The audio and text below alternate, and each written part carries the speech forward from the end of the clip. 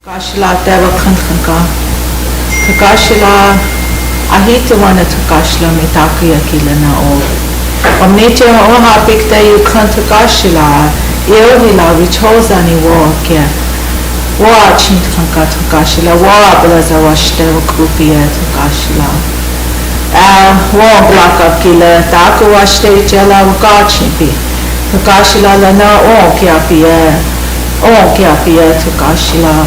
Apeta wa ni akoya tukashila peta wa ile tukashila oyate hena ushikapi tukashila ayapogreki tukashila peta kila tena chumboe nichi chapi na tetu kila dona kujapi na ish tukashila dona ishtamna bhupi chanteshi chapi yukan tukashila Okuja tipekta hukpa bi tukashila. We chose on the wichak with na tukashila. Ake zania unya pikta tukashila. Namaza kage lazata ya kapi tukashila hena inja. We chose on the wo kikta.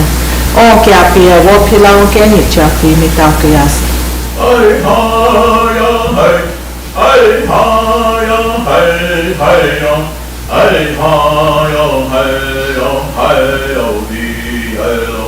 Hey, hey, hey, ha, yo, hey, yo, hey, ha, yo, hey, hey, yo, hey, ha, yo, hey, yo, hey, ha, yo, he, hello, hey, hello, tonga, shela, yabe, hawa, baha, kena, oh, hey, hunke, shni, lena, jini, hello, hey, hey, hey.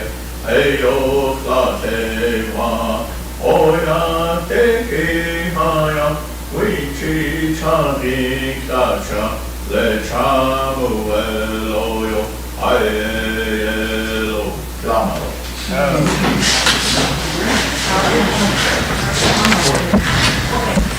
Now, through that call in, we have graduates that reclaim the excuse from resident fire meeting. We have Dwight that called in still going to be late, and Martha, she's still sick. So is anybody else that needs to be excused? That and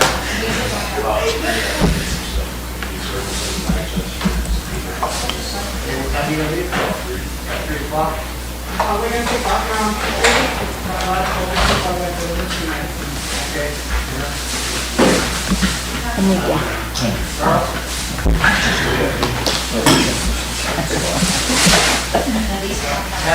May need to leave at 1. Okay. 1. We got Quetcher. I may need to leave at, or I do need to leave by 3:30 or 4 today. Stan? 4 o'clock? Community meeting at 10, and also tomorrow, have an appointment in Grassland. Okay. Tomorrow too. And what Mr. Kendall said, he has a doctor appointment today, so he won't be here either, so I'll put his name down. So. David? I have appointment tomorrow morning, so miss the morning. Okay.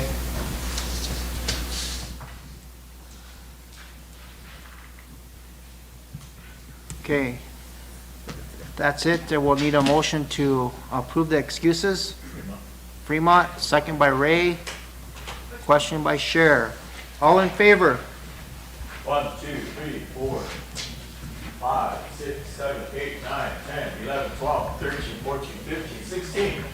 Opposed? 0. Not voting? 1. Motion carried. Okay, we have the agenda approval. We have a few things on the bottom. Today we have Joseph Tilke, South Dakota Housing for the Homeless Consortium. And tomorrow we have honoring for dispatchers and law enforcement at 11 a.m. So, Damon? Okay. I think we need sometime or another put Treaty Council under a committee because we keep jumping the gun on when they have resolutions to approve. I know they're important that they get here, but he's not on the regular agenda, so he gets it put on the agenda every time, and it kind of gets above everybody else, and that's not fair to somebody else that went through the process, so, Sheriff? Itachi, can we just add him to the agenda under, wherever you go here? In the alphabetical order? Okay, which one do you want to put him under? Oh, I just mean just add him on the agenda, just how like SWA is. He'd probably go on right after transportation, yeah. Yeah, I think we need a resolution, because this is approved by resolution, the agenda is set, so. Okay. Well, we have 15 here. Do you think we could ask Eric to draft a quick resolution and we could just Sure. take care of it today? We can do that. Okay, Okay. thank you. Meanwhile, I'll put him on the agenda. Okay. So we'll get it straightened out next time. Is there anything else? If not, I'll need a motion to approve the agenda. Bill, second by Fremont, question by, Just for clarification, is he going to be on the agenda right before transportation? if that's what, wherever you guys want to deal with it at. You know, if you want him to do it right away and not sit around here all day long for waiting for Yeah, his we resolutions. could do it after transportation and then we could just call for him. Okay. All right, well, we're gonna do it, your resolutions under transportation, and then we'll call you over, okay? Thank you, Phil. Who? Jordan, question? All in favor, approving the agenda? 1, 2, 3, 4, 5, 6, 7, 8, 9, 10, 11, 12, 13, 14, 15, 16, 17. Opposed? 0. Not voting? 0. Motion carried. Okay, I'd like to recognize Evanstein. First day at council, he kind of missed out on all the training that we had, so hopefully we can help him out. If he needs some help, just feel free to ask any of them that they can probably help you out with what you need to do, so. I'm not sure what committees you sit on. I think we were having, you took Steve Brave's committees, a councilman for that. Did you know what your committees are? Okay, all right. Otherwise, we'll get on with the agenda. We have BIA here. We have Ray Hart here.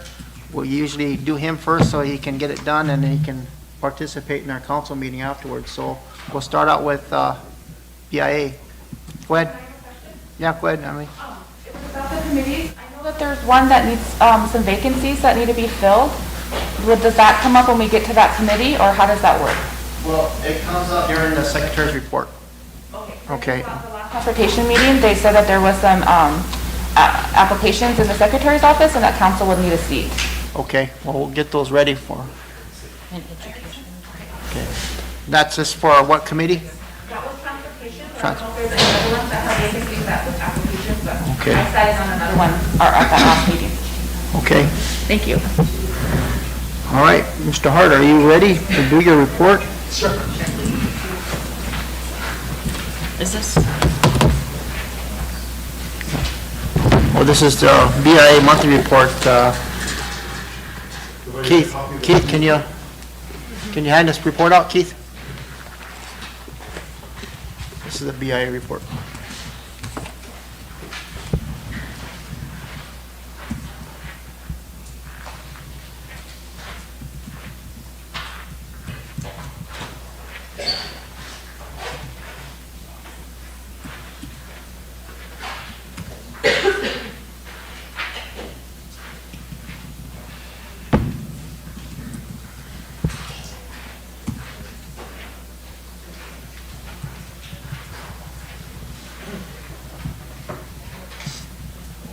Kathy, go ahead. Good morning. Thank you, Mr. President. In the future, when we have someone here like our treaty council, this is not alphabetically set up. Yeah. And out of respect for treaties, which is something that's important to Right. our tribe, I mean, he was here, we should have been able to hear him now and not make him wait, because the majority of the time, it's rare for us to get through an agenda Yeah. completely because of different things that come up, and I know we are allowed to divert from this agenda. So in the future, if the treaty council is here, then let's hear and give them that respect, because Treaties are what we stand on. Yeah. Thank you. Go ahead, Sharon. You know, I I want to comment on that because we don't get through the agenda, and I feel like the treaty council does get a lot of floor time here, more than some of our committees.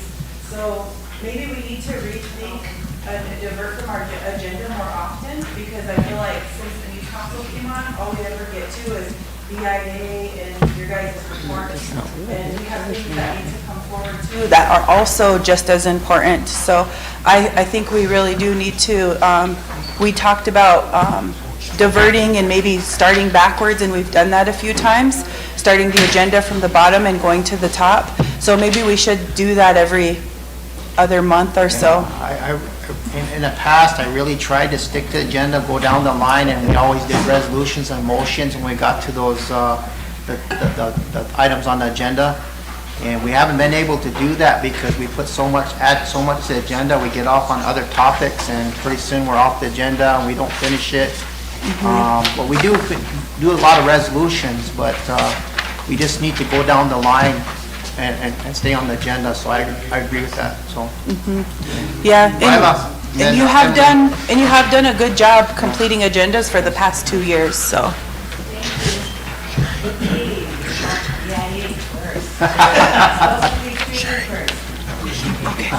Maybe, Mr. President, at some point, we should have a special meeting to deal with these resolutions, because they sit here, you know, and they are really important. Some programs need them. So I think if we have a special meeting or something, just to get through those, because, you know, and a lot of times topics that come up, you know, they do need discussion. And this is our only chance we have for discussion when we're all here. No favoritism to anybody, but, you know, if people are here and ready, you know, that's fine. But we really need to look at also making sure our resolutions are done as well. So we can make time for that if we don't get to them today. All right. Okay, thank you. Okay. I know there was times where we just made motion to do motions and resolutions so we can get through all of them. So we can do that too, you know, anytime during the day you can make a motion to say we just do resolutions and motions, and that's how we usually get the business done. So we've done that in the past as well. Emily? I just have a question on the possibility of having a rolling agenda. Sorry, the possibility of having a rolling agenda so that you don't start off at the beginning every single time, that you make sure that you get through the entire agenda. Yeah. Is that something that we could do easily? Is that something that has to, you know, change the law? That's how it's supposed to work. So why are we not getting through agenda like this? We get off on other topics and we just get stuck. Should we not be starting from the top? Should we be starting We should be, from the we should be, but we have a new agenda every month, so we just continue with all the resolutions and all. What we do is I actually adjourned the last one because we got all the resolutions done from the last one, so I just adjourned it after that and we started on our special agenda, so. Okay, let's hear from Mr. Hart. Okay, good morning, council. Everybody's got a copy of the monthly report from BIA for October. Some of the stuff that I was participating in this month, attended a meeting with the Forest Service at the Mystic Lake Ranger Station in Rapid City, and we discussed doing joint fields projects along the border, especially on the western edge of the of Peshla property, which would include mechanical and prescribed fire projects. There was also a discussion from the Forest Service that they're going to go after some additional funding to assist with building a fence along that border. Along the border of Peshla in the Forest Service land. Not only on the west side, but, you know, wherever it's needed, because especially on the west end, there's a lot of field, big timber that crossed and destroyed some of the fence line there. So, also, we hosted a meeting with TLE, TIPO, SWA, SOLO, and the BIA agency. And it was a pretty productive meeting. It was the first meeting that we all got together to discuss homicide issues and some of the processes. The land offices will come up with one application, which was agreed to at that meeting. So Solo and TLE they're going to work together to come up with just the one application instead of having an application for TLE and an application for Solo. And then we're going to be also working on streamlining the process. That was our first initial meeting, and everybody seemed to participate, and we're happy that we put that meeting together. And on the next meeting, which is, I think it's next week or week after, we invited some council reps to attend also.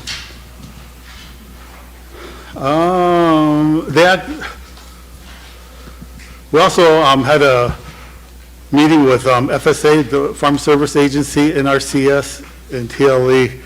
I guess they used to have these meetings in the past, quarterly. So we started those meetings again in the same way, just to exchange information between BIA, NRCS and FSA and TLE, and any issues that come up. And it'll be held on a quarterly basis.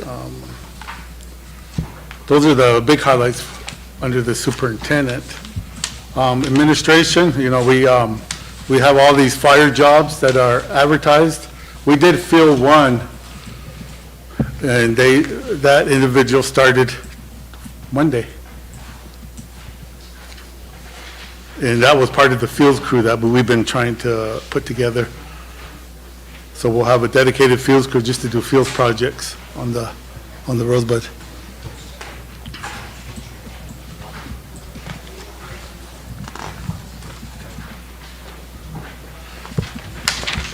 Right now, we have some positions that are in classification, rangeland management specialist. We're still waiting for classification to do what they need to do to get it advertised. Staff support on the Indian service side, and 2 natural resource specialists for range. They'll be working under the range. Also, the fire management officer. Any questions on the positions? Go ahead, Michelle. When did the jobs close, and then how long do you anticipate before hiring? We've been advertising those positions, the ones that are been advertised are out, Yeah. probably like 3 or 4 times, and nobody has been applying. So once they close, HR would say, we have no qualified applicants, or no applicants on the cert. So they asked us what we want to do, so we say re-advertise. So we did that like 4 or 5 different times. So it says on here that you're awaiting selection process. For the one that we hired. The top 2? Yeah, we hired one, and then the other one, we have a cert that we're waiting on the individual to either accept or deny the position. So they'll be filled. Yep, yep. And that's on the fields crew. That's what the fields crew that we're trying to build up the fields crew here at the agency. But like the other positions, we've been advertising. We're gonna have 3 more other positions that would be advertised probably in a month or so.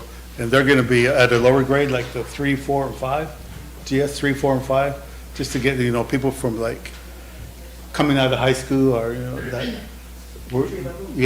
entry-level positions where they could eventually make it up to that GS5 and whether they want to go into preparedness, fields, or prevention.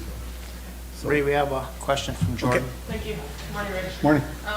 So when you go back to the jobs, right, so you have a job description. Mm-hmm. Do you ever defer from that? Like, do you have other duties assigned underneath those, or, I guess I just have a question because some people, when they want to take the job, then sometimes in the process, they're like, well, you're going to be doing this, this, and this, but it doesn't say that within the job description itself. Yeah, in the job description, it's, with the forestry text, it's broke out into all aspects of the fire program. So it's preparedness, suppression, seals, prevention. And they give a percentage of each, Their time? yeah. Okay, Yeah. thank you. And those are standard PDs, so those are the PDs that we use. HR has standard PDs for fire. So those PDs are used nationwide, not just. Thank you. Yep. Yeah. Okay, social services, as of last month, the allocation amount was $177,000, that's what was left on the books. And that's gonna be forwarded for fiscal year '24. There were 11 burial assistance applications taken and 10 were approved for the month of October. One was denied because of over income. 4 payments for the funeral home were processed this month, totaling $16,000, $16,121. And there were no emergency assistance applications taken. As of October 30th, the allocation balance was $161,392.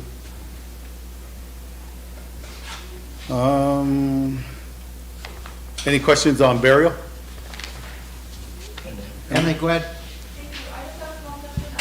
Is that the government guidelines on Yes. eligibility? Is Mhm. there any chance that the tribe can develop their own guidelines, or are we restricted to the government? We as the BIA we have to follow the, But as a tribe, we can't request our own DSL?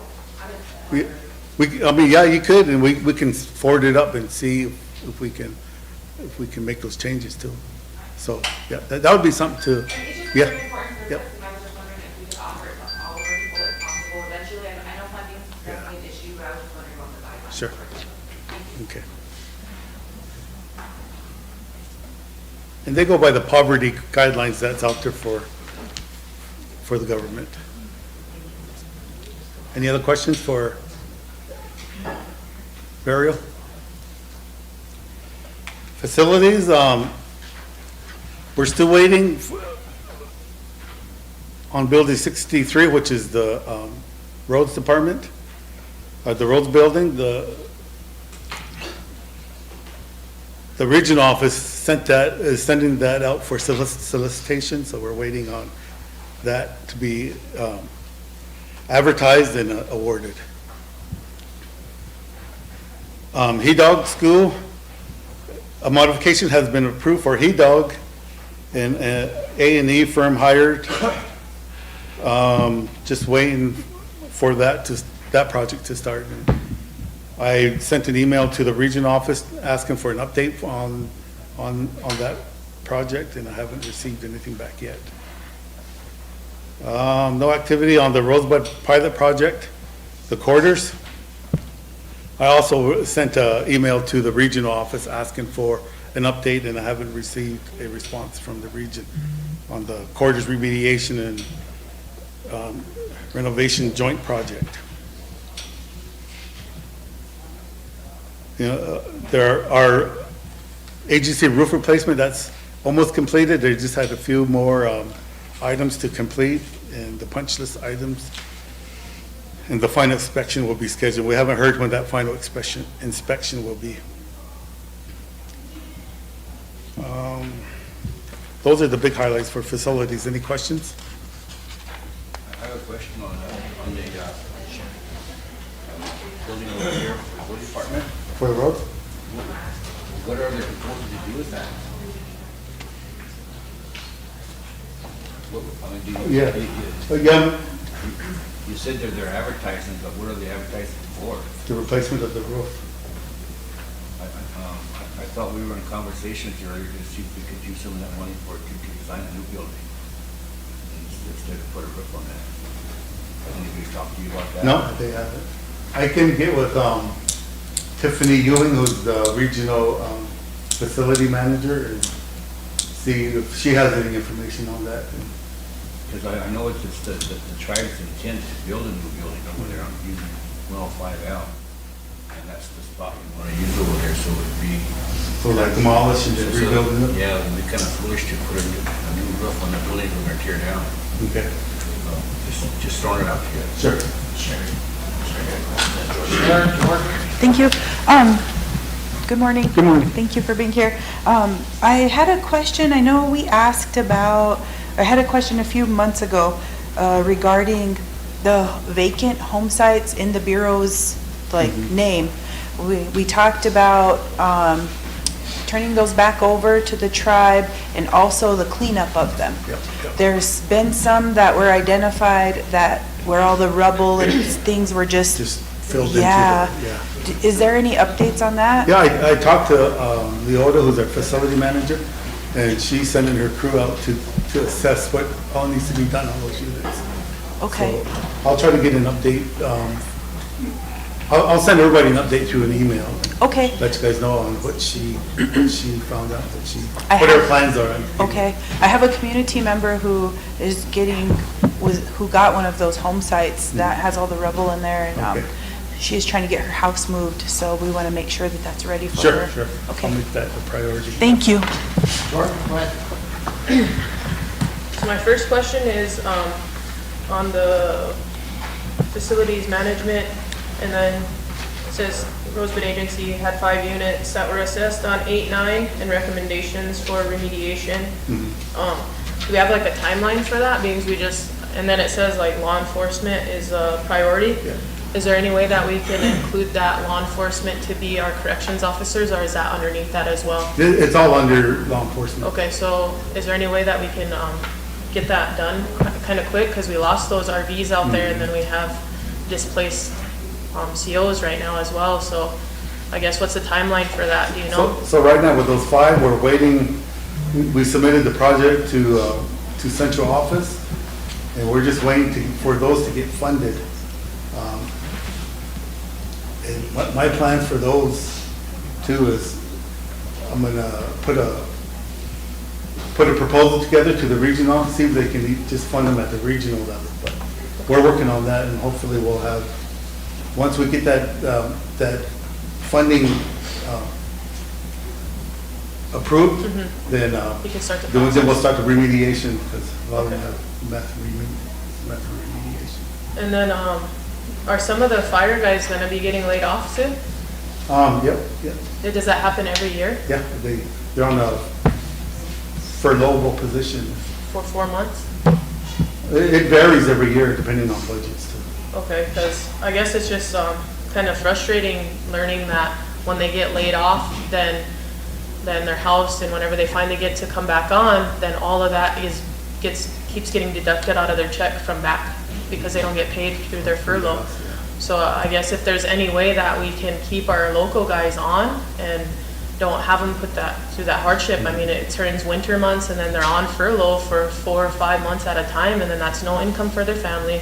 Then whenever they get put back to work, then they're having to, like I said, repay all that, their health insurance and their rent on their house if they live in a BIA unit. So I guess I would just like to see them, our local guys especially, to stay on. They're our tribal members here, so I don't want them to be getting laid off and have that hardship during the winter months or Christmas holiday. It's tough as it is. So if there's anything that we can do to keep those guys on and not have that, then we should at all costs. Well, that could change throughout the year. If we get busy with fires, then we can bring them on early too. But it's just a planning for now, but that could always change, like I said. We got field projects that could, I don't want to go really detailed into the personnel aspect of it, but. Yeah, I just don't like to see our tribal members get laid off, and like Christmas is coming and they already have to worry about that. And then to me, it's like you're getting laid off for 4 months, and then you're going to have to wait to get caught back up with all your bills another 6 months, because they're going to continue to take your health insurance and your rent out of your check. So that would be a hardship on me. I can only imagine how hard and stressful it is on them. So. Yeah. Well, it's all based on funding too. We've been getting cuts from the region on the preparedness funding. It seems like every year. And that's an issue that we have to try to plan for and try to fight for more funding. But it seems like we keep cut every year. Okay, Ben, did you have a comment? Yes. Thank you, Council. Just going off what Jordan was saying too, I was thinking if, is there some way that it's, the furlough gets cut, rather than have it be extended. Extended. I mean, because there's sometimes where you'll get, we're utilizing them during the winter storm for things too, so I mean, that could be something that they'll did before. So, instead of it being a big furlough, 4 to 6 months or whatever, can you knock it down to, maybe a month or so, or less than that, just to help sometimes. Maybe we should dealing with contract fires, that. some of the decisions you have, and I know you guys can't do it, but a structure fire still, but I'm just wondering, those types of incidents, if they cut it down to a portion, like, maybe a month or something like that, if it's possible. I wish we could have them full-time, but Yep. like I said, funding. Funding issue, that's Yeah. something too, so, but if it's always like that every year, I mean, there should be anticipation of it, I guess, for every year, rather than say, oh, you're gonna be, because it's really tough, I mean, it's a government. Yeah. We should be able to say, hey, we gotta keep these guys on, we're on a tribe, and so we should be able to keep them on, so those are things that I think we should look at too, I think. Yeah, I Thank you, think, Mr. like, if we had any, once we get our FMO hired and a fire operations specialist, then those all come out of the preparedness fund line item, then it's gonna get worse, because those are some GS rates that will really eat up the budget. Emily, go ahead. Thank you. I just had a question, kind of go off the fire. In some of our other discussions that we've been having, there's been a kind of a movement moving towards bringing back fire, prescription burning, using it as a controlling our grasslands, the health, all that kind of stuff. And I know that sometimes clashes with the wildland fire, Smoky Bear, no fire at all type thing. And so I'm wondering if there's ways that we could get around that, or if the tribe could put something forward to BIA saying that we would like to have more fire. Because there is funding available. It might be smaller right now, but I think if we showed the needs through a pilot project or something, that to keep your guys on year round in this downtime or down season for the wildland fires, if we could start doing some of these burn piles or doing some of these prescription burnings or doing some of even the thinning up to that. I know there's some forestry work in there, but I've seen it work in the past. Oh, yeah. And so I'm just throwing that out there just because I think the tribe is going to really be changing our attitude, I hope, towards fire, prescribed fire. and using it in more management, because it's needed, and that's a missing piece in our ecosystem. And yeah, thank you. Yeah, that was my, when I got to Rosebud, my biggest thing was to start because the fields program really kind of, from previous, I don't want to name names, but previous management was at the fire program. The fields program really dropped off as far as funding. So I'm trying to build it back up with this fields crew, and then I'm wanting to do a lot more prescribed burning in not only the rangeland and the grassland, but also in the timber, just to clean up what's, if you go look in some of the timber stands, there's all this field that's just laying on the ground. We need to go in there, start cleaning some of that stuff up. But this coming year, I want to put in for at least 500 acres in timber, along with our other projects. And we need to do a lot more mechanical work in the timber also. Thank you. And around the communities. That's priority for getting funding is WUBI projects, which Wildlife Urban Interface. Okay, thank you.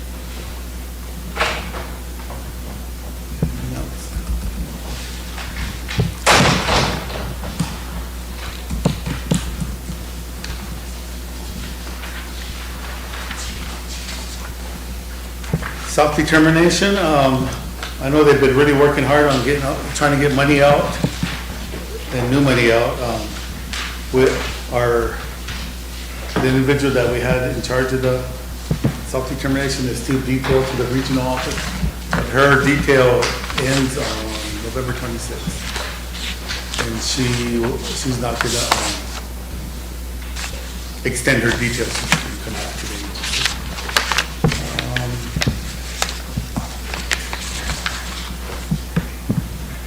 All the audits got in and into the clearinghouse, and really no issues there. Consolidated tribal government.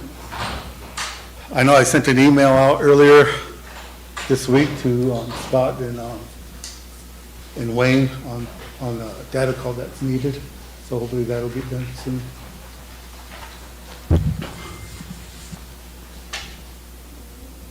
But any questions on self-determination?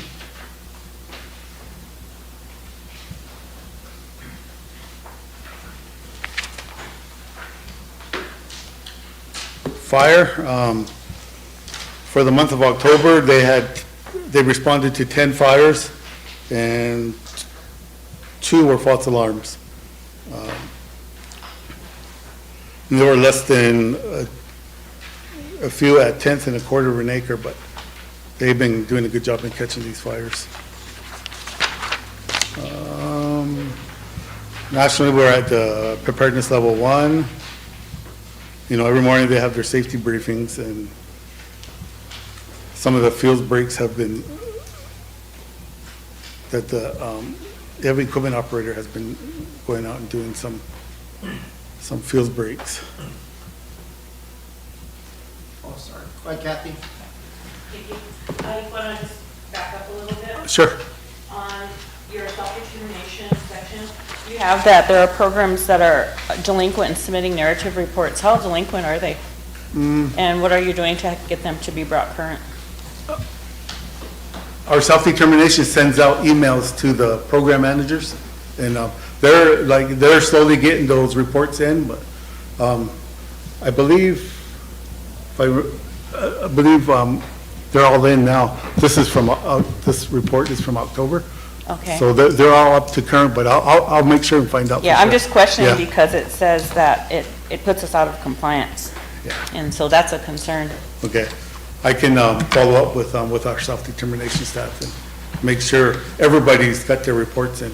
And if not, I'll send an We email. get notices that they are delinquent, and so I do call SRD and say, hey, we need to contact all these programs, make sure that they get their narratives in. Sometimes they're slow about getting them in, but they get them in before the month ends, so. Yep. Ray? Yes. What is the fuel staff have bladed fuels break 482157? What is a fuel break? Those are, I know everybody calls them fire trails. Oh, okay. They're the fire trails, but they're really field breaks, and they're not really meant to be roads, and, you know, they're field breaks to help either slow a fire down or mitigate some of the fires that do happen out. Okay. That's what I assumed, but I was reading it because I know over west of SF down to Spring Creek, there was a front end loader, one of these, that's been sitting there for a week, and it must have been leaking oil, like gallons of oil. And I know our EPA guy went out there because he sent me pictures of it, and I think it belonged to you guys, but I don't see, like, what is the process when oil is leaking in the soil? Well, they should be cleaning that up, but I'll make sure that gets cleaned up. Okay. Wow. I know they were helping transportation, they were putting gravel out there. And No, this was like way out there, and then we have to take down a couple of gates, but this, I have pictures of it, this big old front end loader was sitting there and there was oil just leaking, but I didn't see it reported or anything on there, so. Yeah, I was asking what the process is when that happens, so I know our EPA guy went out there, but. Yeah, I haven't heard nothing from either fire or EPA. Who would be responsible for reporting that film fire? It would be who does the report is our dispatcher. Like I said, we don't have any management staff that oversees the whole program, and so, yeah, it would be the dispatcher. I'll follow up on that to make sure that was cleaned up. Okay, thank you. Yeah.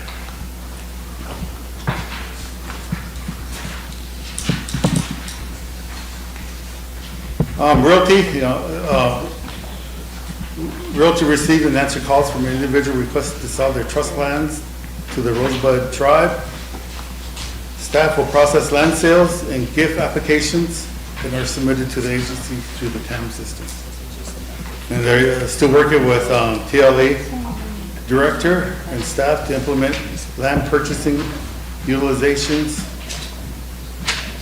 The ILCA land acquisition fund, and will process through the TAM system. Agency received in his research a request from TLE Solo on various tracts of lands.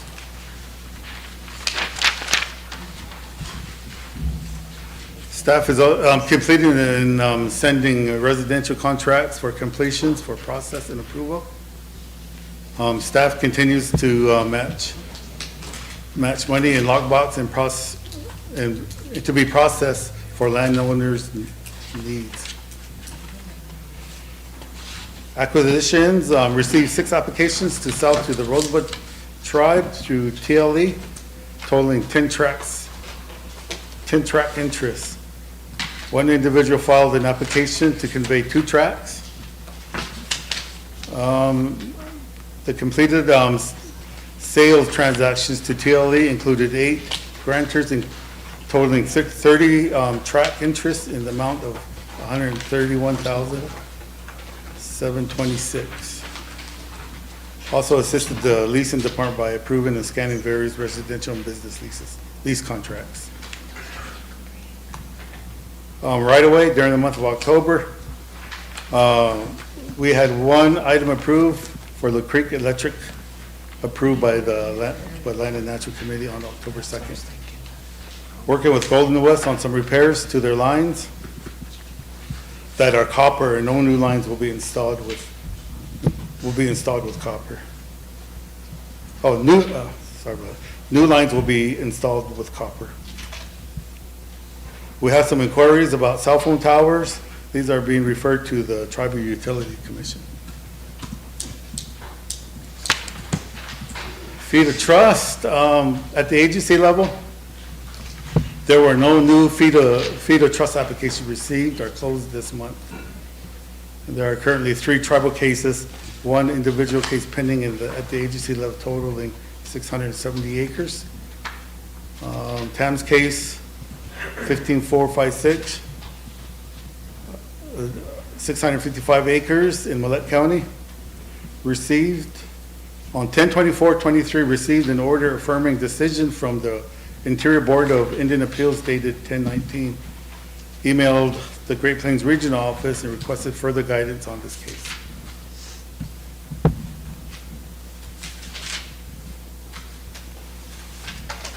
Case 29854, individual, 10 acres, Todd County, and that's pending. The nursing home, 3.18 acres in Millette County. The field solicitor's office requested a couple changes to the title policy. The tribe has contacted the tribal company who is working on this. The tribe also needs to submit a tax receipt for the second half for the 23 taxes. Stadium and sports property, 2.56 acres, Todd County. On 10/10, the agency received the tribe's rebuttal to the state notice of application comments. The agency submitted copies to the case file to the Great Plains Regional Office and requested a preliminary title opinion. The Great Plains Regional Office received the request for the preliminary title opinion. The Great Plains Regional Office submitted the request to the field solicitor for preliminary title opinion. Feed of trust at the regional level, Bear Butte, 61 acres. Haven't got an update on the first 2 on the 2 Bear Butte. Krogman, 4,007 acres in Millette County. The tribe will be submitting an amended resolution omitting the mineral interest of the interest in question. Any questions? Kathy, go ahead. I just have a question on probates. Okay. There's an acronym that the Bureau uses now that pertains to land inheritance by those that are intestate. The ones, of course, the ones that don't have a will. Mm-hmm. It used to be at one time that when a spouse died and there was a living spouse, that the land was inherited by them. When did that change? Is it called, it's not FERPA, it's something like that? Yeah, there's a new law that came into effect. Yeah. I can't remember what year it was. I guess my question is, what I'm leading up to is, the federal government made that decision, and I understand why they did it. Mm-hmm. But I also know that it is causing a lot of bad feelings in families. And for those that don't know, when your spouse dies, if you are the living spouse, you no longer inherit that land. That land then hereafter now goes to the brothers and sisters. And I know that because I used to work for the Bureau and I worked in probates, that as time goes on, there are so many children, and then they pass away, and then their children's children, and it goes on. And so when I researched it, my finding was that the reason that the government made this decision is that the interest gets so small So that it's the fractionated. government's way of reducing that fractionated interest. However, to me, it's a violation of that spouse and that first line of children's right. So what they've done is they've changed it. They've removed the spouse, the living spouse, and it goes to the brothers and sisters. And it's each one of those paths, it goes to the next, to the next, to the next, eventually returning back to where? That's my point, is that I think that that's something that the tribe should have been involved in that decision-making. Sure. And I don't know, Scott, if that's ever come to the tribe. I don't know, I think it's what, 6-7 years ago now? Yeah, something like that, yeah. And I don't know if people are aware of it, that now changed and the spouse no longer inherits the land. I know it firsthand because when I and my husband both received land from my mother-in-law. And then when he passed away, when we were doing the probate, they contacted me from the Bureau because they needed the brother and sister's addresses because his land would not come to me. It's going to go to them. Then as I talked to people, there were a lot of families that were upset because not every family gets along that great. And so it causes a lot of harsh feelings within a family within that Tioshwe. And so that's why I'm asking that question is, I don't know if it ever came to the tribe, if it was ever discussed with the tribe, and if it was just the Bureau of Indian Affairs decision, okay, to reduce all this fractionated interest, we're just going to remove the spouse and we're just going to give it to the brothers and sisters. I mean, maybe that's something that should have happened after both spouse were no longer there, or I don't know what the rhyme or reason behind that was. Yeah, I'm not sure either, but I can send that new policy out to everybody and everybody can read it, but.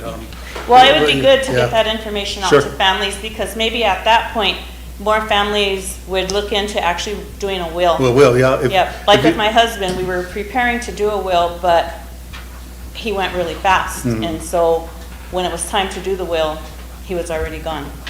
So maybe more and more people, if they want their spouse to inherit the land, to maintain whatever they were doing with it, we should encourage people to actually do a will. Otherwise, this is what's going to continue to happen. Yep, And yep. it eventually reverts back to the tribe or however the Bureau is going to manage it. It no longer is a part of that family. Sure. Ray, Maybe, has the BIA ever offered technical assistance as far as doing wills for individuals, or? I don't know, but I can ask our probate Yeah, staff. that would prevent a lot of the fractionated interest type of things, and I just don't know why they haven't been doing it, so we've been getting a lot of questions on wills. I think they used to do it in the past, so Yeah. from what I remember before this new law. When came I in. was in Yeah. with the Bureau, I Yeah. did probate wills, so I Did know you? that they did do Okay. them. But I believe they Can I don't hire you do to them do me anymore. one? Guys, which office does it do it? The realty or Probate, the probate? yeah. So maybe we can, put a meeting together with probate and the regional probate, employees down from the region and just Okay. discuss this, the probate. Yeah, just stuff. a question, you know. Yeah. Fremont, go ahead. Yeah, thank you, Chairman. A lot of these issues are addressed in that Indian Land Consolidation Act. But, oh, what she's, That he's talking about. yeah, Remember, it all started with UP versus the Secretary of the Interior, dealing with these fractionated interest. Has that been resolved in that land consolidation act? I can find out and get you some information. But, And then my other question, Chairman, is there a grace period on this grazing season, like from May 1st to November 1st? I see some of the cattle were still grazing in some of these range units after November 1st, so who checks up on them? That would be our range program. Okay. So I can Yeah, give us, I see some of them range units in my area, the cattle were still in there. I see a semi moving cattle out of there Sunday. You know, they should have been out of there by November 1st. And then these Indian operators really complain about foreign cattle tax, you know, they should tax them too for leaving them cattle in there extra days, you know. I'll get with Sonny and Yeah. let him know. Thank you, Chairman. Okay. Any more questions? Chris, go ahead, Chris. Good morning, Council.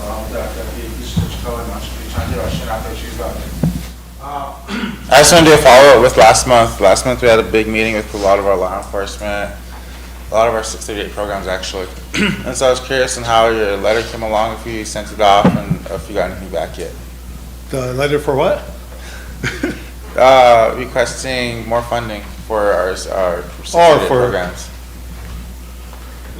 We're law enforcement, right? Yeah. All of them, courts, law enforcement, and adult corrections. Haven't, they won't talk to us, they'll talk to the tribe because when we send them a letter, they'll say, have the tribe contact us directly. Okay. Yeah, so I think, there seems to be a little separation between BIA and Office OJS. Okay. So, Yeah, we do that, Chris, when we have a shortfall, we end up calling the funding source and asking for more money. They do have money that they can move around, just like, for example, the ambulance service. The IHS director, Rosalind Sioux, came through one day and we talked about our shortfalls. So they got us more money for the ambulance service, but it was their original contract was amended to add that to their budget. So the same thing with the prosecutors and attorney general's office. We had a shortfall there, so we had to get a hold of Trish Tingle, Office of Justice Support, to be able to get more money for them. So as they spend their money, if they come have shortfalls, then we address it. So would it be possible to... Standalone programs can't move money around. They're not part of the original contract, the master contract, like we would call it. So within that contract, the master contract, they can move money around, but the ones that are standalone programs that are 638, they can't do that for them. So on that one of them is law enforcement, that is standalone, right? Am I correct, Ray? Yep. Okay, so. Okay. Well, would it be possible though for the ones that we can work with to, instead of waiting until we actually need the money, to possibly write a letter to make it so we're not in these crisis situations all the time, getting caught with our pants down? Yeah, you can do that. All right, cool. Let me know how that goes. Okay. And also, I've been requesting assistance from the regional office for the fire program. I request a FMO, a fire operations specialist. And we're just not getting any support from the regional fire program, in my opinion. Kathy, go ahead. Reverting backwards again. One more question from now until we get to the next section. On this one paragraph, it has the prevention officer worked on the new VFD contracts. Yep. Is that for the tribe's volunteer fire department as It's for well? everybody, yep. Okay. The tribe was included in it, and all the VFDs that the fire program works with to assist with fire suppression. Okay, thank you. Yeah, they finally approved the new agreement that was out there at the solicitor's office, and the old agreements were like 20-plus years old. So usually a contract and an agreement should be updated every 5 years. Yeah, getting back, I feel that we're not getting no support from the regional fire staff. We're lucky we had a real slow fire season this year, because if we did get really busy, we needed that oversight at the fire program, like as an FMO or even a fire operations specialist. But we really need that oversight as the fire management officer at that program. Consortium. Okay. We don't have until 1 o'clock. The other thing is Friday's my last day on my detail, so this Friday my detail will be up. I haven't heard whether they're gonna extend me or not, because Jolynn did get extended down in Western Region up until, for 2 months, I believe, 60 days. So, just FYI, my detail ends on Friday. She coming back then? No, she won't be back until, I believe that's just December 16th, was her last day for her detail. So who's gonna be acting now? Well, you know, if they ask me, I'll be willing to extend, but I haven't heard anything yet. Yeah. Request you to extend yours for another 60 days. 60 days, yeah. We can do that, yeah. I would, the more thorough, I mean, plus you're involved with a lot of stuff that's going on. Sure. So is that, But yeah, I just wanted to make you guys aware of that, that might. is that your motion, Daryl? Yes. Ben, you second that? Okay. That they, the motion that they request, Ray Hart's to extend his detail for another 60 days after his, till December 16th. Till December 16th. She's extended till December 16th. And there's some more history behind that, so she might not even come back, so, you know, we gotta realize that, so. I'll question that. Okay, question by Micah. All in favor? 1, 2, 3, 4, 5, 6, 7, 8, 9, 10, 11, 12, 13, 14, 15, 16. Opposed? 0. Not voting. 1. And I will send that motion up to Tim LaPointe, requesting that, so we'll make sure he gets that motion. Excerpt. Oh yeah, I have one more thing too. We have a mechanical fields plan that was approved through all the channels and up to my office. So I sent that to the Land and Natural Chair.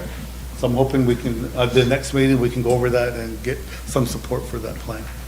We're also waiting for the, it should be on my desk here soon, is the programmatic prescribed burn plan. So these two plans cover the whole reservation. So, Emily, go ahead. I just have a question, if there's ever an opportunity for funding that comes up through BIA for the tribe to do either funding itself or even TA, like assistance in doing planning, I really feel there's a big need, and I don't want to mandate it or sign it yet, but just talking with a lot of our programs, they could really use assistance to help with the visioning, to help with the planning, because we know a lot of our departments are understaffed. A lot of our people wear many hats and are doing the best that they can, and so I'd really like to be able to offer, as it gets requested, assistance to maybe bring somebody in to sit down maybe a month to 3 months or something like that with these departments that want to do better, that want to help. And I really feel that we can make a case, because I've seen it in the past where if we do better on our end of saying what our vision, what saying of our true need is, not what we can do with the peanuts we get, but what our full true need is, and then funding that seems to be getting a lot better traction in getting successful funding, long-term funding, sustainable funding. And so I think that would actually help the BIA when other funds come across. So like in the past when I worked for natural resources, if it said hunting or if it said fish, they just would apply for it. And so it often would be a burden on us because we didn't necessarily need it or didn't have a plan yet or the capacity to even carry that out. So I'm just trying to get our, before that, so when the funding comes available, you could say, look, you already have this identified in your plan, let's get it funded.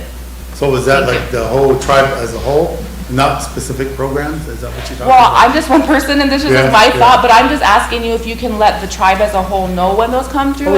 And as far as like us asking for the departments to do that or whatever, I don't think we're to that point yet, but I've just already been in a few conversations where that need is apparent. And so I'm just trying to kind of connect those dots if possible. Yeah, any funding opportunities that do come to the superintendents, I forward them to the president and to the council.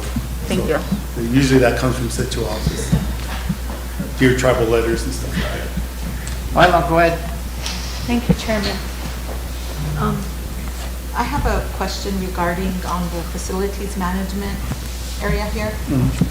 It says The Great Plains Region Division of Facilities has an RFP with Trans-American Solutions for methamphetamine assessment and cleaning. Rosebud Agency had 5 units that were assessed on 8/9/23. We received the recommendations for remediation. The cost is $71,622.89. It doesn't say if they're gonna clean it or clean these units or not. Yeah, they are, that's what, Jordan, is that you, that's that question, to those 5 Yeah. units, that's that same project. Oh, okay. We're trying to get funded, and once we get funded, then that remediation will be complete. that Okay, way so we does can- that include what we have here in Rosebud, these? Yep, there's some here in Rosebud. I think there's like maybe 3 here in Rosebud, and maybe 2 in Mission. Okay, That- and there's, okay, we have these 2, and we have 1 here, and then there's another house on that side, Yeah. and is That's that the the? 3. Okay. That's the but 3 here in there's- Rosebud. Okay, and then there's another house, a white house, across the street here, down, all the way down to TLE. Yeah, I'm not sure about that house, I'll have to Okay. find out. 'Cause- I know it's the first 3 you talked about. Yeah. Those are the 3 that are on this list. Because it looks like that one doesn't have much, it's been sitting there for years. And at some point, somebody said, well, I think they gave that to the tribe, but when I sat here, I don't know anything. Scott, do you know anything about that? No, I think they were gonna offer it, but it was part of that re-renovation project that they did because it had some traces of methamphetamines in it, so, they couldn't give it to the tribe like it was, so, and then the tribe requested them, but they just couldn't give it to the tribe knowing that. It had that. Yeah, they had that in there, so. Okay. That's what happened. And then that's part of that,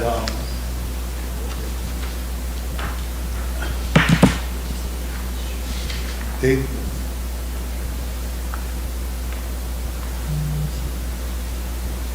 Because there'll be, yeah, these 3. they used to call it the win-win project, but it's And the reason why I'm bringing this up, first of all, we have a no tolerance policy with meth. That's been there since 2015. And the other reason is to push you guys to do this is that these abandoned houses in all communities, they're getting burned down. And that's a huge issue to me. We don't want to lose homes. We want to, make sure they're available, and so I'm glad they're gonna clean those. So we have more, like, Jordan said, we lost some RVs or whatever. And it saddens me, they, are living in those units. They're not a home, they're real tiny. But just to let you know, that's been happening in certain communities. So I would, tell them and push that, because we don't want nothing to happen to any of these houses. yeah, I think that house, I can ask. Okay, if you can I think find out about that. Yeah, I think that house was part of the Rosebud pilot project. Okay, okay. And It's down here across Right on the street. corner, right on the corner? By this Rosebud school, or Yeah. where Steve, Oh, where he used to live. okay, so I Go ahead. Okay, so that house and the one in the corner had, they were mold infested, and they came in and they were gonna remediate them. The guy from HIP, the HIP program, they were gonna take some funding from HIP and they were gonna come in and remediate them, but in the process, it got denied. And what they were planning on doing is remediating them, and they were gonna turn them over to the tribe after the remediation was done. And then they realized, well, we should probably just rebuild. And then they went in to try and rebuild, with the cost being so high, then that ended up not working out. So it's kind of in limbo, and that's one of those meetings that we've been going to quarterly. So now that I know what houses she's talking about, it's probably ringing a bell for you now too, Mr. President. But if we have to have a second or another meeting to get an update on what we're gonna do with those 2 houses. So that's been, a 6 months, 8 months process. It's been a while. Jordan, go ahead. So, do you guys have a policy that has meth included in there for those units? Like what happens if they test positive? Yeah. From when we this is gonna start happening. We're gonna test before, like before somebody moves in, we'll test before, and then if they get a house or they move on somewhere, then we're gonna test after. Yeah, so that's- So you guys didn't have one prior to this? I can find out, I'm not sure. Because I guess it would just be nice to know like how far back these units have been tested. Was it within the last year or was it 3 years ago? You know, or if you guys are just now starting to test, that's what it kind of sounds like, right? I think they've been testing at least within the last 5 years. But I'll get the exact number from the owner. I guess kind of what I'm going towards too is if that's a 638 employee and it's costing us that amount, then I feel like we should be able to turn around and bill them as well. Because, I mean, same thing with SWA, we have these units that are testing high for meth, and then but I think that they can move forward and then they start billing them and they add it on to the person's bill after they moved out, right? So I guess just for future reference, we probably you guys probably should look into something like that. So BIA is just not eating that cost at the end of the day. Because I believe it's like around 15 grand per house. Per house, yep. 15 plus. Because you have to take the HVAC apart and then do that too. The whole venting system has to be replaced. Any more questions for Ray? Kathy, go ahead. Is that the end of your report? Yeah. Okay. I have a question that's kind of out of the blue. How many of the 638 programs are chartered programs? I'll have to find out. Okay. I'll get with our 638 staff and. Okay. And then I'd like to know if they're made aware of what's required, like the procurement, the financial, the management, who is the executive person, because once it comes out from under a 638 program, it's another world, because you have to have all this stuff in place and prepared before you become a chartered entity. And I'm not really sure how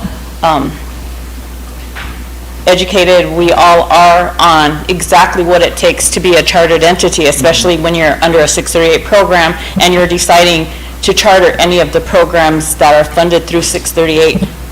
Because you have to have that executive branch and somebody's got to oversee the management of it, and whether or not that's still going to be ours here, or if because it's a 638 program, that's entirety, everything is going to change to someone else. Because we need to be prepared if we're thinking about charting, doing a charter with any of the programs. You've got to have all that stuff in place. Sure. And I think SRD should know that information too, correct?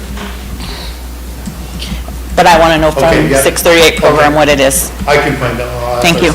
Our self-determination program. Thank you. Any more? Ray? Not, we need a motion to approve his report. What, Sheriff?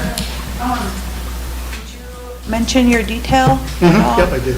Okay, what's the action that? They made a motion to request that he be extended for another 60 days. Okay. And I'm gonna get a hold of Tim LaPointe and ask him, let him know what you guys' motion was, so. Thank you, sorry I stepped out, but yeah, thank you. Fremont, what? Motion to approve the report, BI report, second by Ben, question by Sheriff. All in favor? 1, 2, 3, 4, 5, 6, 7, 8, 9, 10, 11, 12, 13, 14, 15, 16, 17. Opposed? 0. Not voting? 0. Motion carried. Thank you, Ray. We have some guests here. They're from South Dakota Housing for the Homeless Consortium. We actually had you guys down at 1. You want to come back? You're welcome to stay and listen in, but it's going to be a while, so. Whatever works best for you. Okay. Jordan? I'm shaking. Oh, okay. Thank you.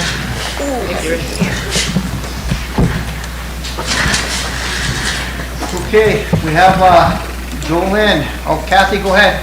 Before we go on to the next one, I know we had a discussion on this, so I'm not sure how we want to Handle it, but we have a tribal member that would like the floor, and I would like for our administration to ask what it's in regard to. If it's not pertaining, then you can make that decision whether to allow the floor or not.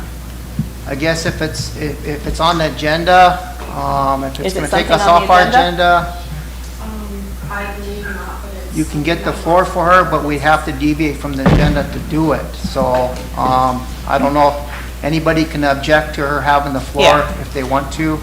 That's part, if you're gonna get the floor from, you gotta ask for the floor for her and deviate if it's something that's not on the Okay. agenda. Yeah, I realize that part. So I'm asking for the floor for a tribal member. If anyone is disagreement to it, that is your right as this body to say no.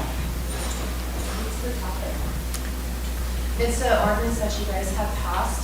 I want to know what the policy or the procedure is for it real quick. So it's up to this body whether or not we're going to deviate to allow her to have the floor. It shouldn't take that. Okay, I'll need a motion to deviate to, Dara, motion to deviate to listen to a tribal member. A second by Emily. Need a question? Lila, all in favor? 1, 2, 3, 4, 5, 6, 7, 8, 9, 10, 11, 12, 13, 14, 15, 16. Opposed? 0. Not voting? 1. Motion carried. Thank you, You guys council. want it 5 minutes, 3 minutes? Oh, she said it won't take very long. It won't so. take long. Thank you, council, for giving me the time to come before you guys today and deviate off your schedule. The ordinance that I have in question and the procedurally correct process for this ordinance is a whistleblower. I mean, is that a strong ordinance that you guys really support? I mean, it was passed here recently back in May. But what is the procedurally correct process for that? As from my understanding, it has to be filed with the grievance for which entity that you work for. And not only that, does the attorney have the right to get involved and make decisions on behalf of that entity? That's my question. And what's the time frame on that?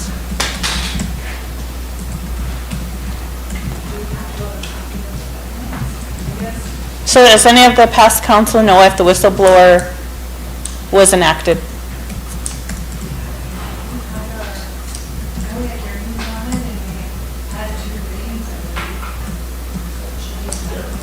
Yeah. Good morning, council. Welcome, Evanston. It's been a long time since I spoke to you.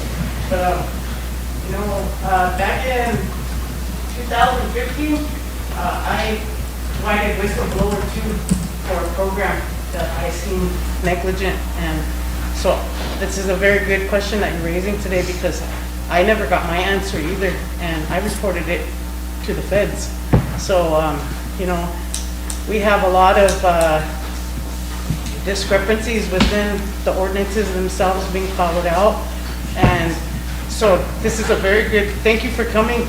And I'd like to have her at least get an answer, if we could call Eric in here, because whistleblowing under the Patriot Act is very, you go to prison for that, for hurting people within companies and organizations and institutions. So I'd like her to get some clarification because when I did my whistleblowing report, it was for one of the largest programs within the tribe. And these programs, they're operating under funds that have an ear tag for a nation. And so, when you mess with funds, ear tag for a nation, it's gonna really hurt not only the person who's doing it, but their family as well, going down the generations, because you don't mess with oyate like that. So I hope that this body, our lawyer, our administration, can answer these questions because it certainly does mess with how we proceed as a nation in the future. Thank you. One of the questions that I asked was, so if you file under the whistleblower and then you're supposed to be following the grievance process for whichever entity that it falls under, but then if one of those grievance processes doesn't want to meet with you, and then where do you go from there? Do you go directly to the full grievance board? you know, which grievance board would it be? Would it be their grievance board? Would it be the tribe's grievance board? I mean, because there's a ordinance that has been enacted, but there hasn't been any procedures or a process set forth. I mean, it says it in the ordinance, but however, you know, any tribal member wants to come forward in a program and, you know, report their concerns or whatnot, there needs to be something in place so that way future people won't be so scared to come forward, because there is retaliation in the whistleblower deal. You know, how you guys are going to deal with the people that retaliate against them, you know, the boards, the committees, the commissions or whatnot. So that's, you know, something that I feel needs to be put out there to the public, so that way these employees know that if they do decide to blow that whistle, that they're actually going to be protected, and that their process will not be discarded or swept under the rug, because, you know, there's a lot of even government agencies that will terminate an employee really quick for saying something in hopes that it will go away. So I just want to know what the process is. Eric, we have a request that we define what the whistleblower, as far as the ordinance, what that means, the process of filing a whistleblower's and turning in for information in, and she wants to know what the process is of doing that. And the timeframes. That timeframe. Good, Chair. Do you think that our tribal member could just meet with our attorney? I think that's probably what it is, because it kind of turns into some type of personnel issue and a grievance. We're going to talk, she mentioned grievance as far as maybe going through that process of doing that, and along with the information about the whistleblowers act. So, well, see, in your ordinance it says that the whistleblower does the grievance. That's, you know, what's the time frame? Yeah. You know, if the entity or even the tribe doesn't. I was just thinking he could give her the advisement. Yeah, go ahead. There in the office and not on the floor. I think this will answer part of the question. Is the Attorney General is involved in reviewing the complaints since we don't have one. It also mentions that the complaint should be directed to the President's office, and there's a 30-day time frame from the receipt of the complaint to forward to, as also mentions a commissioner or board that is not deemed to be the supervisor or the director. The director is the EG. Anyway, I could go through this and I could make a recommendation to the President since we don't have an Attorney General. If that's sufficient for you and for the rest of council, I could do that. Yeah, it will work, because, you know, I'm pretty sure there's other employees that want to come forward under this specific ordinance, but because, you know, they're scared of retaliation, they're scared of being the first time to use it, you know, et cetera, that, you know, they want to know the procedure and correct process to make sure that their rights are provided. Specifically speaking, you know, entities in places like that. Okay. Thank you, council, for listening to us. Contact information, Yeah. I can give recommendations. Eric, can everyone get a copy of that? Because I know that within programs, there are things that occur, and there are other employees that do have concerns but are afraid to bring things up. So if all the body could get a copy of what you read. Mr. President and Council, I think the idea with the whistleblower ordinance is to prevent politics from being involved. Yeah, in the I mean, process. just for our information. But if the ordinance doesn't mention anything about it being something that doesn't go to council, and I can forward it. It's just, I think the whole idea is to keep political influence out of these personnel decisions. So, yeah, I'll look at the ordinance. All right, thank you. I'll answer that question too. Okay. Thank you, council. Let's get back on the agenda. We have Jolene, but we have the homeless consortium here too. Jolene. They sound the same. Come on. Country songs for him. I know.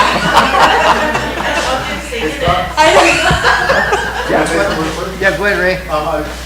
Back to Kathy's question on the charter. I just heard back from our determination. The only 638 program that's chartered is the Jungle Child and Family Services. And as a tribal charter, and receives the 930 funding, they are required to have all the same management systems as the tribe, as well as submit a single audit if they expend at least more than $750,000. Okay, thank you, Ray. Jolene, are you ready? Yeah, and Okay. the only one start for the new representative. I'm the fiduciary trust officer for the Bureau of Trust Funds Administration. We just say BTFA, it's a lot shorter. But I usually bring the monthly report of how much money is in the tribal accounts, TLE and ILCA accounts.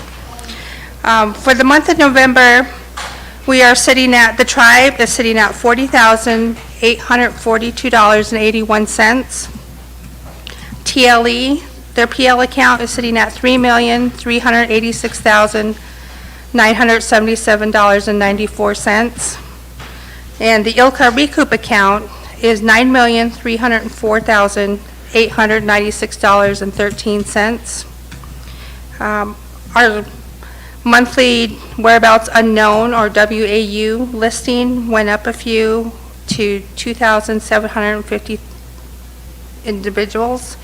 I know we had a lot of outreach to our offices once we put it on the Facebook, the tribal Facebook, the whereabouts unknown listing. And we just haven't had people follow up, the individuals follow up with us to get them taken off the whereabouts unknown list, so that's still a work in progress. To kind of touch on wills, what Kathy brought up earlier, our office is working with an attorney and professor out of a law school in Vermillion to have a will clinic this March. And it's going to be, I want to say, approximately March 18th that week. So once time gets closer to that, I'll remind you guys that we're having a will clinic, and that's for anybody who has land or don't have land and want to do a will. Our office is working closely with these law students, and it's free of charge. So I had my will, my husband and I had our will done this last time, which was this spring, and they came the following fall. So we're trying to get them to come twice a year, because I know the BIA doesn't do the wills anymore, but it's open to the public, and we can do a PSA for that too. Kathy, you have a question, comment? Thank you. I'm just curious, why did they stop doing it? When I worked for the Bureau of Indian Affairs, I was a clerk and a supervisor, and that was a part of our jobs when, especially our elders came in. I think it's going to be kind of hard just to have a set Time to do it like that, like how you're presenting it. And I think a lot of people aren't eligible for legal aid. And so that's kind of what is kind of like a block for a lot of people to get it done, is you have to be eligible, you have to, I know the Bureau has to work with the legal aid in order to get the legal land description. If it's housed within the Bureau, the information's right there, and it's a lot more accurate. Yeah, and that's kind of where our office comes into play, because we have access to everybody's ITIs, their land ownership. So our office prints those out for the individuals who make an appointment to come do their will. And there's no pre-qualifications that require, it's open to anybody, and it's free. So, if you know anybody that wants to do a will, reach out to me. I can pencil you down and make sure we reach out to you guys, or anybody listening. Contact our office, give us your name and contact information, and we can notify you when these law students are coming. And I know BIA stopped doing the wills when I started with BIA back in 2003-ish. Just dated myself, but yeah, this is, once the will is completed, we can give a copy to legal services, legal aid, for storage or safekeeping. Okay, thank you. Yep. Okay, is there any other questions for Jolene? What's your office contact information? Our phone number is 605-856-4965. Yeah.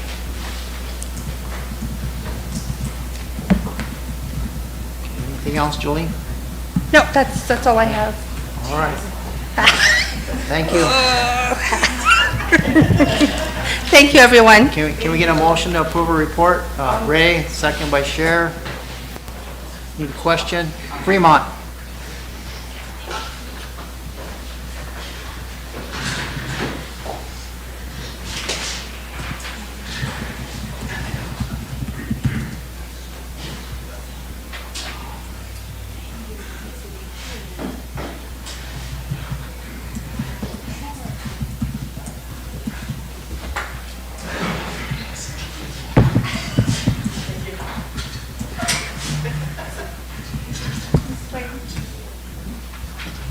See you next month.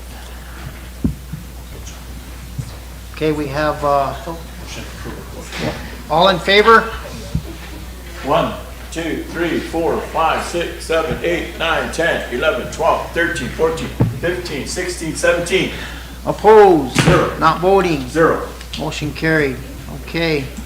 You want to go to the consortium, listen to them so they don't have to sit here, or what's your wishes?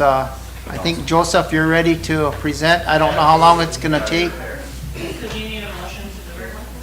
It's on the agenda. I think we just need motions for something to be added to agenda, yeah, so, okay.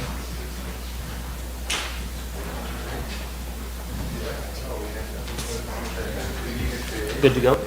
Yep, you want All to, right. go ahead, Joseph, you want to go ahead and introduce your team and what you're all about, and Well, first off, I'll say thank you, everybody. I really appreciate this opportunity to talk to you all. With me today is Melissa Johnson and Peter Smith from the Rural Office of Community Service out of Wagner. They're with me. Melissa Johnson is a regional coordinator for our point-in-time count, and Rox, your territory overlaps a bit with Rosebud. Our other regional coordinator is on her way, but I think she ran into some problems. Amy Ritchie with Volunteers of North America, who's covering most of West River. So, my name is Joseph Tilke. I'm the Continuum of Care Administrator. I'm an employee of South Dakota Housing, but really my day-to-day work is to answer to the governing board of the Housing for the Homeless Consortium. The consortium is a collective that is self-governing. It's made up of shelters, housing programs, and the membership is open to everybody. And it's primarily concerned with receiving, distributing, and providing oversight for federal money that's targeted towards homeless response programs. The Continuum of Care is the long-term HUD program that's for communities to build homeless response systems. One of the things that we're required to do in order to make sure that money keeps flowing in and that we can make better use of it is to conduct a point-in-time count. And that is a one-day snapshot of homelessness in the state. And I always say census and estimate because we are capturing demographic information, household information, and trying to better understand the nature of that household's housing instability and history. But at the same time, it's also an estimate because we know that we can't cover every area, every community as much as we'd like. And one of the areas where we really want to improve our coverage is tribal communities. So the COC has been doing a point-in-time count since 2000. But some recent changes from HUD changed how we have to go about that. Previously, we were able to do a count on tribal lands, but thankfully, HUD made some changes that recognize tribal sovereignty a little better. What that means is tribal nations and their housing entities are eligible to receive COC funds, but it also means that we need to get permission from the tribe before we can accept any data, any surveys for that point in time count. And it also means the tribe needs to make a resolution, usually is what they like to see. Sometimes the chairman or the executive can sign over their consent that the tribe is going to join the COC, but they'd like to see a resolution. So that's really what I'm here to talk to you guys about today is the point in time count and the COC registration, as I called it, where the tribe would join the COC to become members, and then also be eligible for receiving some of those funds if they were to apply. Kathy, Yes. Kathy, then Emily, go ahead. Thank you. So the process of doing this, is it a door-to-door count? You're going to homes and getting the number of people living in the homes? That's an excellent question. The count can look however this group really wants it to be.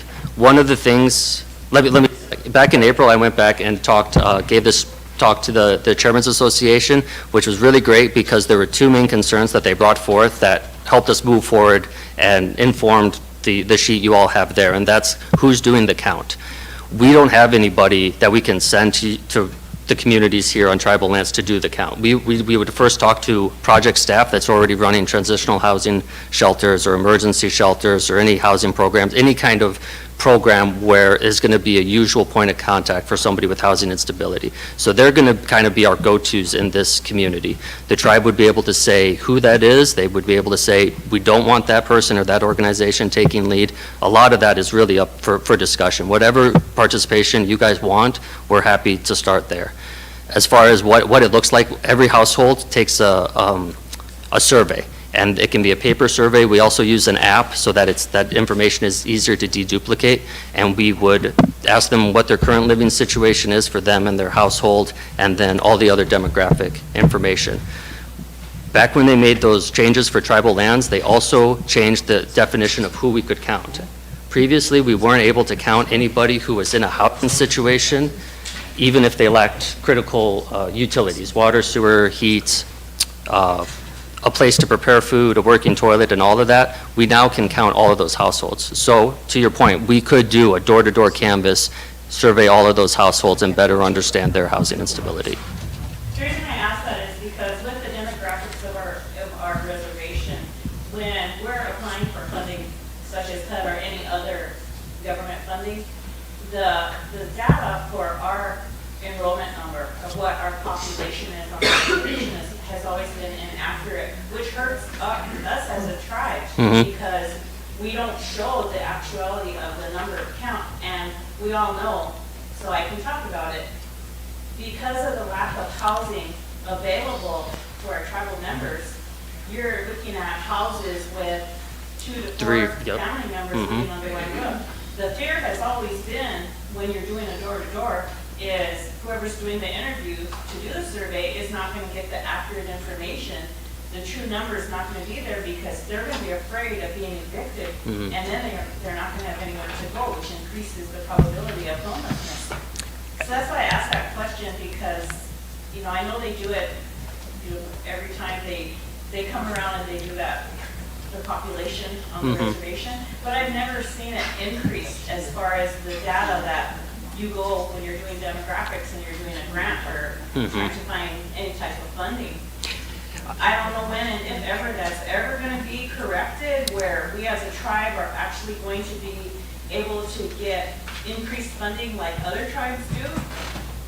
It's always been an issue here for decades. So that's why I asked the question, who's going to do this and how are you going to go about doing it? I mean, it's something that we need. We do have a high number of homelessness, not just within our shelters, but in almost every home.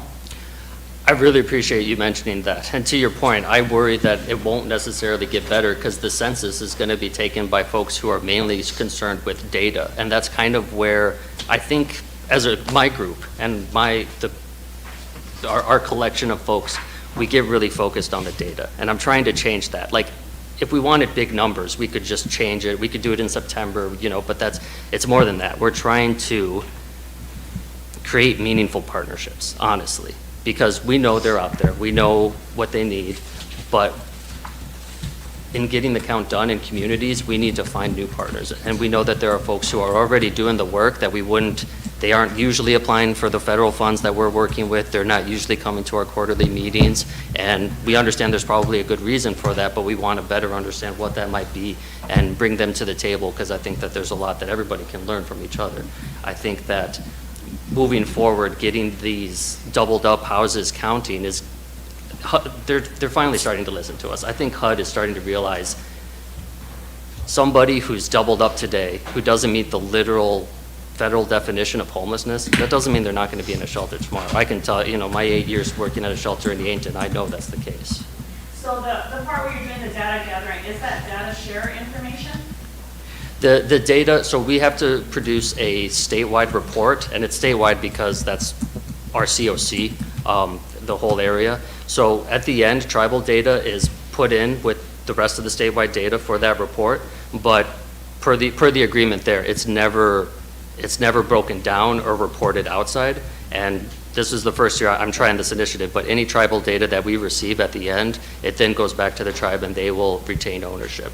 And I don't like breaking down data beyond Rapid City and Sioux Falls because it's inaccurate. You know, like if we were to say, people come to me and say, what's it look like in Hughes County? And I'm like, well, we have one partner there, it's a domestic violence shelter and they have 4 beds. So people will look at that and say, oh, there's 4 people who are homeless in Hughes County. And it's like, no, that's not even close to accurate. The reason I asked about the data is because when you are writing a HUD grant, you know, you can use that, the statistical data that is on the website for the census data. However, there is a format that you can use from a survey if it is more, which increases the probability of getting more funding at that point in time.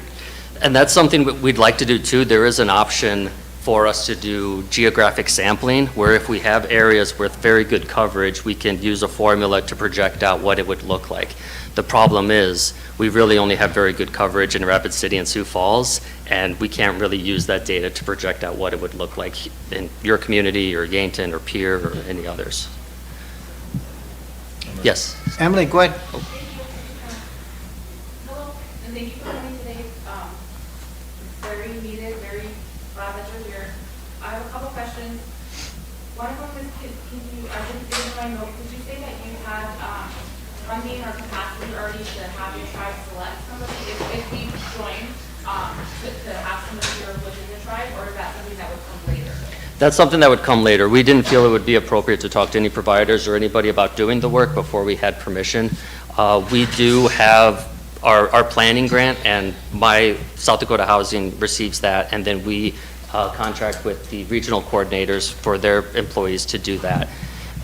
How they use that lump money is really up to them, and the more participation and the more need we see, the more funds we'd be able to devote, because there are ways to do, there's so many different ways to do the counts. You can't pay to receive surveys, but you'd be able to organize a community meal. And when people come in, you could ask them, on this night, what was your living situation? And another thing I forgot to mention, this year we're also doing an addendum. Every year we always have an addendum for veterans. Whenever a veteran is identified, we ask additional questions to make sure that the VA services can connect with them to see if there's anything that they need. We're doing an addendum for youth as well. So anybody under the age of 25, we would count as well, and make sure that they're connected, because we do have a new COC funding source that is targeted towards unaccompanied youth. Thank you, that's amazing and very needed, thank you. A couple more questions real quickly. One of them is, you've been talking a lot about the definition of homeless, and I just want to make sure that we still have the ability to kind of define that as our own if we do go on board. And the reason I'm bringing it up is because of all the issues that you brought with overcrowdedness and things like, you know, we are Lakota, we try to take care of our people, and so to see people on the street, you know what I mean, in high numbers is something that we wouldn't want. Whereas for funding and to show the true accurate need of numbers, that's something that is needed. And so I'm just wondering, how can we ensure that our definition of true homelessness for like housing need is also being gathered at the same time of somebody who's, you know, living outside, or you know what I mean, not housed. So what we're able to report on in our formal summary to HUD, which eventually then goes to Congress, is anybody who is in a public or private shelter, transitional housing facility, sleeping outside or in a vehicle, anybody who is living in a home that lacks the critical utilities. Those would be the only people we could put in the ultimate report. Now, on that day, or the day before, or the day after, whoever's organizing in this community would have the ability to have an additional survey. So at the same time that they're doing this, they're also capturing information on doubled up families if they do have those utilities and otherwise wouldn't be eligible to be counted, I guess. Does that make sense? Yeah, and that's an amazing, thank you for bringing it up. And I think that leads into a little bit of like my next question about the timeline. Like, I really appreciate you being here and bringing up all these things, and I just want to make sure that we're not rushing it and making sure that we're able to plan a little bit, like maybe, I don't know if it takes the MOU or maybe we have to go through one of our IRB processes, because I really want to make sure that our data ownership and our data sovereignty is honored and respected and utilized that way, but I also want to make sure that we're gathering data that's going to be useful maybe for this project, but hopefully beyond, because we do have, as you know, a major housing crisis that we're trying to, handle on all these different fronts, and so any type of assessment that we can either use or build from, I think that would be amazing. So thank you for all that. Yes, thank you for mentioning that. Yeah, there's so many things I want to get to. I could talk about this all day, Levy. But, so the point in time count is January 23rd. That is a Tuesday. It's always on that Tuesday. We are mandated to do it the last 10 days of January. We aren't allowed to do it any other time than that. There are some COCs where if they have enough money, they will do one in the summer or the fall with their own guidelines. We've never had great success doing that. They tried well before my time. So yeah, and as far as the agreement, most of the tribes that have agreed on, and we have some, every year that we're always working with. This year so far, Yankton, Sioux Tribe, Cheyenne River, Lower Brule, and Sisseton have sent in their agreements. And what I do, I provided a template. Scott has one there, and I came up with it. I am very happy to get for the tribe to come up with whatever they want, because I understand with the sovereignty, you might have to run it by legal.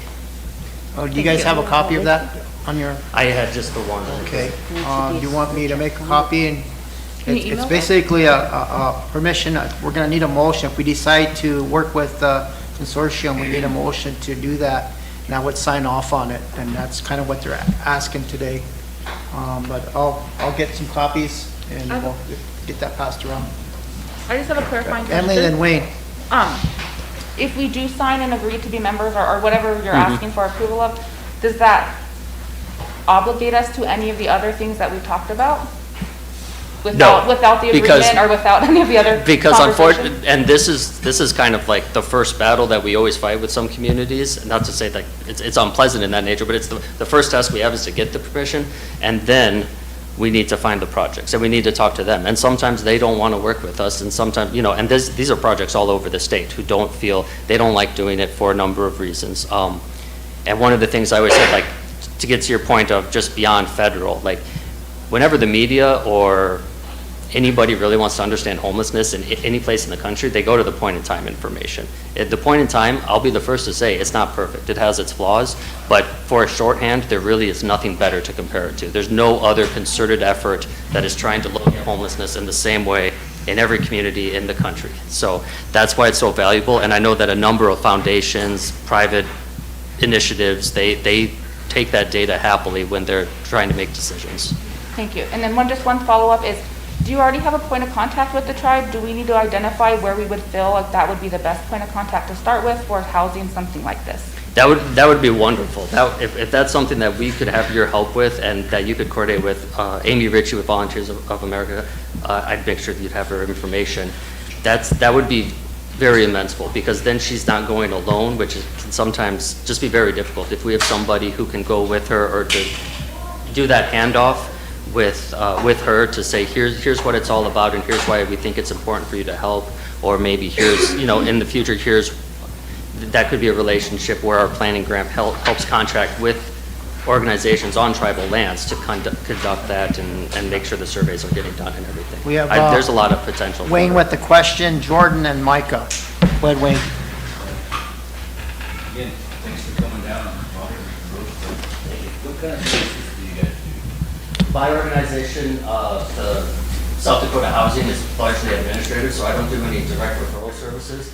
But our COC program brings in, that's our annual award is about $2.6 million right now. Half of that is for the programs that's dedicated just to youth. So we have the COC program, which can pay for rapid rehousing or permanent supportive housing programs. So that's when households are literally homeless, they can receive a housing subsidy. That housing subsidy can be paid to private landlords or to projects that are units that are owned by the project sponsor. And permanent supportive housing is kind of the same thing, it just isn't time limited. It's, as the name suggests, it's an indefinite housing placement. And then our youth homeless programs are more expansive, you can do street outreach programs with them focused on youth or drop-in centers. We have 2 drop-in centers that are using this right now in Rapid City. And then also transitional housing programs and rapid rehousing programs. Yeah, I'm just curious about a couple of things, Tony. You mentioned that you've been doing this for a while. So have you ever did a PIT on Rosebud? No, we haven't had great success. I've been in this job only 1 year though, but I've been on the governing board for the consortium for three years prior.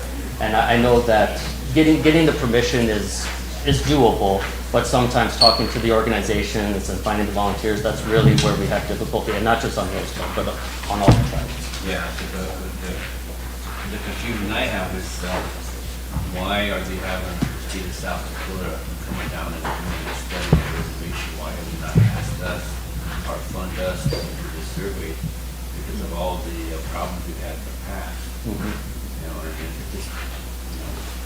I'm just curious. Sure. And I should say, I work for South Dakota Housing, where we are technically not a state entity, and we use, my position is supported just by federal funds. And part of it is, like with the membership, is that it is a statewide collective, it is self-governing, and that's just what we're tasked with doing. So is it possible for us to subcontract with you to do our own study? It would be possible for Rosebud to start their own COC entirely. Yes, you would be the lead entity for coordinating a continuum of care project, and that is something that I've mentioned those changes. That was with 2021. Because previously tribal entities weren't eligible to apply for or receive, and now they are, but they also can form their own COCs. And the HUD website, HUD Exchange has. I honestly would recommend you all check it out if you're interested. It has a really good resource they worked hard on that it helps make the decision. Like, here's what it all entails, here's how you would set it up. Yeah, it's something I believe we're very interested in doing, but we're also very protective of our information. So yeah, I think we'd like to explore the opportunity of working with you or helping us do our own thing. That'd be awesome. Jordan? Thank you. Thank you for coming. So I guess I just want to make it clear. So with HUD, we're not, our homelessness isn't accurately counted in their count. So we don't receive additional money, and our funding has always been the same. And it's barely, our local housing authority, we barely get enough funding to stay afloat with our employees, let alone make accurate fixes to low rent units and things like that. And like Kathy touched on, we have a lot of our members living within other families. So I kind of just want to make sure that this is something that we can go forward, and whenever I sit on a kayak board, it's through HUD with Scott.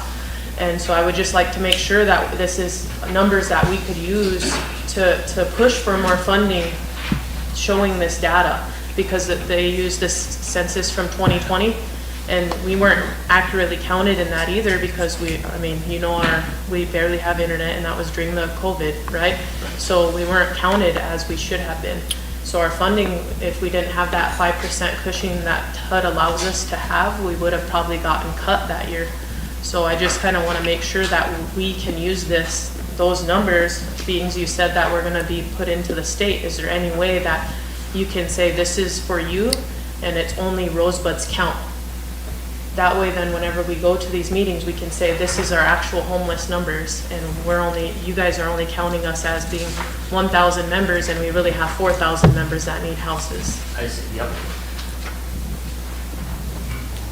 There's a lot of things I want to say that.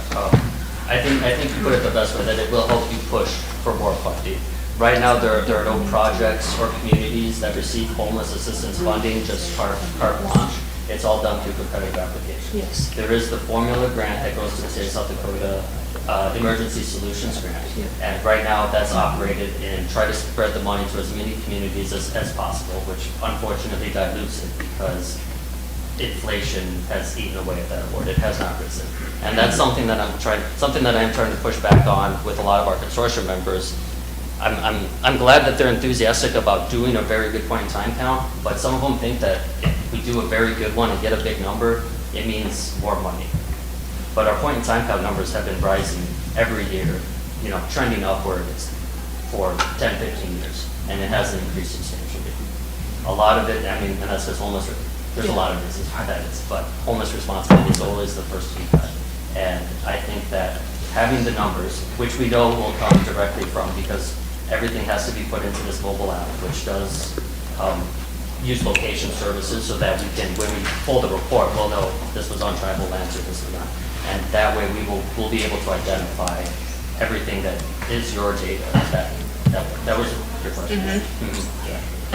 Okay, we have Micah and then Kathy wants the floor. No, I didn't have Oh, go ahead, Kathy. I know those listening are probably gonna have this question. Okay, so you stated that primarily your count is like the Rapid and Sioux Falls.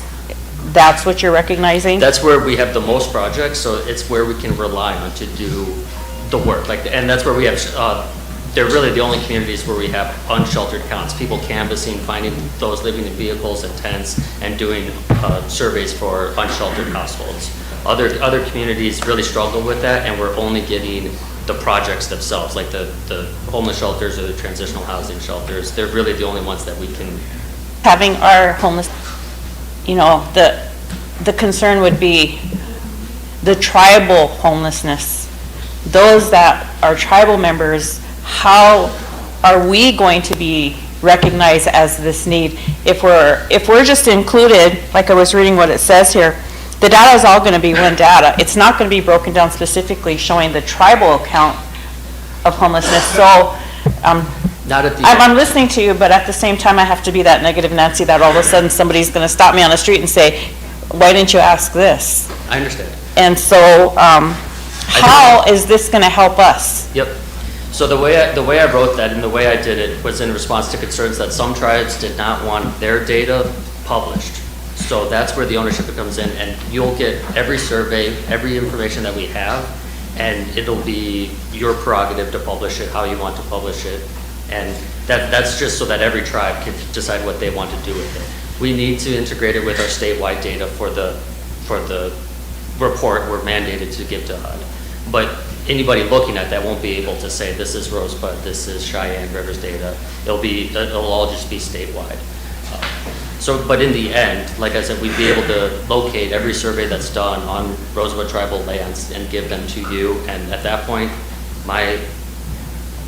we're relinquishing all ownership of it, and it's your. Yeah, I wanted clarity on it because, like the letter that's presented to us, when you first start reading it, it kind of gives you false hope because it sounds like we're having an opportunity to meet our homelessness and start helping with it.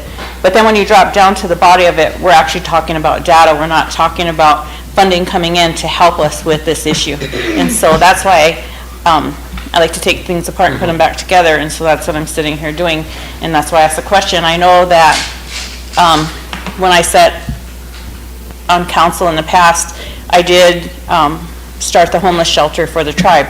And at that time, we did have somebody come in to the homeless shelter and did a pit census with us. At that time, of course, it was misconceiving because I thought, okay, well, good, they're going to see we have a homeless shelter here and it's going to help us, but at that time didn't realize we were just giving data that was going to go into a pot with everybody else.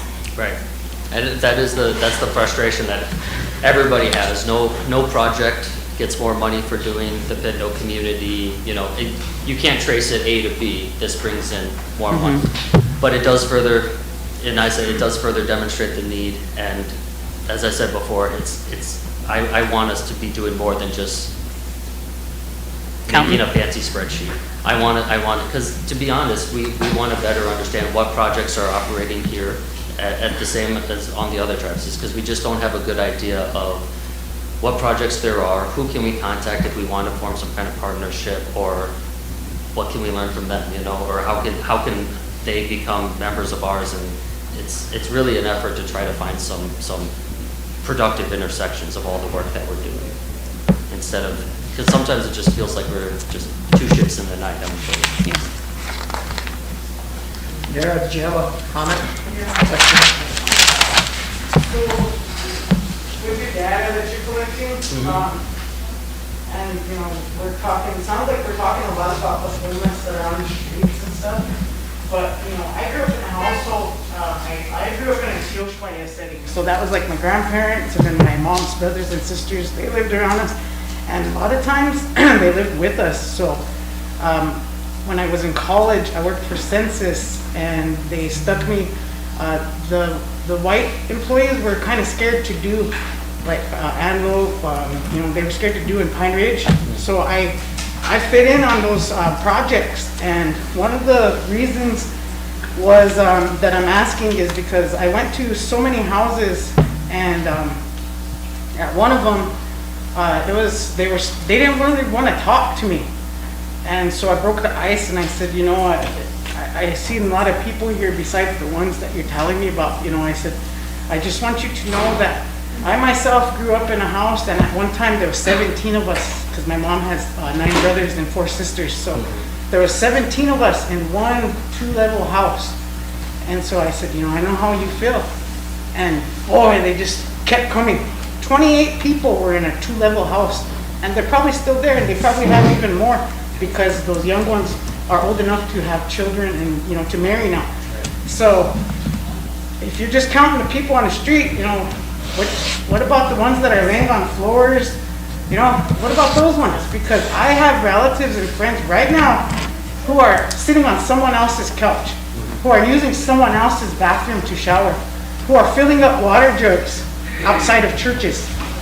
So what are we going to do about them, and what's your data going to prove, you know, when it's all done, when it goes to HUD, you know, how are we going to include everyone else? We'd like to. You know? We think it would be great if there were additional surveys that And captured who are you going everybody's- to get to do these interviews? Because like Mr. Boyd had said about using tribal people, you know, I think that would be better because, I agree.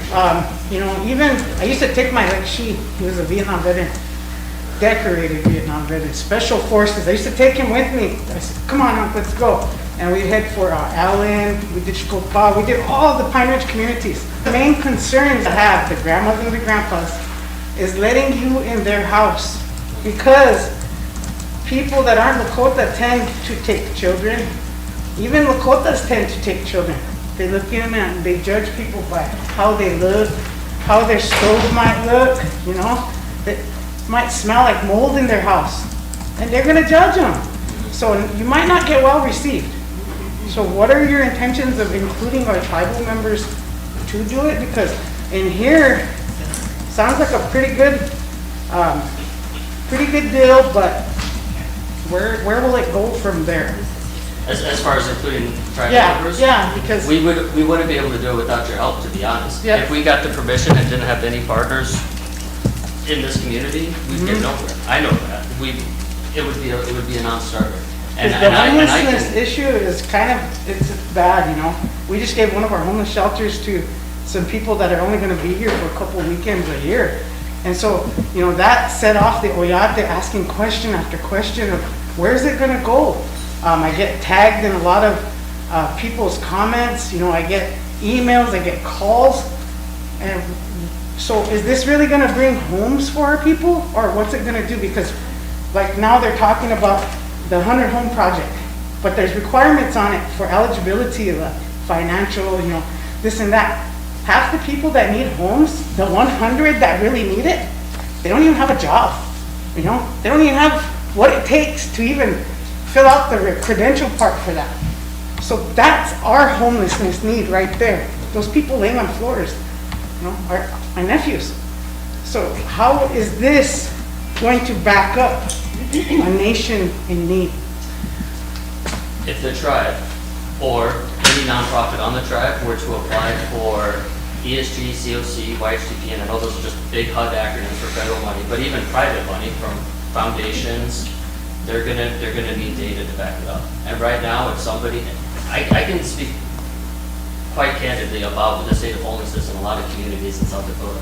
I don't really know what it looks like in Rosebud at all. I can tell you what the,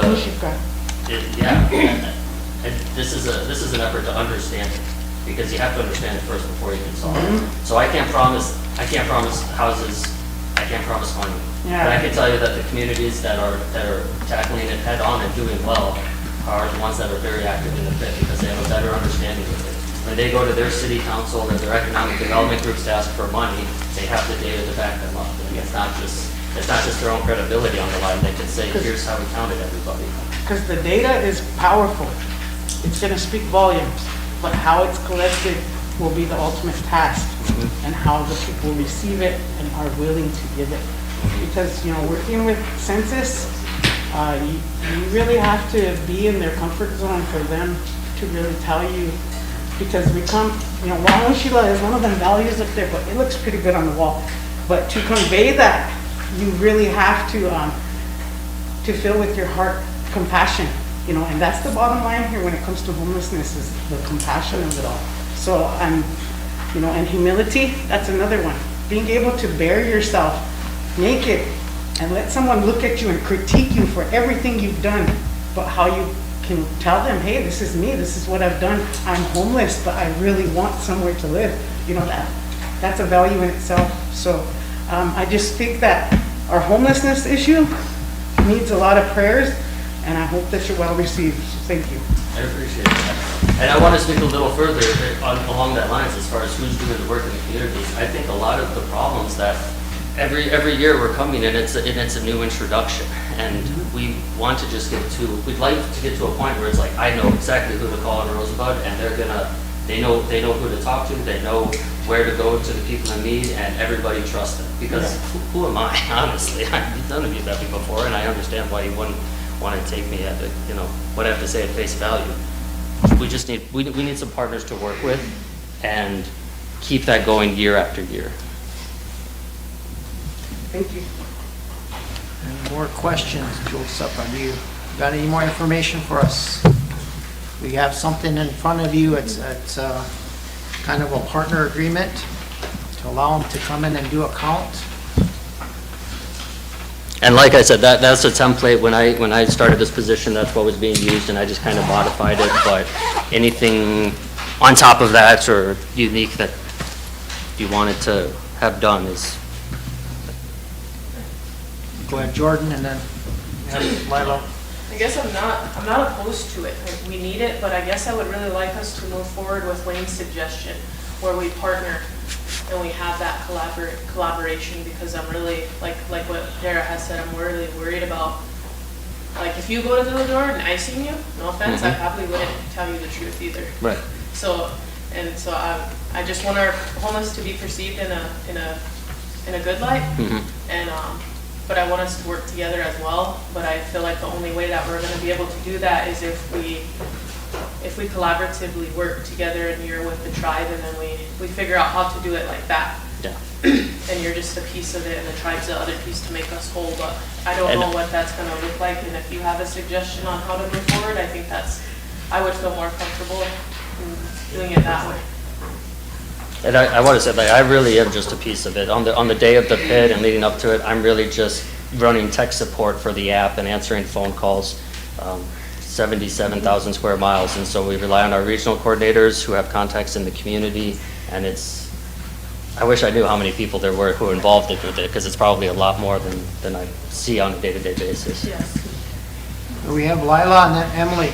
I think Lila, 80 volunteers in Sioux Falls last year was like folks who just showed up who wanted to help, so it's a big effort.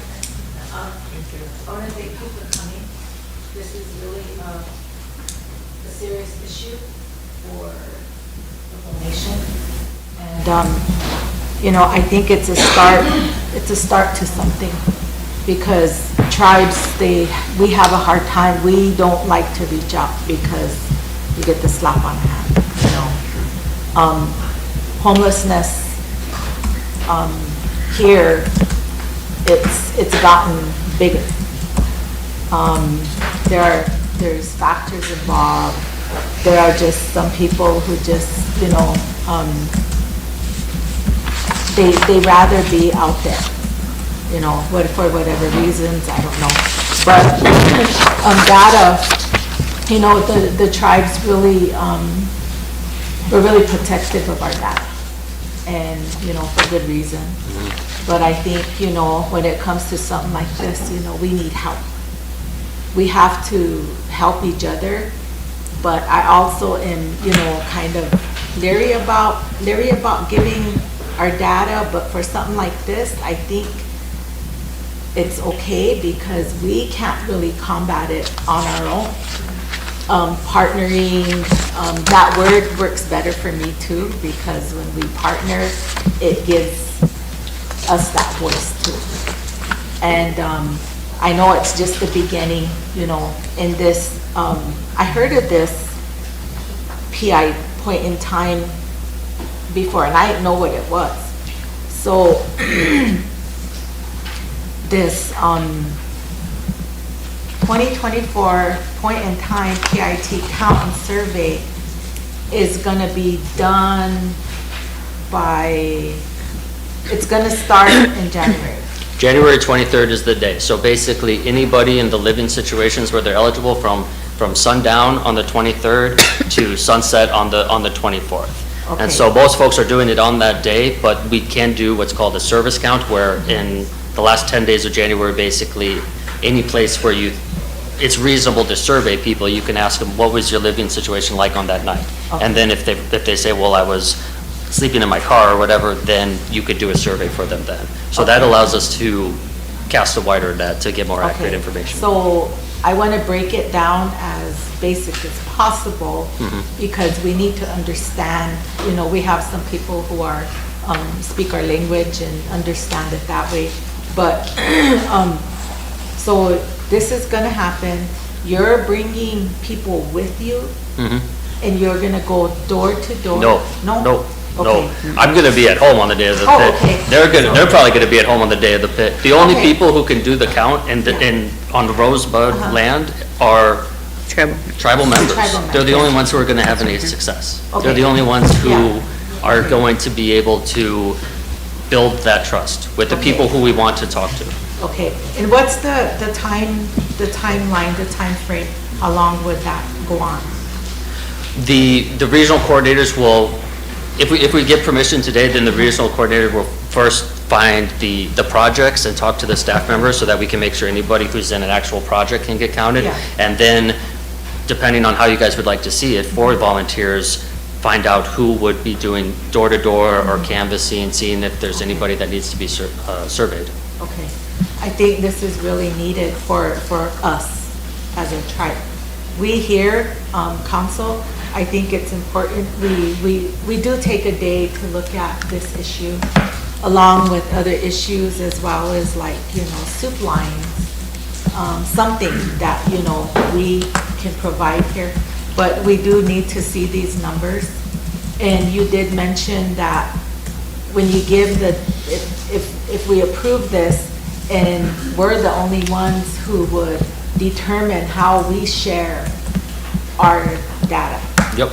The information that I will get from Rosebud is going to be compiled with everything else, and then that just, you would be able to see an example of that statewide report. We put housingforthehomeless.org is our consortium website, and we have all of the past year's reports. And it's talking very big, like male, female, broken down by race, age range, length of time homelessness, so very basic information. So we have to put everything together for that statewide report, and then after we do that, I will give the tribe all of the data that comes from Rosebud land, and then you'll own it. Okay, Yeah. all right. Because we never break it down any further than that. And all personal identifying information, that's another thing I should mention.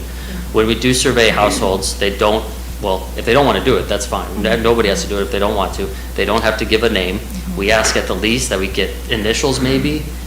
They can give their name if they want, and it is very helpful to make sure we aren't counting the same person twice. Yeah. So that's the only reason why we do that. At the end of the process, where we make sure we don't have duplicates, all personal identifying information is removed.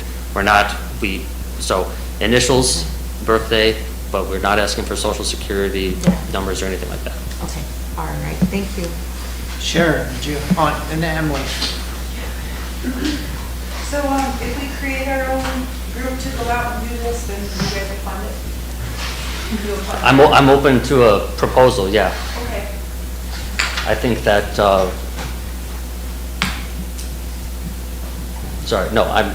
I'd be happy to have that conversation. Okay, we can try to start working on that. Especially going in years further, because there might be an increase in the grant that's used to plan all COC activities. So I know that starting October of next year for the 2025 count, we will have some more money to contract with tribes.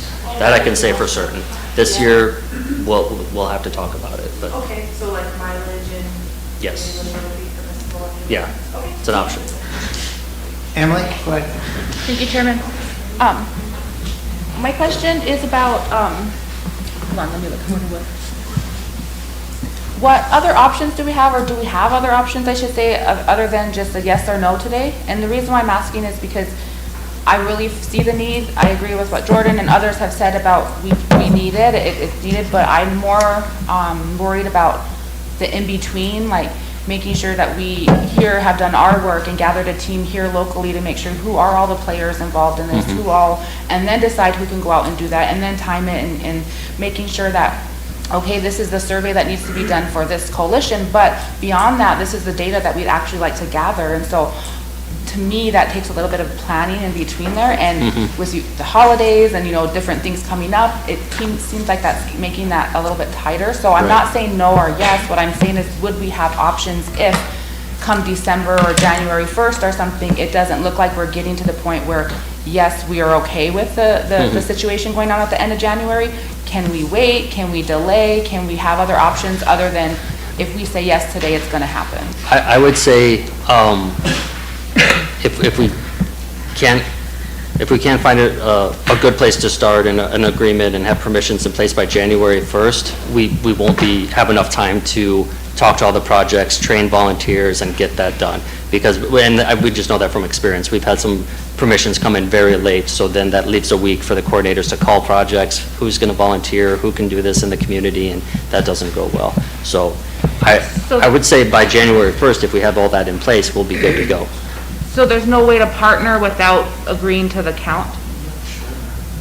I'm sorry. I mean, that would be the only thing that we're agreeing on, is to partner for this count? The agreement is for the consortium to accept survey information that is related to the point-in-time count. That's basically what you're agreeing to. Because you guys would be able to do a point-in-time count, a project could be in contact with us and submit survey, but we can't accept any of that data without permission. Thank you. And there was also the registration information of the tribe joining the COC to make them eligible to receive their funds. That's another thing that I mentioned at the top and didn't have much of an opportunity to get into previously. So can we do that without the count, or does that have to have our number? That can happen without the count, yeah. Yeah, council, one of the things that the treasurer was just saying is, who can we have to work with this consortium, you know? We have a lot of people that did take part of the census in 2010 and 2000, and they have those type of people who are already trained, but the people that come out, how do you suggest that we go about selecting people to work with you? That sounds like a great place to start. If they've already been in the community and gone door to door, or administered surveys like that, that's great. Because I mean, this survey is very short. You can get through, if it's just one person, you can do it in 60 seconds, really. We can agree on it right now and then figure out who's going to do it. We got Mike on that, Ben. I would suggest maybe taking it back to our CPA.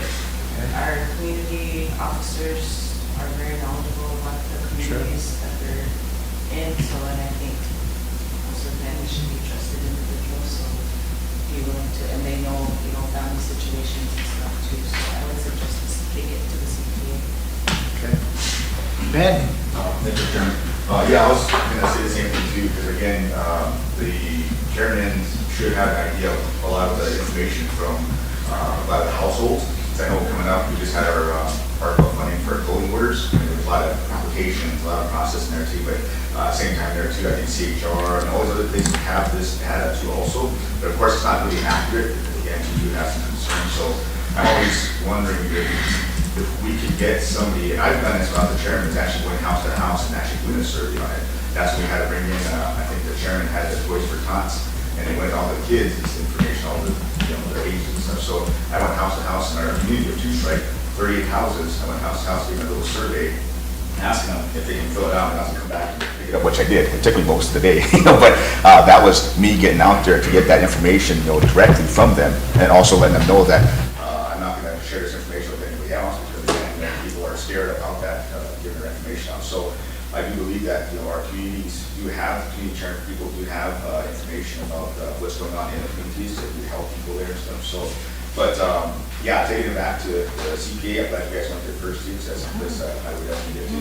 But, again, I think you guys, representatives should have that same information too, that's the same thing too, to go out there, let people know. Because again, coming up with the weather, I already have, I think, 3 people that call me about weather issues in their house and stuff. So, I mean, quite out there just getting information, but having a survey, that's one thing too, I'm going to be bringing up here, survey, heating sources, and all that type of stuff that we were mentioning. Because these are things that are important to our community members and also tribal members.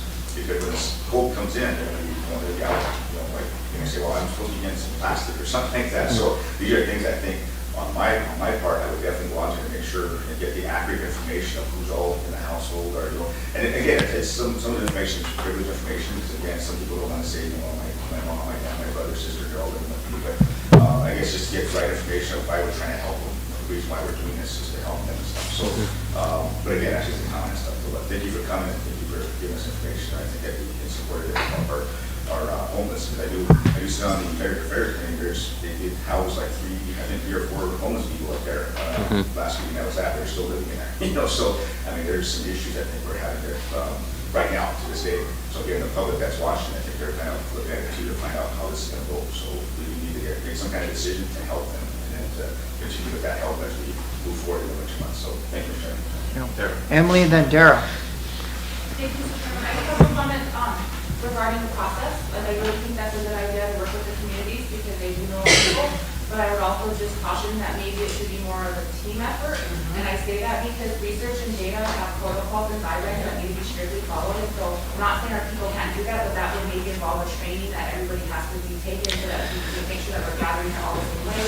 And to do that 20 times may not be the best route. So maybe we had a team that was a gathering surveyor that have that background, that have that, whatever, and they team up with the community CPA or whoever they're going to when they go out. But I just wanted to say, community data standpoint that might not be the best.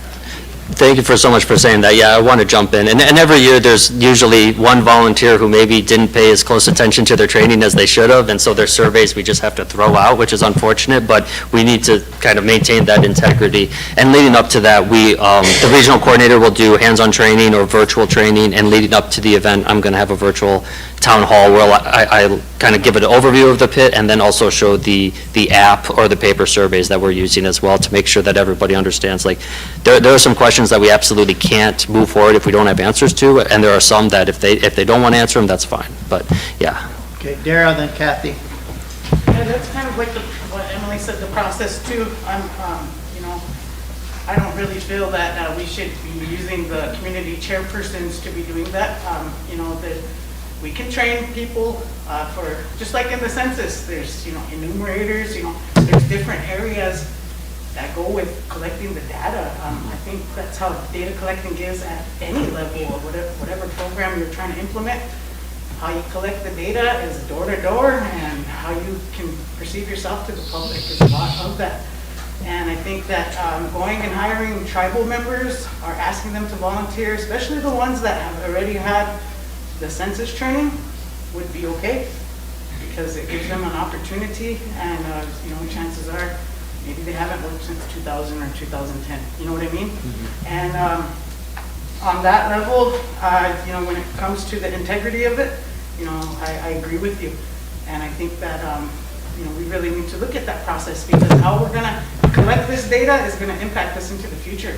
So we need to stand on some common ground right now that we can all agree on, and I'm for this, so I hope it works out well. And that's why we stress very heavily that volunteers and anybody who's doing the count use the mobile app, or you could do it on a computer, and that's because if you answer a question, it'll know, okay, well, now it has to follow up with this question. And we do have paper surveys available, but they are much more prone to failures, so. Kathy, go ahead. Thank you. I just want to remind everybody and you that this has a really short time frame. And it's already the second weekend to November.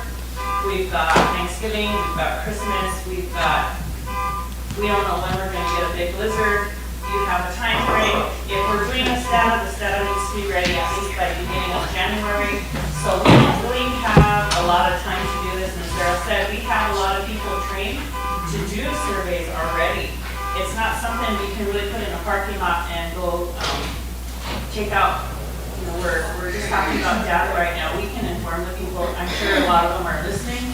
We can get that information out there, but right now, it's kind of like a critical point because if we're gonna agree to this, then we need to get started. More time is better. We have people that have gone out, we've done a lot of different types of surveys, and I'm sure that there are other people are listening, and I know when we're done, then there's always somebody that's messaging and saying, you know, my employees have time, they can do this, but there are people that are trained, and we need somebody that's a local speaker that's gonna go out because some people are more comfortable in our own language. And so if we sit on this too long, the opportunity will bypass us because we don't have much time to do this. If you've got a deadline, this is January 23rd, it's gonna take time. We have a big reservation, a lot of community members. This isn't something that we can set on too long because we're not gonna meet that deadline. So right at this point, we're agreeing to do this. If we decide we don't want to, we can always pull it back. Yep.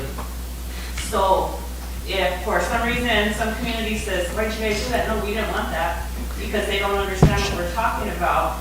We can always withdraw our decision. I want to make sure that. Just write me a letter. Yeah, so, Yep. taking into account that we have a really short time frame to get this done, it takes time to do a survey. And we don't have a lot of time looking at the calendar, the holidays coming up. We've got Veterans this weekend, Thanksgiving the next. We gotta look at the time frame to get this done if we're gonna do it. We have Sharon and then Michelle. Thank you for coming. I hope we can kind of wrap this up. Yep. But I just wanted to let the council know that in 2020, the council, there's a resolution, if the secretary could look this up, 2020-11, where the tribal council took over any census surveys that are going to be done. And there are people here that are trained to do that. I was just reached out to by somebody who helped train and do that in 2020. So I just wanted to let you guys know that there's people out there that are already trained. Michelle, go ahead. You mentioned that there was a mobile app that they'll be using. I just wanted to let you know that there's a lot of areas within the reservation that don't have cell service. So to keep that in mind too as you're moving forward. Yep. It will, it'll always save it locally onto the phone, and then whenever it picks up a signal, it reconnects, it'll upload then. Okay. But you said when you enter it into the app, then it brings up another step. When they answer a question, then it'll take them to another step. That's based locally in the app. It's just, so you're basically doing it without internet, and then the only internet or data that's needed is just to send it to the command center, is their fancy term. We're the warehouse, basically. Okay. A good point, yeah, because that's something We that. live in the cell service area, so just wanted to make sure to do that. And that might be another thing I warn folks to be careful of, is like some people will do paper surveys because it's more convenient to have a conversation that way instead of looking at your phone. But then whenever they go back, say your community or you do it somewhere else, you want to make sure that it doesn't tag the survey as being done someplace differently if you do it after the fact. Any more questions for Joel? Go ahead, Kathy. I think we've had a long enough discussion. I'm going to make a motion That we go ahead and accept this agreement. Okay, there's a motion on the floor to do a partnership with the homeless, Housing for the Homeless Consortium on their. But he also said that was a template agreement that has nothing for Rosebud specific, so I would hope that we would take some time to draft our own agreement. So you want a resolution drafted? Okay. You want to have that done over lunch hour and then have her brought back? Yeah, it shouldn't take Eric long to do it. Okay, we'll just give him this template to go off of. And, okay. One thing that I know is working well in other COCs is the tribes are drafting resolutions that don't need to be renewed every year, and then they just always have the clause, any further action taken by the tribe to amend or discontinue this partnership stands. So that's something Our attorney's usually listening to our meetings, so I'm sure he's probably already. So are you going to pull your motion back? Or Yeah, I'll pull it back until the resolution comes in. After lunch, we'll have a resolution drafted and And if I can get your contact information, we can get back to you and let you know what's going on with it. Yeah, absolutely. We can take 10, we have IHS here, and I hate to see them sitting here all day, so we take 10, come back and do their report, and then have lunch. Can we do it that way? Okay, and we usually go around and shake hands, okay? Melissa, is it Greg? Yeah, I'd like to know about them refusing care to tribal members.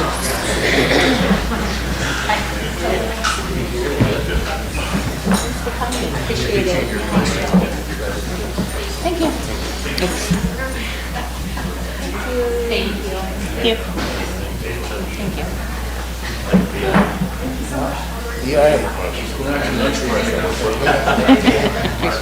Motion to have BIA do a census?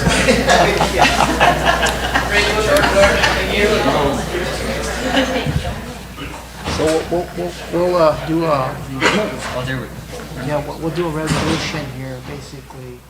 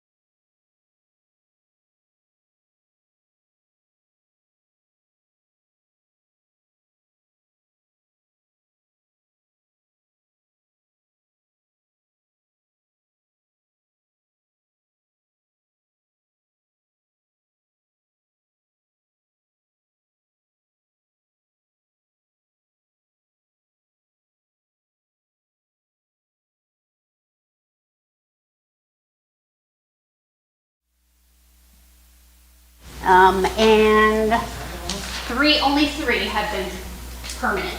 So all the rest have been acting. And then the directors, as far as the number of providers, I'd like Dr. Monolo to give a little bit of overview, kind of where we're at. It's really complex for that issue, but if you could, Dr. Monolo, talk about where we're at right now. Sure. So currently, our permanent. COVID. Holy, don't put it out there. No, currently, we have where did 6 come from? 11 permanent providers on staff.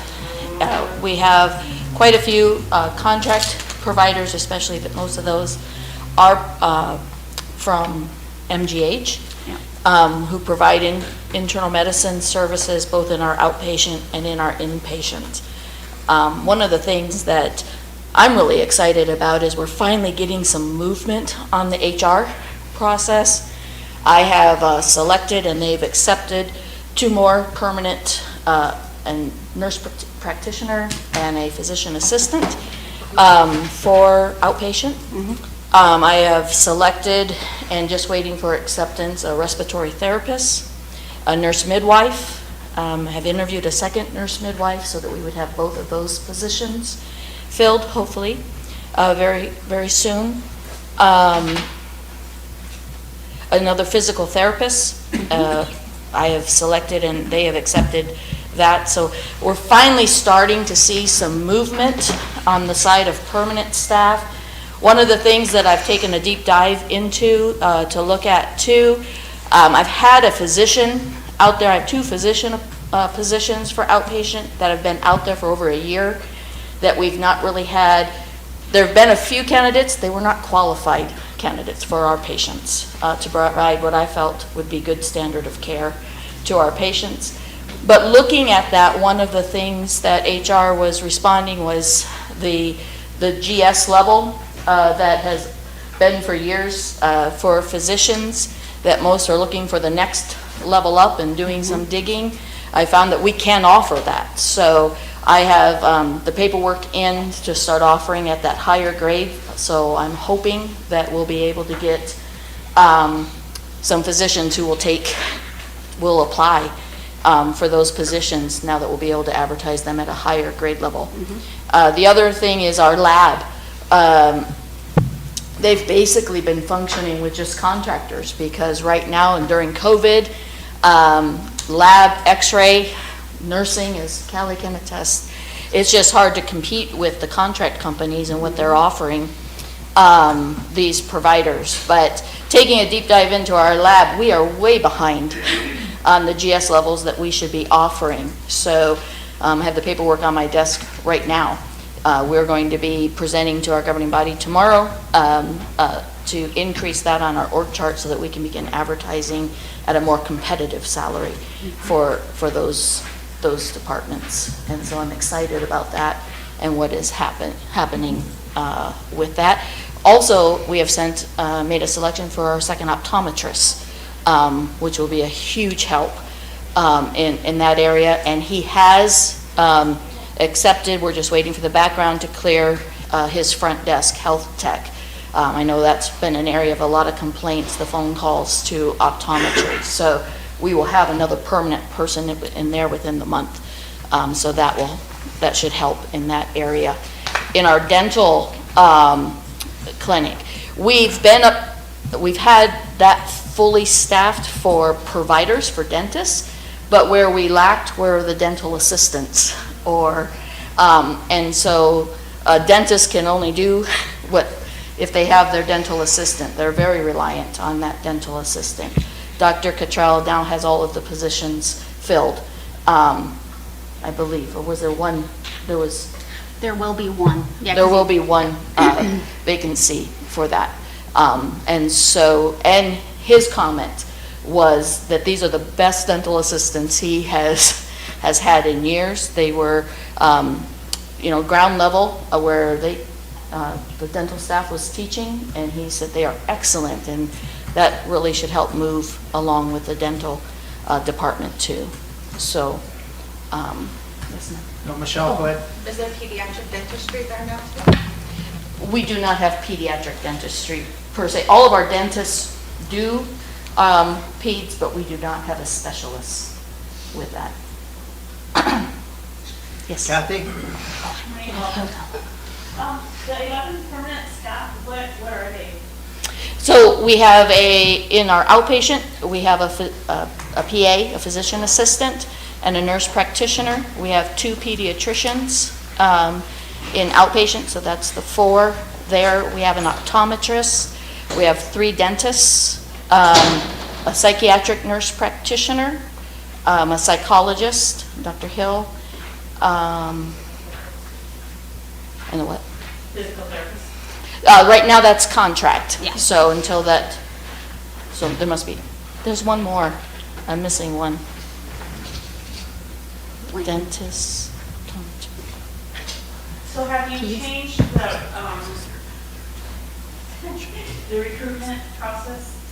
Yes, I'm in the process of that, getting the paperwork in to change to a higher grade level. So with increasing of staff, the probability of more coming in, is there housing available? We are going to be very limited. Because that's always been an issue, and back in the day, a lot of that housing area that's there was, in the past, it was meant for staff that were on call, and it was provided because one of our detriments of having a full medical staff was housing availability. So those houses primarily in the past were built to house our needed physicians. And so that's why I asked that question, because it's really changed along the way. The housing committee just started letting a lot of our local people move into those houses where there was always an adequate number of houses available for us to bring in the much needed medical staff. So that's why I'm asking, because a lot of people are ready. It's hard for them to come here because we're so isolated. You know, to go to a Walmart or whatever, you've got to drive to Pier Rapid or Sioux Falls. And because of those amenities, that was always what kind of put a barrier into us getting more medical staff at our facility, was because there was nothing here, especially those coming here with families. So that's why I asked that question. Now, you talked about dental. I have to leave early, so I got a few questions I'm just going to throw out really quick. We always have to listen to our constituents, and so there was a few that were complaining. Have we ever told a tribal member that they had to pay for their service to be seen at the dental clinic? Not to my knowledge, and if they have, I would like to know that, because nobody should. And just most recently, a community member complained that they were refused health care at our facility. And you know that is a big no-no. Right. We cannot refuse service to anybody. So I'll find out who they are, and I'll let you know, because that's probable lawsuit to refuse medical service to anyone, especially a tribal member. I won't stand for that, so if I Okay. heard that. So. All right, thank you. Thank you. Go ahead, Michelle. In September, you reported that you were 120K negative for PRC. So what's the funding status as of today? Right now, we are in the black, but if we were to continue spending at this rate, we would have around a $3.5 million deficit.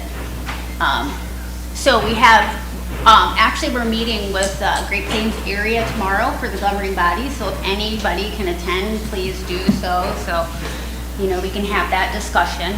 But we are exercising options to see if we can get some more funds available. So, but of course, we're in the black, and we would be for, you know, the next 3 quarters. It would so are the people's needs being met for the specialized clinics? Are they still being referred out, or how are they being taken care of? Some people are being referred out, but a lot, to be honest with you, are not. So if I had a rotator cuff, it wouldn't be a limb surgery, or if I needed a total knee. There's a lot of preventative medicine we would like to do, but we just don't have the funds. So that's a really tough question to answer. I would need a lot more money to make that happen. What is the funding for FY 2024? The total, I'll have to look that up. I don't have it like on the top of my head, but I will. And also, my last question is there going to be another podiatrist? I understand we have one, but she's in administration, so who else is seeing them? I just received the panel this week. There's 5 potential candidates on it, so I will be interviewing those candidates and hopefully making that selection by the end of next week. I also have had a contract out for them to provide one podiatrist in the meantime, but the candidate is not the candidate we want to have here that they've provided, so we've asked them to provide us a different one this week. So the answer is yes, we will have a full-time podiatrist. Okay, so for now, what are the people being told to do with their bills that they're getting, the medical bills? What I'm telling people, and they need to bring them in, or they can email them through secure data, or they can just call and give us the information over the phone at PRC, and then they can go and dig for, where it is. Because I think we've been doing that, I know it's kind of hard for people to get in there, so if they at least call and give us their account number and tell us, yes, you can talk for me, then we can usually back it up and find out where the delay is. They're not as slow as they were. Now, 6-9 months ago, they were extremely slow paying the bills, probably 9 months to a year. It's gotten better, but there's still room for improvement. Is there more staff now in PRC? I think you had 3 or 4 when you were here in September. There is not, so there's just still 3. We did just authorize a temporary hire, and we do have, if anybody listening, if you want to send your resume in, and we're also looking for a PRC supervisor. We have an acting one there now, but yeah, so we'll have 3 plus a temporary hire. And then we have other people that are helping out from other departments. Thank you. Kathy and Emily. When I was asking about the dental part, we did get a message from the person, and they were told that they had to pay $175 for their health care. I asked, is it for dentures or partials? Do you think that dental is ever going to have additional funding? Because a lot of tribal members can't afford partials, dentures, things like that. And so I know that we get a list of what everything's going to cost. And back in the day, people didn't have to pay for them, but now they have to. So is that something you can look into to see if the increase of funding is ever going to be there, so our tribal members don't have to go around without teeth or come up with paying for their partials or dentures? Yeah, absolutely. And we'll give you the name of the person that had to pay that $175 most recently. The other question I have, like I said, I'm going to have to leave early as soon as I get a phone call here. Okay. But I wasn't here at the last meeting because I was sick when you guys gave a report. The question I have is, I was told that there was a collapse of the ceiling on the 2nd floor. Was that corrected? And before in the past, when things occurred at the facility, we were always informed before anything happened. And it seems like that kind of got lost. Someone from our health board, our chair usually, and our health administrator usually attended the governing body so that they could report back to us of things that weren't being reported here, and we'd have that knowledge. And when things like that, because I remember when there was a break in plumbing and the entire pharmacy got flooded, of course, a lot of times all this stuff becomes hush-hush because you have a lot of waste and money from all the damage of a sewage going into that area. But it was reported to me that there was a big accident upstairs where the entire ceiling, I think it's on the OB ward side, that collapsed. Mm-hmm. So was that reported to the tribe just for our information so that we know? Just to clarify, it wasn't the whole ceiling, it was some ceiling tiles. And when we had that sustained rain, we did just go ahead, remove the tiles. There were a few areas that the tiles fell down ahead of us getting there, but maintenance worked around the clock to go ahead and pull them down. We do have a procedure for that. All the equipment was moved, there was no patients in jeopardy, everything was covered to make sure it was safe. I probably should have called and I apologize for that. I did let Skyla know, but I should have let you all know that that was happening. Yeah, in the past, it was always given to the tribal president and the chair of the health board, so that we were always aware of things that occurred up there. It's better to hear directly from there rather than have a community member say, did you know? And then you look into it and you find out it's actually something that occurred. It's better to come from the, word, rather than word of mouth, that it comes directly. A lot has changed. I'm a former IHS employee. I know the facility well, and the issues that we had back then is why I first decided to resign from my position and come to tribal council almost a decade ago. And so I know that there's a lot of concerns. I'm not on the health board, but I still have my concerns that I will bring up when I'm coming here if people are contacting me. So thank you. Yeah, sure. Okay, we have Sheriff and Can I just add real quick before? I'm sorry. Emily over there, and then Sheriff. Go ahead, Emily. Can I add real quick, just before I forget? The roof, Joe Amiot, thank you, did push through an emergency repair, so the whole top, every single area of the roof is now patched, and we are in the process of getting a brand-new roof, so just FYI. We actually need a new hospital. Yeah, we do. 3 times the size, too. Was there an employee injured in that? Not that I know of. I can ask. Because I mean, we were on site all weekend. I don't recall an employee being injured. But I'll check into it. Thank you. Thank you. So my question is something that was discussed during one of Michelle's questions had to do with the referrals getting denied. And so I'm wondering if you or somebody within your staff is able to kind of gather some of those denials so we could get a real idea of what the total need is versus what we're getting met with the current funds. And I know that was for PRC, but I don't know if that's a capability for, if that, goes for all departments or if that's able to happen, because I really feel like we're beyond the point of crisis management and we need to do better. In order to do better, we need to know what that full scope and that true need is. And so if there's a way that we could start tracking that or reporting that or monitoring it in any way, I'd really appreciate it. Thank you. Sure. I just wanted some clarification as far as a question that Michelle had with the TRC funding. The ER flyouts are separate from that funding, correct? No. They're all clumped together? Yep. What's the average cost of those flyouts?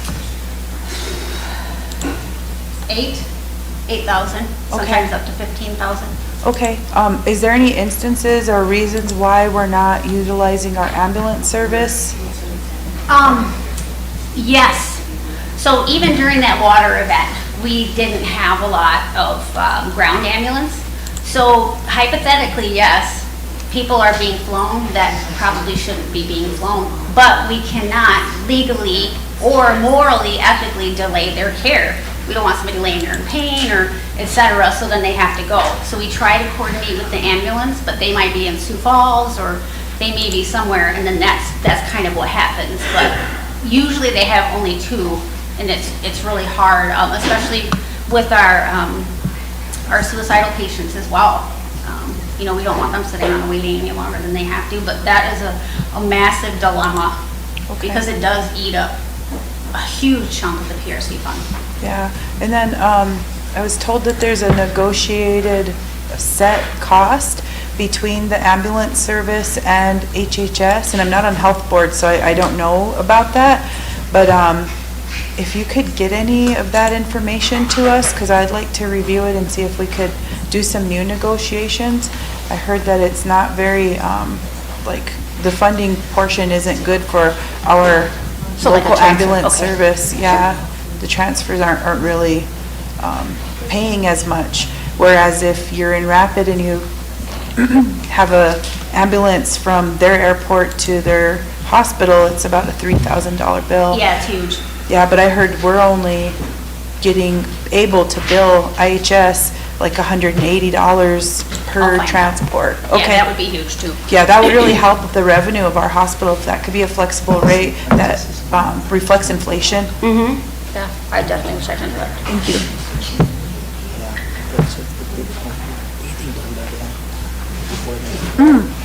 I had one more thing. The other question that I had was, what is IHS doing about being able to do and change policies so you're able to promote our own people who have been working there for a really long time? I've seen so many instances where we have these new directors of these programs at IHS, and then our people are there and they're never getting moved up. And they're the ones that are here, staying here, helping our people, helping their people, and just to see that not ever happen. And I don't know if you guys are like military ranked, or I don't know how you guys are ranked over there, but it would be good to be able to have possible promotions for our own people here. And, you know, because Michelle mentioned PRC earlier, and I have a community member who worked in PRC for years, so to hear you guys were struggling to find somebody there and you just didn't pull her from another department to help that department is kind of confusing to me, because she's been there for like over 10 years. Yeah. So just I mean, there are a lot of employees that do go over there and help, and you know, with the union rules and things, I can't make them, so they really do help us out a lot. Okay. But to get, so the IHS has a lot of initials like wage grade, GS scale, and some of them max out. Like we were just talking about this today. We need nurses' aides, and Callie and I would love to bring people in, train them. Maybe somebody will want to be a nurse. You know, maybe somebody will want to work in the lab. But, okay, they get stuck at, what is it, a 4? I don't have potential. So what we're doing as a team is trying to think, okay, let's change this position to something else that we can promote them, so they could go like 4, 5, 6. So we are paying attention to that, because we realize there's a lot of people that have been working very hard for a long time and they haven't been able to do that. And we're also strategically realigning the organizational chart to make those changes happen. But it's just, there's a little bit of paperwork that's involved. Like we're presenting some more tomorrow to governing body. But we are looking at those and encouraging all the supervisors to work with us so that we can get people elevated. Are you working with our tribal program, Sichangu Nation Employment and Training Program, to try to bring people over to help alleviate some of that? No, but I would love to. We would love to. Lori Bordeaux is our director of that program. Do you mind if Callie gives a little update? We've got a lot going on with the nursing partnerships, and I know that it came up before, and I would like her to have a few moments to be able to share what's We have she's Kathy up to. that wants to ask a question or make a comment first. Okay. With what Sherry's asking you, I know because I worked with it in the past, it's paperwork, but I know that there is a possibility to take a GS series and increase it. However, the risk is that when you go from a GS4 to wanting to step increase GS4, 5, 6, that employee is going to have to take that risk of it being re-advertised and them applying, and then because of the way the government works, your qualifications have to make you eligible for a 4, 5, 6.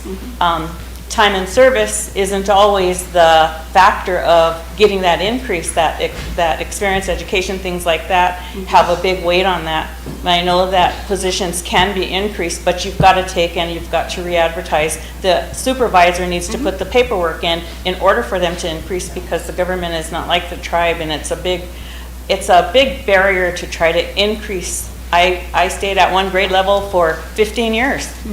And it's because the supervisor never took the step to increase what I was. So with that increase is going to come additional duties and a risk of reapplying for your own job. And the other question I have before you speak is, okay, you mentioned all the positions that you're filling for I asked about the retention and recruitment. The positions that you advertised, are those vacated positions? Because I know we have a need in every area. One of the areas that forevermore is needed is OB, because so many of our patients have to be sent off the reservation to give birth to their babies. A lot of people want to have those babies right here at home. I didn't hear anything about OB. Is our OB even open? I know at one time the OB side and the surgery side were very active. They were very needed here. And then so many years back, they changed to offices. Just like a lot of our nursing staff, nurses are needed, but yet a lot of our nursing staff got stuck into office positions, and then we lacked the adequate number of nurses.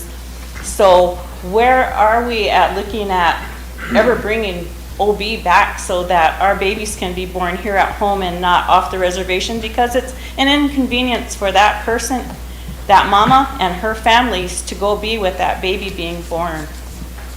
At this time, we do not have a gynecologist, obstetric, an OBGYN advertised. The plan is to go towards a birthing center, and this is a project not only of me and Great Plains area, but actually the headquarters. So I can get you the material. Headquarters is taking this whole thing because nobody can get OBGYNs anywhere across Indian country. Pine Ridge lost theirs, so they have to now all go to Rapid. So we're trying to think outside the box so that we can keep our low-risk moms here, because we know how important it is. It's just taking a little bit to get there, but I can send you all of the stuff that headquarters, they've had countless meetings on it, and they have been down here. And I just want to give our ED a shout out. They did get recognized for how they do handle their deliveries, so. Okay, thank you. Yep. Oh, and I can't advertise a position if I don't have an opening.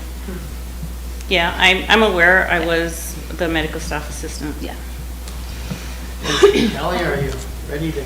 Yeah, in response, I guess to that question, we always watch out for our employees. So if we create new positions, we will make sure that we don't remove that person from that position, that they have opportunity to apply for that position, and we would help them with that.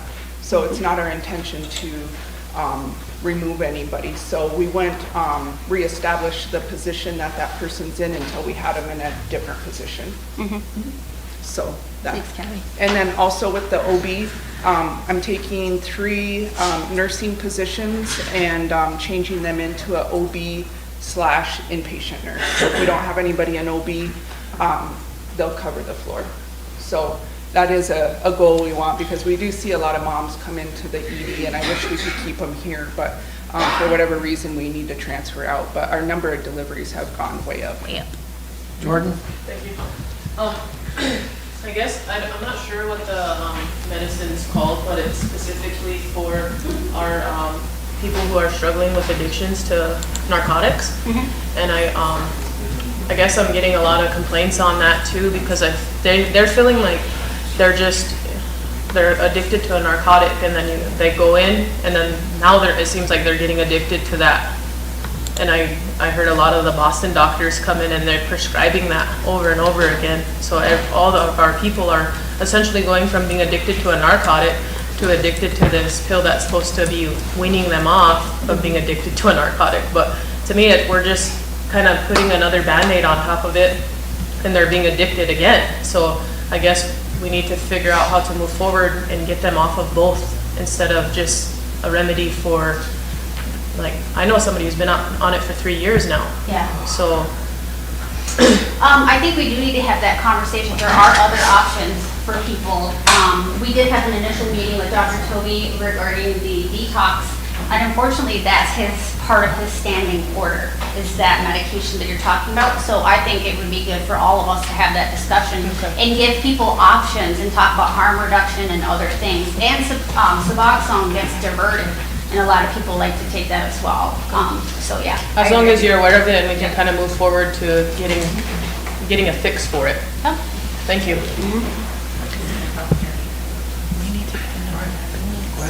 As far as nursing positions, like Marlene said, we're working on the org chart.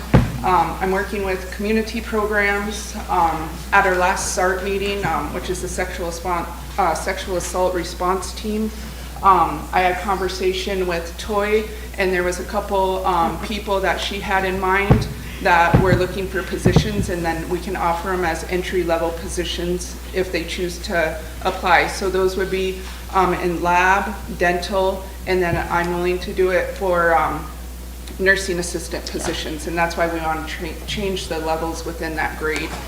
And I'm also willing, because if you go to usajobs.gov, people can apply for the positions that are currently advertised. But we've been trying to push out, like, just come up to the hospital, we'll help you. We've talked to our HR person at area, her name is Heather. She's willing to help people apply for those positions. We're willing to train on the job.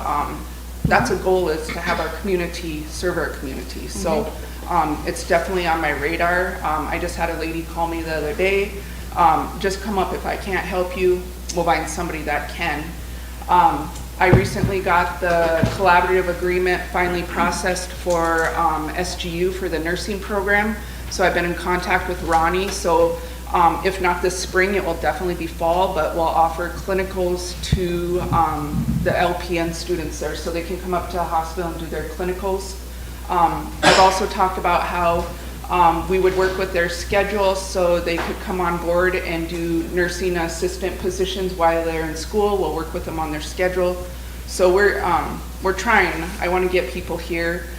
So if you have any comments or suggestions, I'm always open to hear that. Kathy, go ahead. Do you have a SART person in ER? Currently, our sexual assault, we refer to them as SANEs. We currently have 2. I'm one, and then our nurse educator is one. Okay. So both of us are on call 24/7 for a month. Okay, so there is a protocol where nobody else within the ER obtains that information when doing the SART exam?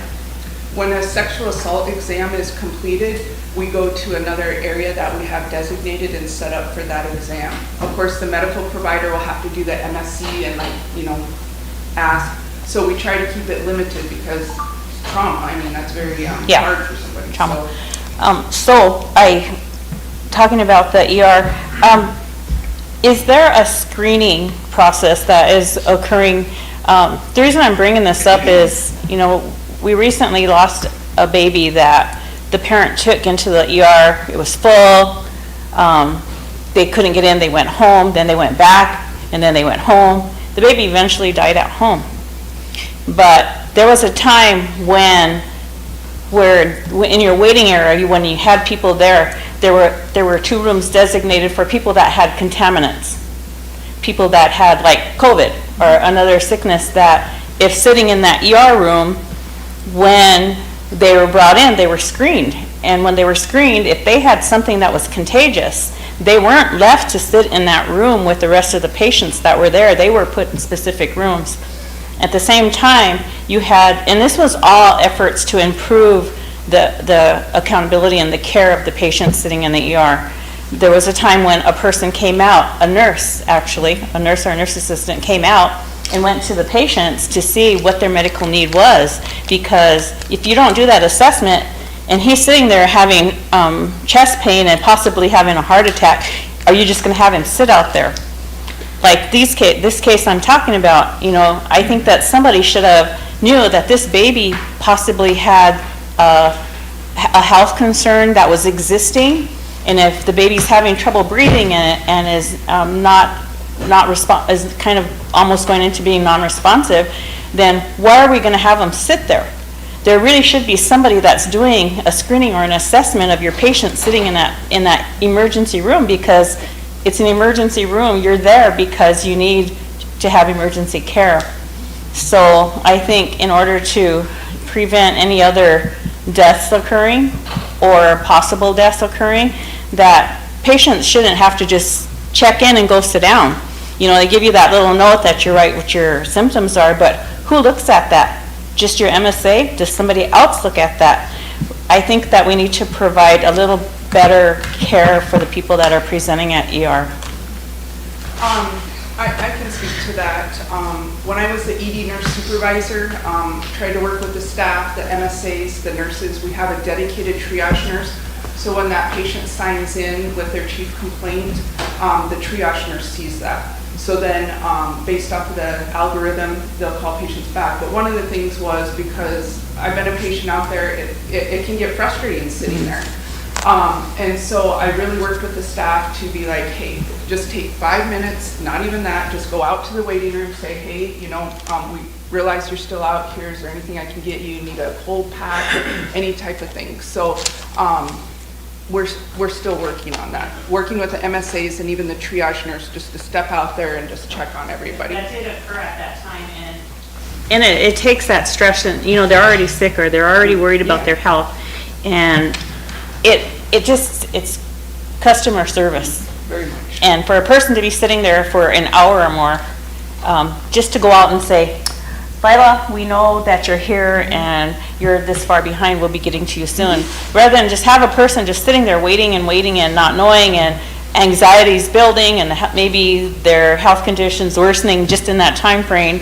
I mean, if you don't have someone checking, a person could be having a heart attack out there and you're not gonna know it until they're actually laying on the floor. Well, I agree with that, and a lot of times, and I mean, for me too, sometimes like what you sign in for your visit is not really what you need to be seen for, so we don't know sometimes. So it depends what they create their visit with, but yeah, it's our goal to reach every patient, keep them informed, let them know they're important, because they are. So we have 11 beds in the ED. Lately, we've had a lot of traumas, a lot of septic patients, so those require workups and then trying to arrange the transports and stuff, so it can get backed up. So we're looking at some other processes so we can address maybe some of the lower acuity patients, because it is hard to get into clinic. A lot of people will go to the ER, so we're looking at some processes where we can address the lower acuity patients faster. And so then it won't be such a long wait time, so I understand. Thank you. Any more for Kelly? Myla, go ahead. Thank you, Chairman. I just had, I'd say request. You know, our people, we all know the standard operation of the ER, and a lot of times, you know, we know what we get. So people will wait till the last hour, last minute, till we're actually, you know, really, really sick to where they have to fly us out. Preventative care, it's hard to get here, you know, and the clinic gets filled up so fast. And people will come as a walk-in, you know, and wait all day. And a lot of times transportation is an issue. But you know, I myself was up there not too long ago in the ER, and I sat and I observed, and you know, I was really thinking, gee, I'm 53 and a lot really hasn't changed, but there are things that have gotten better. You know, I can attest to that. You know, I can attest to, you know, the time, the wait at ER isn't as long, but it's also, for some, they said they sat there longer than an hour. I know it gets busy and, you know, it gets crazy sometimes for you all. But, you know, as I sat there, I was thinking, you know, you go to other facilities and, you know, you see just basic housekeeping. You know, before I used to see people, you know, going by, they're cleaning up and stuff. And in that ER room, you know, I was thinking about that. And when we're sick and we're sharing one bathroom, somebody should be on task with that one bathroom, you know, keeping it clean, constantly revolving, going in there, spraying, doing all this stuff, because while we're waiting there, we don't have nowhere else to go. So that happened, and then we got moved into the back on one of the side doors, and I sat down, and that covering on the bed, it was used, and there was blood spots on the floor. And I was thinking, you know, gee, you know, and I don't, I'm not a perfect person. I don't look at my people like that. But, you know, so I took it upon myself to take that white thing off of the bed, and I put it in the trash. And I just stood and waited for them to come in, and who knows how long I would have waited, you know. But, and I was looking, and I thought, gee, that's somebody's blood, you know. That's real private, and it's real personal for us. And if we don't respect each other, and we don't do those basic things of respecting each other, what does that say? You know, we're already in the issue of compact and IHS, and our people are just, you know, blown away, because we get used to what we get, and we get used to that, you know, same thing over and over. It's like being in an abusive relationship. We gotta keep going back, keep going back, because we don't have a choice. And, that really bothered me, and I was gonna say something there, and I thought, and I wasn't feeling well anyway, but I told the nurse who came in, and he came, cleaned it all up, apologized and everything, and then I felt bad for him, and I thought, gee, that's not even this person's job. So those little basic things, and if I wasn't feeling so sick, I would have walked out of there. Went home and probably got sicker. Probably would end up, because I'm diabetic, There are just things that we as Lakota people look at and we think different. We're native. We have respect for things. And when I saw that, and it stuck with me. And I said, well, eventually I'll get to address it. But, it's just the basics sometimes that we don't even look at. We don't even think about, because, like this baby, when a child dies, we all felt it. Every single one of us. And that hurts. And I can only imagine, what those parents are going through. What if, what if this, what if that? I would probably die. So sometimes in a spiritual realm, because we believe in those things, is this a lesson? We gotta look at things that way. And you have to open your mind, policy here, policy there. You know what? In our native ways, we have policies. We have those. And if we don't adhere to our own self-respect, we're not going to respect anybody else. And, I got called when that, the little Hakoja passed away. The repercussions to the way we handle things, that's a repercussion. And how do we address that? How do we look at those things? Because we're all so ingrained in our minds of, we got to do this, we got to adhere to policy. But you know what? We're a native country. We're in native lands. At some point during that time, because a lot of tragedy happens in the ER room, the ER department, our ER staff, all of you, it affects you.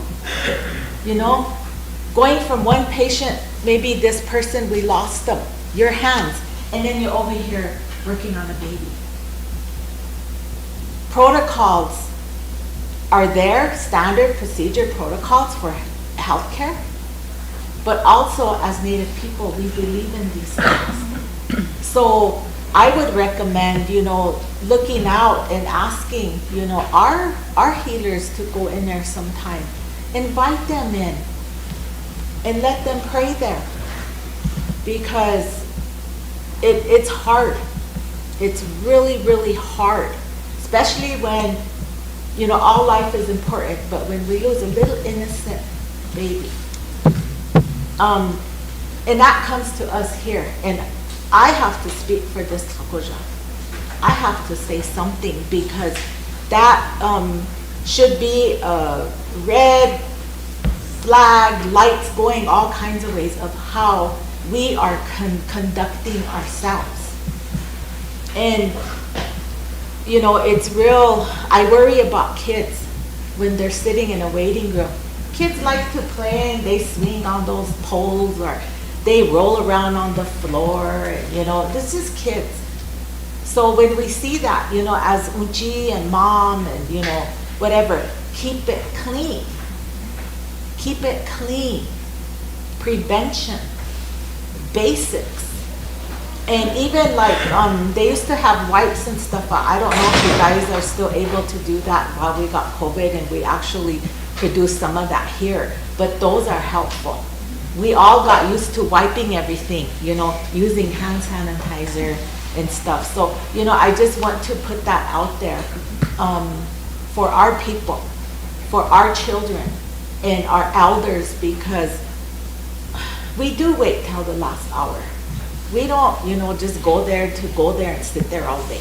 you know. But if we can remember these basics, that's prevention. And it's also helping you as, you know, running the hospital. I want well for you, I want good for you because you're here taking care of us.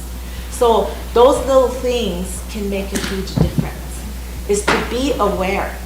Cleanliness is very important, especially now, you know, we have the seasons coming and changing. And yeah, we're sovereign here, we can do our own thing, and we did, we stepped up, and we're still taking care of our COVID people. And our COVID people are well aware, they don't want to go out, you know, they're adhering to all that. So if we can do that and at least help each other in that manner and remember those things, you know. So I think our standards, those, they're tough, but we can do it, you know, and helping each other. So I wanted to just put those things out there that whoever is in that arena, they have to remember that, because it affects everybody, you know. So thank you for listening to me. Michael and Emily? I'd like to respond to Lila. I really respect everything you said, and we are looking at that, and we have realized, so like the housekeeping, yes, we should have somebody available to go in and wipe that bathroom down after each time. So we are looking at staffing a housekeeper specifically for the ED, but we need people to come work. And that's one of our goals, even with security. We're looking at staffing a security person in the ED just to have that presence. As far as prevention, you're exactly right. So it's been identified. So this month, the last week in November, we haven't set a date or time. We've been talking about it. We're going to have a diabetic blitz the last week. And then it's also Native American Heritage Month, so we'll address that. Next month is December, that's HIV and hepatitis C awareness month, so I'm gonna have a blitz for that. And then in January, it's cervical cancer awareness, so I'll be having a blitz with that. So we'll have plenty of time to advertise, get people in. It seems to work a little better like on a Saturday where there's not a lot of other things going on. But yeah, prevention is key, and those are the things that we wanna do. Micah and Emily? Good afternoon. So is the emergency department still contracted out? Yes, tribal health staffs the providers and the nurses. We do have 6 funded federal nurse positions, and so currently we have 3. Okay. So who has oversight of the ED? The federal. So like the ED nurse supervisor, we have a federal, and then we have a tribal health nurse lead. That nurse supervisor has oversight. And like right now, Dr. Montlow has oversight since she's federal of the providers. Okay. So we have a meeting every day, Monday through Friday at 9. It's called ED Quappy. And we've identified some issues. So like we have a staff member from nursing and providers come to this meeting. We review charts, look at documentation, look where we could do better. So we include them, but yes, federal has oversight. Okay, so that contract that's initiated between like the area office and the management company, or who? Currently, right now, yeah, it's with headquarters. Headquarters manages that contract, but we address all the staffing. So like Rockville, that headquarters initiates that contract with the management company? Yeah. Okay, so what does like IHS's administration, like what role do you guys play? I know you spoke to it a little bit, but what role do you guys play in addressing the issues like Lila brought up? Do you, like, is there real authority to make change to what? Yep. And we have a potentially an ED supervisor, a federal and board certified experienced doctor that may be coming here so that we'd have that full-time presence. But we meet every single day, like she said, and then we meet with the contractor once a week. Okay. And we bring up any complaints or anything. So if anybody has any, call me, 747-4431. Call me anytime, 747-4431. Another question, so how does the tribe get a copy of that contract? All you have to do is request it through the FOIA. Okay. And I will say that this contract is ending in December.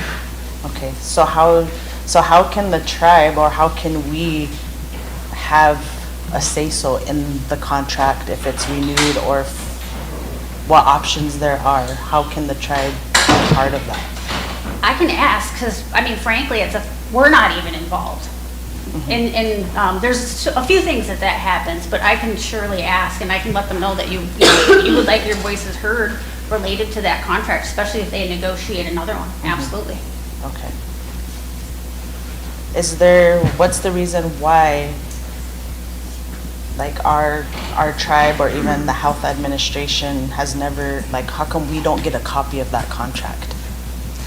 It's just the paperwork laws. You can get it if you request it, and it's an easy request. And then I think it's Carla, or even talk to Dan Davis. Okay. Yeah. All right. Thank you. Okay, we have Emily. So I have a question that I was going to ask, but I want to ask a follow-up to Micah. Who makes that decision? And is it more of a, like, we're going to do all this work and then we're going to tell the tribe how it goes? Or is there a way that the tribe should have access to that process, or a say in that process as far as what's going to happen with our healthcare at the facility, and whether that's renegotiated, whether that's extended or canceled or somebody else? Like, that December's pretty soon, and so I'm assuming those are conversations that are happening right now. So at what point can we, or do we have the authority to be a part of that? I can absolutely let them know. Like I said, they're not even getting our opinion. But that might change. This contract might be ours. And then we can sit and talk about what we want that to look like. You know, other EDs have a fast track where if I just come in with an earache, I would go this way. If I come in with chest pain, I'm going to go this way. So there's things that we can do. So I look at it almost as a positive if they don't renew it, because then we can sit in this room here and talk about what we want. I mean, I get the potential of that, but I also get, like, if they don't renew it, then we're stuck and we don't have a plan of action to move forward. So if that is going to be a case or a possibility of the case, then I would like to know sooner the better, so that we can be proactive, not reactive to that. Absolutely. Thank you. And it is extended till March. Okay. To get a little bit of extra time, but I will let Dan know. Okay, thank you. And then my follow-up question was, I know, or I'm assuming, maybe I don't know, that hospitals should have a standard of care. And so how do we deal with things like ceilings falling in, or maintenance, or building, or equipment repair if we're in such a funding crisis we can't even, and I'm building off of what I'm hearing, but also, like, yesterday I had to take my son up there, and the physician, the provider had to use their cell phone flashlight for a light to look in his nose and ears and things like that. And so to me, that doesn't meet a standard of care. And so how is that allowed? First of all, what is the process that we would even be able to mitigate something like that before it becomes an issue at that magnitude? And then can you explain a little bit on the process of how you do apply or receive funding on those types of equipment upgrades? Because I do know technology is pretty quick, and so I would hope that we would have a mechanism in place that would allow us to, upgrade. Yeah. Thank you. No problem. We go to area and ask, and then we write applications for additional funds through, like, MyRack or whatever, to do the projects. So we have a list of projects, and we go and ask for money every single time. And we have a meeting with them once a week. And then we look at the projects, which I think he should come in here in the next meeting so you guys can get an update on what the projects are. But then, we prioritize them, and we just keep asking for more money, and that's how we're going to pay for the roof. Hey, this is a need. We've got to fix this roof. And as far as the equipment, that shouldn't be happening. We can do a credit card order to get something like that, so I will go in and check that. Absolutely, that should not be happening. Thank you. Okay, thank you. No. And Kathy, then Micah. Okay. Where to start? So, people that were listening to us earlier, and we were talking about the wage increases, the grade increases, especially for the nursing field. We do have a couple of nurses that are LPNs that are native from our communities that had interest in applying, but because the wage grade was so low, they would have to take a dip in order to come back. So I hope you can increase the wage grade of our nursing staff. We can address that. What we can do is, it's called above the minimum. So if they come in and they're rated on the scale at this rate, but they're making this much, we have a process established to where we can offer them what they're making currently, so they don't have to take it. But if they're at the end of the scale, it's not going to increase. No, not within that Yep, scale. No. that's what I'm saying. She's been a nurse one of them's been a nurse for a long time. Okay, so the feedback is that it would be good to increase the wage grade on the nursing. And then, when is the next CMS review done? We just had survey and just passed. We do mock surveys all the time. We Yeah. could ask them to come and do it, but we just successfully passed survey. In the past, it was shared with the tribe. Can we have a copy of the outcome of the CMS review? Yes. Copy of the last survey. Yep. And just for information of my colleagues, the ER was never supposed to be on a contract this long. The only reason it's on a contract is because we were almost shut down. And we were found non-compliant, and we were in a lot of trouble, and that's when we had all the big heads of Aberdeen area and Washington DC sitting here in this tribal council chambers, and we were asking questions because, like I said, that communication with our tribal president from the Indian Health Service, it was not done at that time. And when you go into the government regulations, you know, there is supposed to be that communication. The person that was in Aberdeen at that time had made a lot of these changes, removing us from there. We do have a right to information of the IHS if you look into the regulations. And at the top of my head, I can't think of what the numbers are. But if anyone ever took the time to read it, you would find out exactly what our rights are as tribal people. And the head of Aberdeen at that time, no matter how hard we fought to maintain our rights as a tribe and our health care, it was more or less just taken away from us. And that's why that contract was there. It was only supposed to be there until we became back compliant with CMS. We had to go through a lot of changes to be compliant. Because when CMS comes in and they do that review, any faults there are with our hospital, they come up in that review. You have a given time to correct those non-compliance issues, and if you don't, we can lose services. And we were in jeopardy at that time of losing our ER completely. And so, you know, healthcare is very vital. It's very crucial for us to be informed of things that they're finding up there, things that are reported to us. You know, when an accident happens, they need to go in and do a root cause analysis to figure out, okay, why did this happen? Was it the doctor? Was it the facility? Was it the lack of some equipment? Things like that are supposed to be being done at the hospital, and it sounds like they're not always getting done because people don't bring it up anymore. We pretty much lost our control of what we used to be able to get from Indian Health Service. As that happened, then more and more our authority kept being taken away from us no matter how much we fought for it. There was a time when we could say, we don't want this employee there.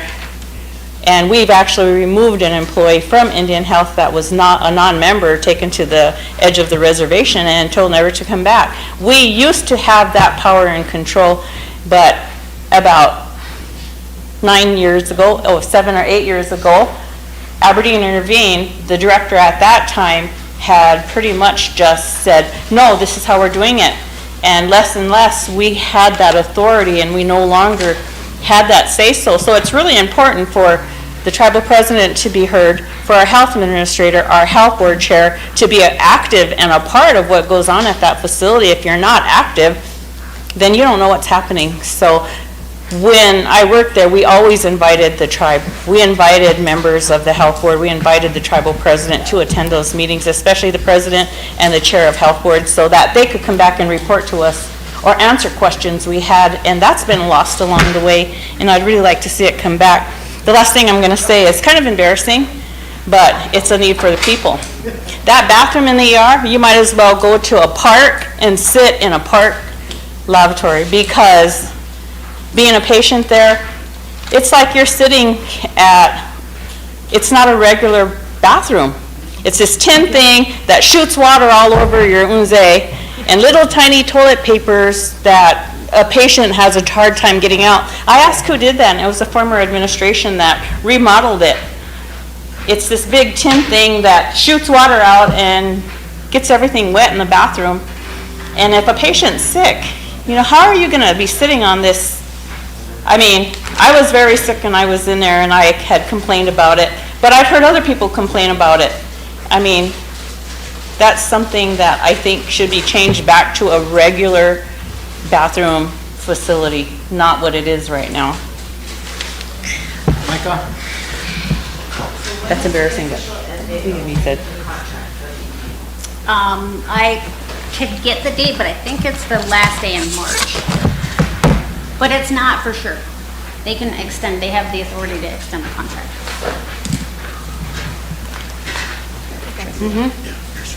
As soon as I know, you'll know. Oh, I didn't see that. I don't know yet.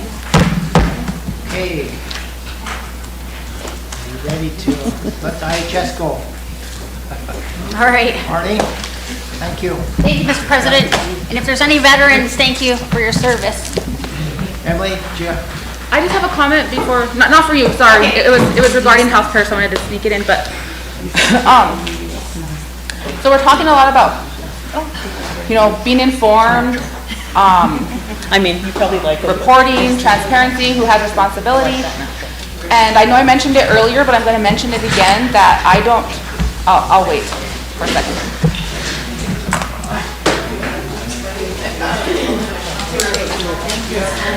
Yes, I do, but I'll wait for them.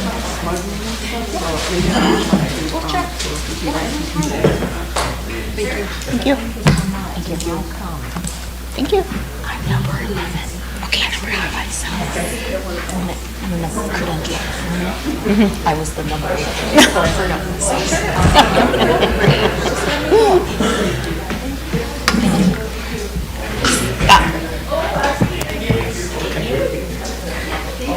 Oh, Mr. President. You have to go. I don't want Mark to stay here.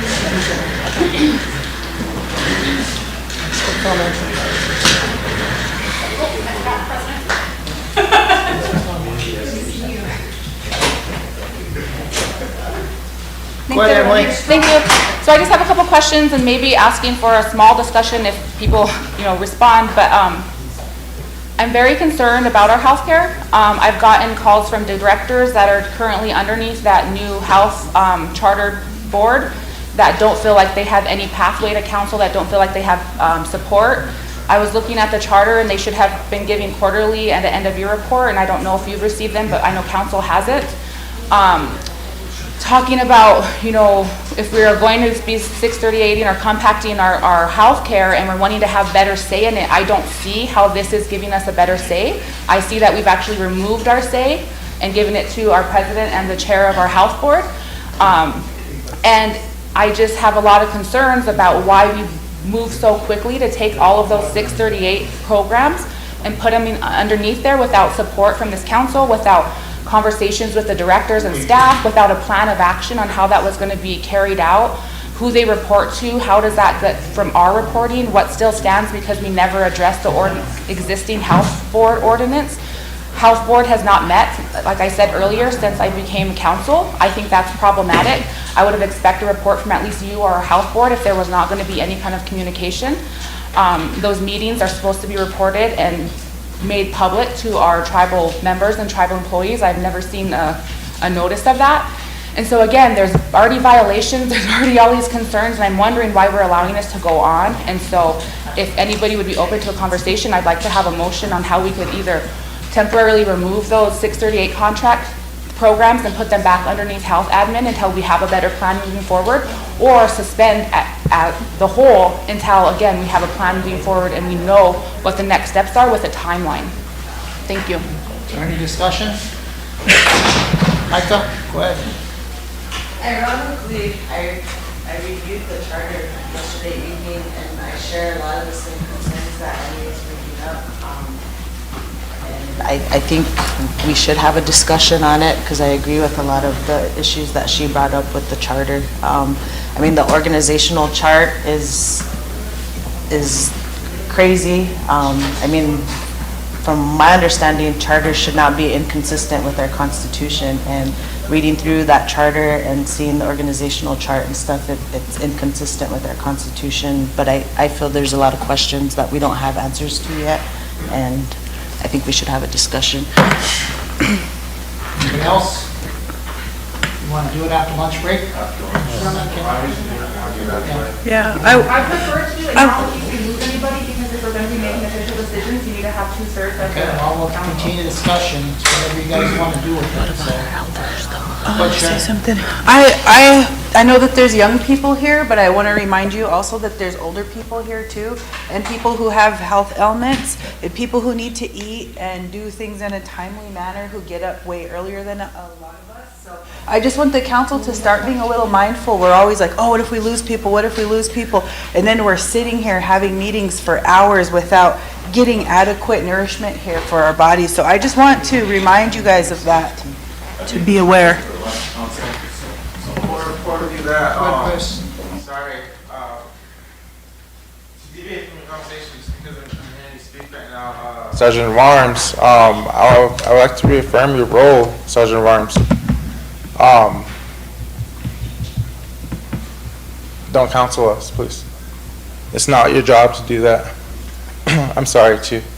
But anyways, I feel like we should do that. I feel like we should suspend the charter until we get further action on it, and if we just need to make a motion on that and get it going real fast so that we can have our lunch and move forward, I think we should do that right away. So I make that motion to suspend the house charter until we get further, until we get more information, until we get all our paperwork in order. I'm not quite sure how that process goes. I think you have to reconsider the resolution that created it and then rescind it or suspend it. Okay, That would be your motion. I'll make a motion to. Can we do this? Can we gather the charter or whatever the resolutions and we come back with it after lunch? Can we do that? That would be the comfort way to do it. Bring the resolution back with the charter, make your motion to rescind the charter. This is why we get off, I mean, it's all important, and I respect everybody's opinions, but this is why we get off track of our agenda. Just like Emily said, we do things that don't follow procedure, and then when we finally question it, then there's so many things that you have to go through just to get it back to the full court. Remind the council that a lot of these decisions became before, I got the floor. I'm commenting. I just said that because I get it all the time. Okay. For anybody in here. You know, we have a lot of council people who are here before you guys, the new ones, and I don't want to say you guys are new and you guys don't respect the decisions that they made before you guys came in. And we're always kind of trying to go backwards. And at that discussion, we took all those 3 years to discuss this and come to the decision where you guys all passed this resolution to charter or pass this charter for the IHS and to compact. But then you guys are turning around and redoing it again after the new ones come in. So it's just a matter of respect. You got to have respect for the people that made the decision before you. That was done in the petition resolution, sir. Nope. That was not done in the council chambers as a whole unit. There are people that will come to pass council that have no clue of these charters, no clue of these compacts. And so, yes, there's due respect for the people that signed it, but for the ones that have no clue of these, they were petition resolutions. So how do we go about that?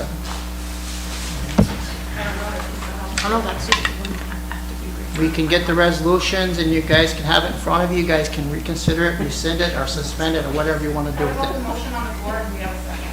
You have a second? Yes, I Okay. So you want to, I did. I guess procedural wise, I want you guys to do it the correct way, if that's what you're going to It do. wasn't done the correct way from the beginning. I've questioned that several times and I've never gotten an answer. So how are we standing here trying to uphold regulations that we didn't uphold to pass it? Well, I guess the other council can chime in if you want to, because you guys were part of the approving of it, so. What we did, she said she has the same concern. Okay, well, Restate your motion, let's get it done then. I make a motion to, rescind the resolution for the charter of the House Board, or the House, 638 programs. Reconsider and rescind the resolution that created the charter for the health board. Yeah. So it's going to be Yes. 2023-143. 2023-143. We have a second. Is there any more discussion? Micah, go ahead. I would like the discussion to happen. Me too. Before we make any decisions as far as suspending or rescinding I would like to have a discussion about it and. Yeah, because we could amend it. I'm going to lunch. I can't wait no more. That was just my comment, so. I would like to know for the record that, sorry, you guys are having a good motion here, but I just wanted to, Kind of have the documentation, look at it, so we can make a sound decision together. Why, I think the purpose why they want to do it now, because it takes 2/3 votes to rescind it, and if we break, then we're going to lose our 16. That's what's happening, so. which is why we need to add that to it. So, okay, well, we don't have enough to do it. Does it qualify for a vote, like, do the rules dead, what's the question? Call for the question, we'll vote on it. I mean, but can we, if we don't have the quorum, like, does it even count, you know what I mean? If we have to have a certain amount of people and we don't have it present? It's 2/3, so what's 2/3 of the? You can always get up. 15 would have to vote yes. We probably won't. So we can vote then? You can get an idea of who supports it and who doesn't. Sure. Okay. Sure.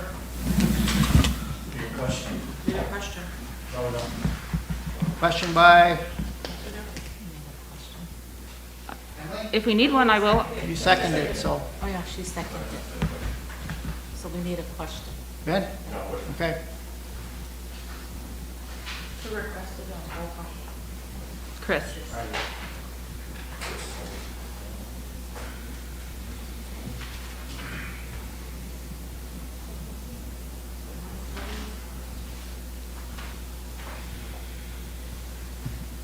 Jordan Ron? No. Christopher Eaglebear? Yes. Lisa Whitepipe? Coby Wright? No. Stanley Whittenay? Michelle Traversy? Not voting. Michael Lunderman? No. Fremont Fallis? Yes. Charles DeBrey? Oh, he left.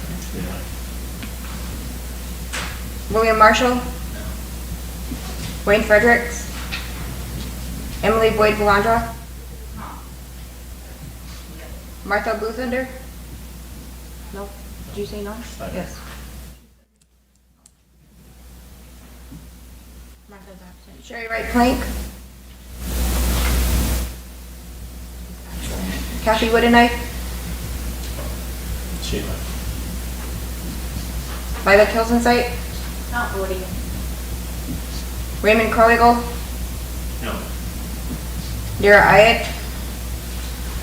Z. Kakoza. Ben Blackbird III? Yes. Dwight Spotted-Tail? Yeah. No. 4 in favor.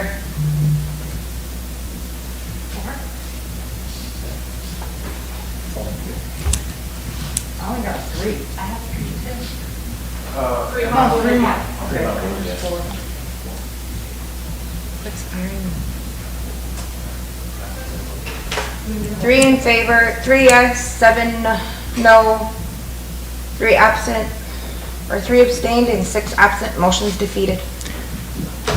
Do you still want the resolutions and the charter? Yes. I'll copy the charter, we'll get that after lunch for you, okay? Okay. All right, let's break for lunch, an hour break. 3 o'clock. Oh, what was that, 143?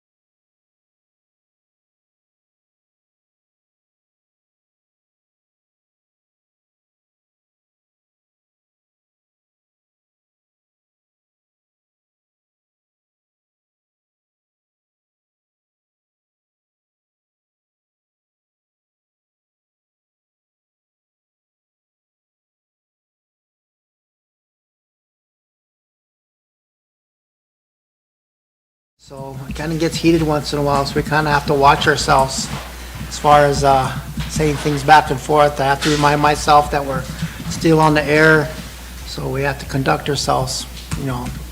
So I apologize if I was out of order. But let's get back to business. We have our agenda. We want to get to our constitutional officers next. So, Ben? Mr. Chairman, I thought we were going to come back to do that, that resolution that Eric brought it in, that thing with the... Oh, with that consortium? Yeah. Yeah. I don't know if that was... Has he got it done, or did he make copies, or? It's done, but it's in their email. It's in your email? Okay. It's not even in there. It says attached resolution, but it's not in there. Okay. Or it's not Yeah, attached. can you see if he'll make a copy of that resolution for us, and then we can pass it through? Go ahead, Emily. Thank you, Chairman. I just had a question. I know, our meeting tomorrow looks like it might be kind of full with the honorings, and so I was Yeah. wondering if we were gonna get to enrollment, because we didn't get to them last time, and I think we have a deadline for some of the holding order type Okay. things. And so I was wondering if we could get those in front of council We can get to them today. today if you guys want to. I mean, that's fine. Okay, We can do that today. Yep, okay. I called them this morning, so we were just supposed to call them if we were gonna get to them and they'd have it ready. Okay. So I'll let them know. Thank Okay. you. Chris? And we're just going down this list, right? Or are we jumping around now on the agenda? Well, we're kind of going, we're supposed to go right down the list, but we're kind of jumping around. Okay, because I don't know if you can get to them today then, or maybe tomorrow, or at least before the end of the month, but I do have some community resolutions that I would like to bring Yeah, to the so board too. we're gonna do constitutional officers. We did the Bureau of Indian Affairs. We did, what's her name, Jolene? I can't remember what her office is now. Office of Special Trustee and Indian Health Services. So after we're done with constitutional officers, we'll be on communities, Chris. Okay. And then we'll switch to enrollment right after that, okay? Thank you. Okay, let's give my report. You guys must be doing a lot of your committees, because I don't have any resolutions up here that's going through on my report today. That means that you guys are attending your meetings, your committee meetings, and you guys are getting your resolutions passed on up, and they're going through the process like they should be. So for a while there, we had emergency legislation every time we turned around, and they were had directors come into the office and saying, can you do this during your report? So I don't mind doing that, but a lot of times I don't know what the issue is as well as I should. So I kind of told them that I wouldn't do it anymore unless it was really important, that it was time sensitive. So the first thing I got to report on is our meeting in Pierre. I know there's a lot of jokes going around about me meeting with the governor, but yeah, that was expected, though. I knew that was going to happen. That all stemmed from for about 3 years now, we've been negotiating our gaming compact, and gaming commissioners and board of directors at the casino, they would sit down with their joint meetings, and they were going over the gaming compact and making amendments to it. And so some of the biggest things that they wanted to see in there was more machines and sports betting. So that got approved. We finally came to we hired Mark Van Norman to be our negotiator. He was actually the director of NIGC for a while, so he's very knowledgeable about gaming and negotiation process. So the state actually has jurisdiction over our Class 3 gaming, so that's why we had to get it approved by the state. And it was just a formality of going down or having a ceremony, a signing ceremony to make that happen. And I know I got a lot of publicity, and a lot of people don't care for the governor, but she actually gave us a pretty good meeting down there. She gave us time to talk about tax collection agreements.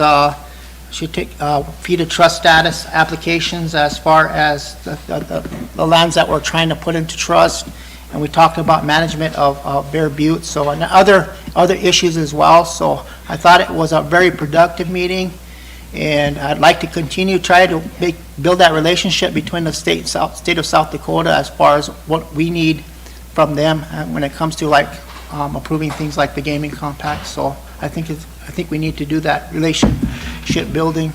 The ones that attended down there, I thought that they would probably have the experience as far as meeting the governor and making those connections. So I had our legislative affairs director come along with us just to make that connection, just for them to see who she was, as far as maybe going down there during the legislative session in Pierre this year. She might be a big help to us being down there and being attending some of those committee hearings as far on behalf of the tribe.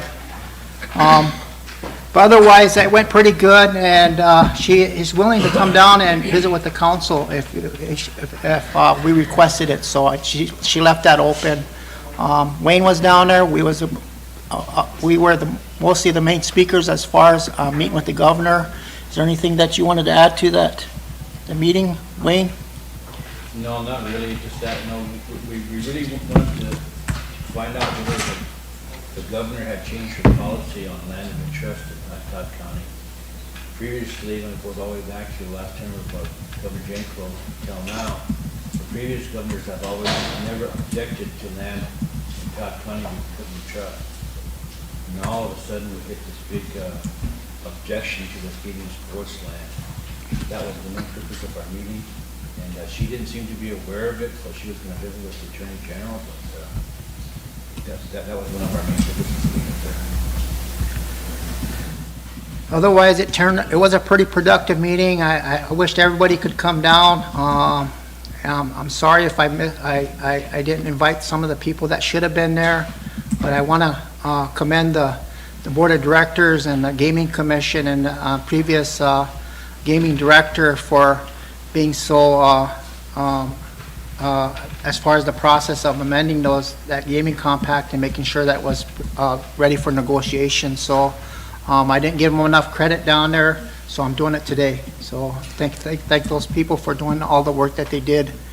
The other thing I have on my report was I met with St. Francis Indian School last week, and we talked a little bit about how we're going to move forward with this election and stuff. So I invited them to come tomorrow just to talk about the election and some of the options that we can take to move this forward.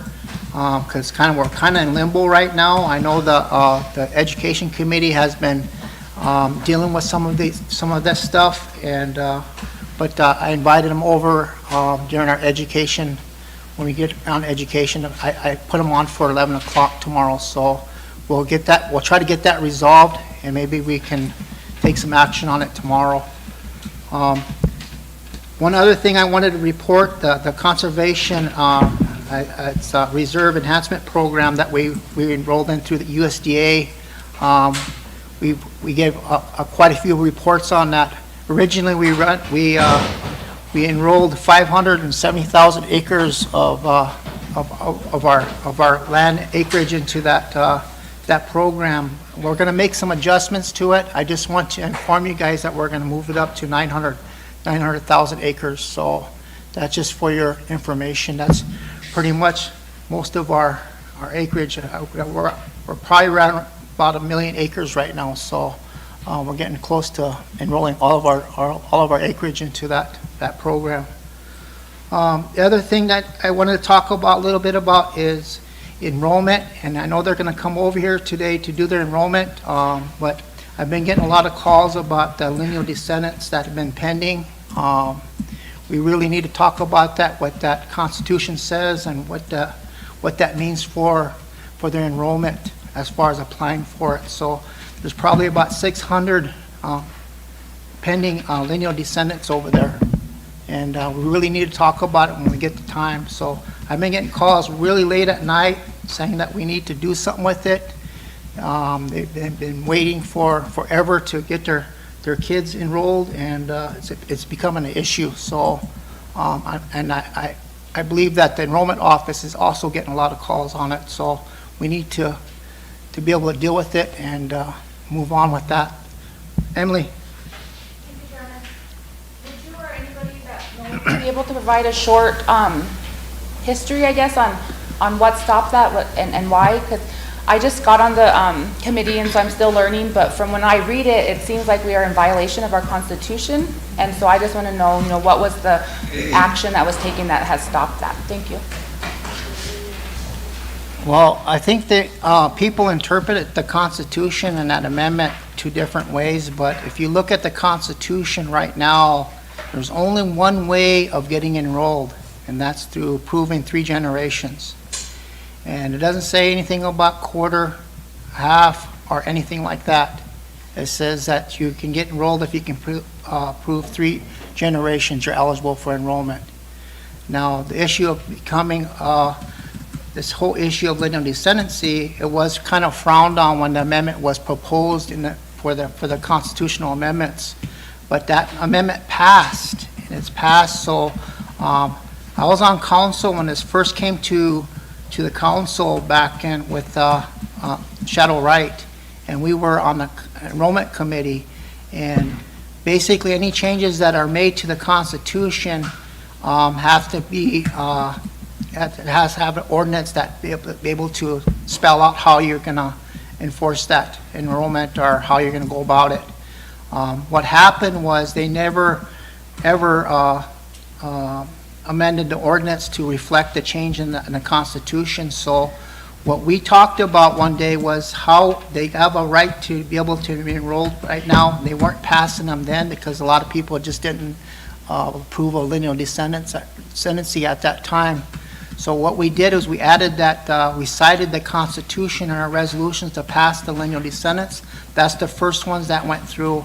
So it changes with every people that come in here. Everybody in here defines that or reads that Constitution in a different way. So, but my opinion is that we are violating some rights, maybe as far as people getting enrolled, but we really need to deal with it. The enrollment committee has a lot of meetings on that. We got to be able to, any resolution that was passed to prevent enrollment from lineal descendancy or even having them being eligible for any kind of benefits is the only one thing that on that Constitution says that lineal descendants are not eligible for is to be run for office. That's the only thing that they're not eligible for. But any kind of resolution that you develop to be able to prevent that, it doesn't trump the Constitution. So that's kind of where it's at right now. We just can't all agree on what that means, and people don't agree with lineal descendancy, so they're not letting it go through. And that's kind of what's going on with it. But I talked to enrollment this morning, and they said that the committee don't even want to look at lineal descendants anymore because it's such an issue. So we need to get that figured out here, and we've already approved them. So basically, we already set precedents for approving lineal descendants. So there's no reason that we shouldn't be approving them till we make those changes again. Can I add? Go ahead. I just wanted to clarify that it might have been the previous enrollment committee, but this enrollment committee has only been able to meet one time. We haven't even been able to select officers yet. And so I had lots of questions about this on the first one, and so I know it's not this one that's not wanting to move things forward. I just wanted to clarify. Thank you. Well, I'm saying that because this whole issue came up because I got a call at midnight one night, and this guy was pretty upset that his kids are not getting processed through. And I told him, I said, I'll do the best I can to explain it to council. But he said, no, you can do better than that. He said, they have a right to be enrolled, and he said, I want you to do it. So that's the kind of calls I've been getting. So just so you know. The other thing that I wanted to talk about was TUC. We all know that we lost our director from TUC, and I have an acting director over there. It's it was his assistant, Dina. So she's going to be acting director for a while, till the TUC commissions, and we're probably going to be advertising his job. I don't like to advertise for jobs right away, out of respect. It just doesn't seem right. So it might be a little bit before we advertise that position. But And then the last thing I wanted to talk about was security in the buildings again, you know. There was issue of that we were trying to keep the public out of the building, and we talked about all the people that are wandering around in here anymore. There's a lot of people that are getting in here that are very, very questionable about their stability. They just, I got a phone call one day threatening to come down and kill me and my staff, and we had to take care of that. We ended up calling law enforcement, but there's a lot of people that get in this building that we don't know are in here, and they're creating problems. So I wish we could maybe form a committee on how we can keep it open to the public. People can come in here if they sign in, and like for example, if they wanted to come to the council meeting and just listen, at least they signed in and tell us what they're here for. There's a lot of people that are sneaking in here. We don't catch them right away. They're intoxicated. They're on some type of drug or whatever that's going on with them, and they're creating problems in the tribal building, and I have to worry about the safety of our employees as well. So I kind of want to get some conversation going with that. We found a lot of people that are come in here and they just use the bathroom and they're messing up the bathrooms. They're just wandering around. I think we need to be a place of business rather than a place of where to hang out at all day long. I hate to say that because that's how it's always been, but that's my feelings on it. So, but otherwise, that's all I have. I'll help. Go ahead, Chris. I got a memo this past weekend that you sent out. Could you go more in depth on that? It wasn't this past weekend. I think it was end of the month last year. The memo about the recording devices. Like, can you go more in depth on that and why you made that? That was a request from the council about recordings of the council meetings, and so the general operations sent out a memo, and I signed off at concurring that we shouldn't be videotaped by anybody else except for our own communications and stuff. So that's kind of at the request of the council. Okay. I mean, I'm just curious because, like, if we go that route, I feel like it's a violation against even being on TV just like that. Like, if we go that route, I might as well just take the whole thing off the air or not do it at all, versus just picking and choosing whenever we record. You know. Well, I mean, these are just my thoughts. You know. That's a council request, so that's all I can say about it, Chris. Well, council request. Can you take it back? Pull it. You can do whatever you need to do, but if you don't, if you guys want people in here recording you without your permission, that's up to you guys. I mean, they're doing it anyways. It comes with the job. I know, but Facebook and social media is a little bit different. Yeah, they'll be actually zooming in on one person. Or It comes with the job though. Like, okay, I don't know if you guys were paying attention during our whenever we got questions for our.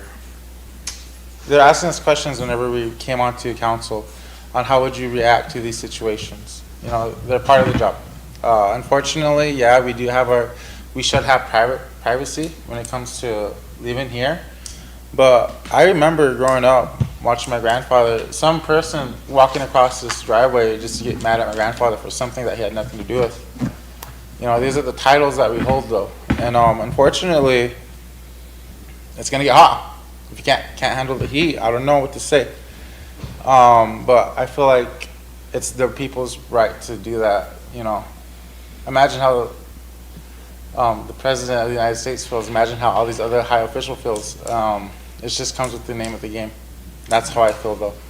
And I don't want to cut anyone's right off of being out. Because the way it sounds like no one can come in here and like, say my community wanted recordings of what we're doing here right now, and we didn't have access to this because it's all, say it shuts off in the middle of open conversation. For public record, I feel like they should be able to do that. You know? I understand that there's parts of it to where people will use it against us and like try to zoom in on one person individually, but that's on that person. You know, like we can't control what everyone does. So that's why I feel the way I do about this. It's always good till it happens to you, so that's my comment. Well, then I'll wait until it happens to me. But until then, I feel like we should pull that back. That's up to the council. If they want me to remove that rule as far as recording devices in the council, except for our communication and our Channel 93, that's up to you guys. I'll do it. But Jordan, go ahead, and Emily. I feel like it's my right as an individual to be recorded. I knew when I was coming in that we would be on Zoom, but I also don't agree with somebody recording me without my permission. And so I know that that's on every time I come in here. But I don't agree with somebody coming in and just recording because I don't know what they're doing, right? Same thing like in a school setting, you just can't go in there and record whenever you want. So I guess that's just my feeling. I feel like I'm still entitled to a little bit of personal and my rights as well, and I feel like that's where it's at. Emily, and then Ben. Had a question on if Eric or any legal opinion was given on this before being enacted. Thank you. I don't think so. I don't know if General Ops did. I know they sent me a memo. I read through it, and I thought it was what you guys wanted, so I concurred with it. So we posted it. So that's how it came about. Ben, then. Like I said, like in the past too, I think we've had some problems with that where, if he said it was by council, I wasn't aware of that. Nobody asked me if I did that. So just taking it upon whoever to speak on behalf of council. Again, there's 20 council reps here, and not just one would speak for everybody. So if one council rep says, hey, we don't like that, well, did you get the consensus of all the council reps, not just a certain few? So those are the things I always want to revert back to, because again, when you say, well, the council did it, and I'm sitting on council, nobody asked me that.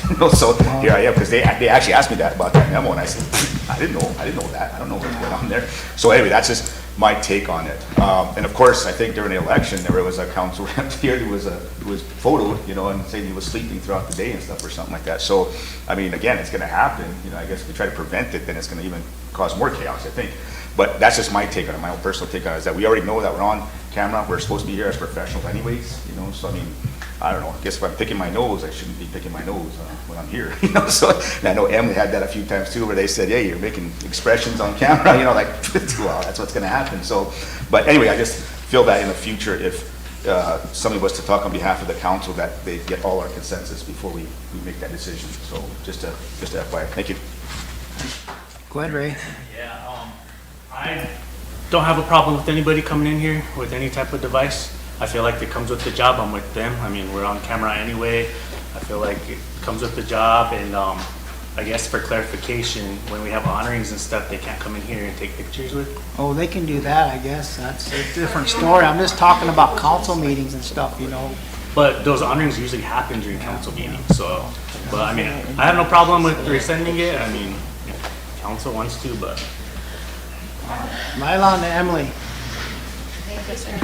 I think when thinking back, I don't remember it being said in those terms. I thought it was only during executive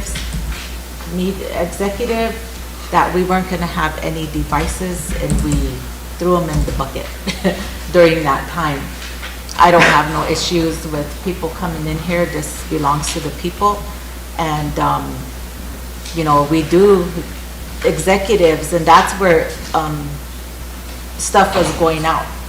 And that's always been a given, but that's what I thought that was for. But I don't have an issue with it either, If I wanted to do that, I probably shouldn't be sitting here. That's just my take. Thanks. Thank you. Just a quick comment on, can the secretary bring up the motion in question so that we can revisit? And so I guess my question would be, why was action taken if there was no discussion on it? And I'm going to ask, but okay, so my question is kind of in relation to acting on behalf of council.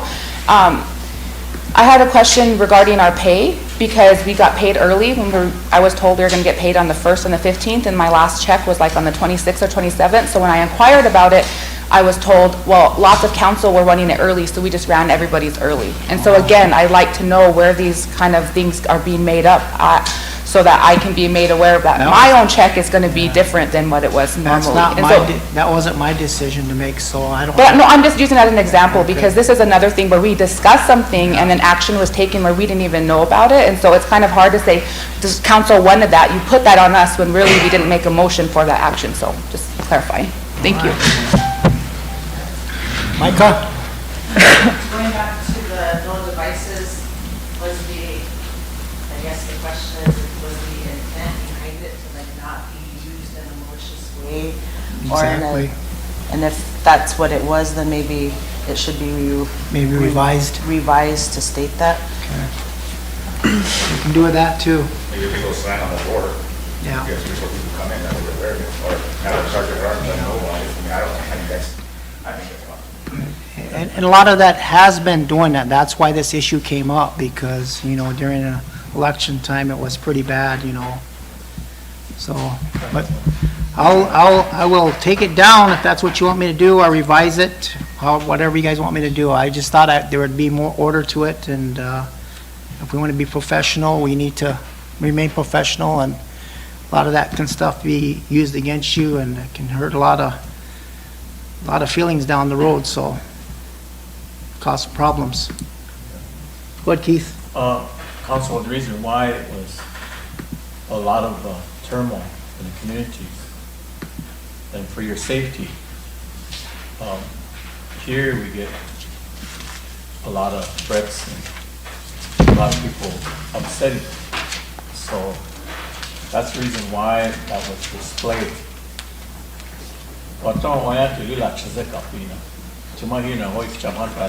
They recorded you, then they're gonna say, this is how the councilman or the councilman talks.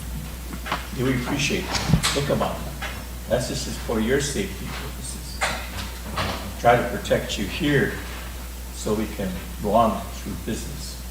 But if you wanna take it down or leave it open, then it's open to everybody. But if you get hurt later on, then if something goes wrong, and then, you know, we have to deal with it again. So, social media is pretty bad. And social media is good again for giving out advice in that way. So there's pros and cons in that, council. So I just want to share that with you. Ben, Emily, then Ben. Sorry. Go ahead, Emily. I just had a little comment on, do you need something from the council, or were you wanting more of a discussion? Because I really feel like the security thing needs to be addressed. I just so think there was needs to be wondering if- more order in the building. We need to run it like a business, and I don't mind people being in here, but at least I need to know what they're in here for. Yeah, that was If they my- want to sign in and say, I'm going to the council meeting to watch the council meeting, at least we have them signed in. That was my point that I was trying to make, Yeah. is that I'm in support of having a sign-in, so if that's something that we need to do here, then I'm happy to make that motion to have the, you know, whoever appropriate needs to man the doors, or however that, but that was my question, is if that's something that would help you, or would you rather have a conversation about it We're first prior to? nowhere near trying to keep this close to the public. That's not the idea of it. We're just trying to keep more. All I said was a sign-in sheet. Yeah. Ben. Ben, go ahead. I guess going back to the security part too, is that, you know, I think with those types of threats and everything, I think we have to step it up, and we've said that before too, so I think you may need to, I know we have our, I don't know if they're security or the general operations guys that are walking around with red shirts, maybe we need to bring in some people with security type backgrounds or something like that to help secure this area, because again, if there's threats coming in here, you gotta take them seriously. You can't just say, oh, well, that's old Joe Blow, but no, you gotta take it seriously. So I would prefer that if it's getting that bad, we're gonna have to step it up by actually hiring a couple people, almost with law enforcement type backgrounds to start, you know, doing stuff like that. And then also having a no tolerance of drugs or alcohol. If somebody's intoxicated coming in here, I don't think that they're in here for the right reason if they're intoxicated, either by drugs or alcohol. So I think, I don't know if there's a policy already in place for that, but at the same time too, we need to have somebody there. I know the general operations guy are doing their jobs and doing the best they can to help, but if we hire somebody specifically for that reason to go around to make sure things are secure, I would probably have that safety rather than saying, well, wait till something happens and then do it. So if there's somebody in here who's going all over the place and shouldn't be there, then there's gotta be somebody there to make sure that, so I know the general operations guys are just out there doing what they're supposed to be doing and helping out, but if we can get a security, some kind of a not law enforcement, but maybe some kind of security guy to go around several times, throughout the day, even during council chambers. So I am kind of concerned also, and that's why I think these doors were locked here, it's supposed to be locked. So a few times last meeting they were open and we were like kind of shocked. So if that's the case, I would like to maybe implement something like that, or have you implement something like that, that we're gonna step it up with our security here in the tribal building, so that way everybody's safe. We're here to do our jobs, we're here to make sure that the safety of everybody here is in the best interest of everybody. So I don't know if we need to do that. That might be something we'll have to look at, maybe hire a couple more people for security purposes. But that's just my take on it with the security part of it. So yeah, getting threatened to be killed, I mean, gee, that's serious. You can't just laugh that off and say no, we're gonna do it. But just that's serious stuff. So I would recommend something like that. Hiring a couple more security guards to just walk around to make sure people are doing what they're doing, especially if they're on drugs. If they're on drugs, it's a whole different deal. I mean, these are mined somewhere else, so you don't know what they're capable of doing. Stabbing, beating, whatever. So, but I would probably support that. If we need to make a motion in that sense, I probably would too. But that's just a recommendation right now. What would you feel about videotaping? My feel about videotape is the same thing here too. The videotaping is, again, this is a public place, so I think if they come in and they're videotaping the deal, I mean, they have every right to do that, but in a, like we said, in a I guess you say, positive manner, because again, we have honorings going on, but if they're doing it for a malicious matter, we'll probably see it. We'll be able to see it when they come in. So I mean, but again, I'm not afraid of getting recorded. I mean, I always have cameras up in my house, everywhere, to say, hey, somebody's always got to be watching, because it'd be my word against his word if something comes up, but if he's got a recording, then well. But that's how I feel about the recording part of it too. That's why I said we're on camera, and that's just the way it works. So, thank you. Emily, go ahead. Chris. Oh, sorry about that, Chris. Go ahead, Chris. Sorry about Thank you. that. No, it happens. I get it. Yeah.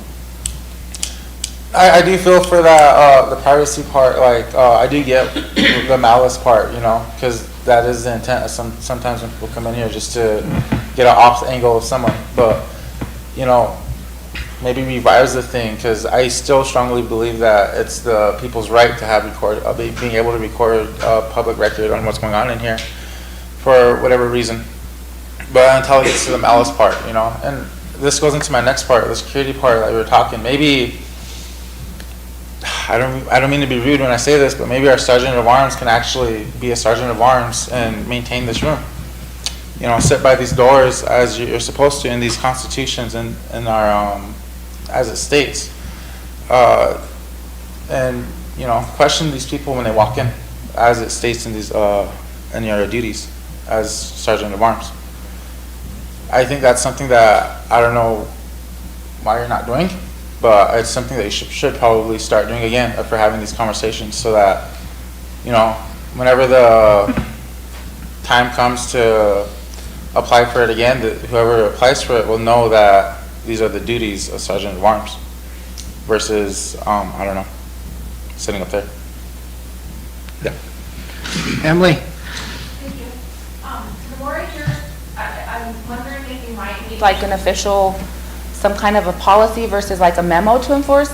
And the reason I'm asking is maybe we want to refer that to governmental affairs or one of our committees to draft something, because I think even if we're talking about the council chambers, there's still the rest of the building, who has public access to what part, there's lots of documentation that need to be protected for confidentiality. And so it almost seems like if we are going to allow or not allow, it needs to be some type of policy that's more enforced than a memo. So I'm wondering if we should refer that to maybe one of the committees for that. That could be, I think we talked about that one other time too, and maybe Sioux can shed some light on that, because I asked him at one time to develop some type of policy for you guys to approve, and if you guys approved it, or if you didn't approve it, at least he did it, and so maybe he can talk about what's needed to done with it, and maybe we can figure out somebody to develop some type of policy for being in a tribal building. It is a place of business, and we're not preventing any of the public from being in here to doing business, but we have a lot of people that are coming here that are not in their right minds anymore. So it's just a matter of safety and a protection of our employees that work here. Go ahead. Good afternoon, Chairman. Thank you. Council, Good afternoon. Thank you for having me up here today. I've been working on a plan.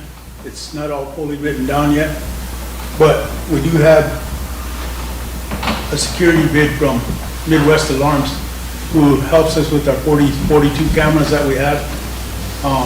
This bid is to put a keypad on every single one of these doors except the front doors of the two main buildings here. This keypad will be set up as follows. We'll have two doors upstairs. So that'll be upper finance and general operations will have access to those two doors. We have two doors back here. One is on the lower finance side.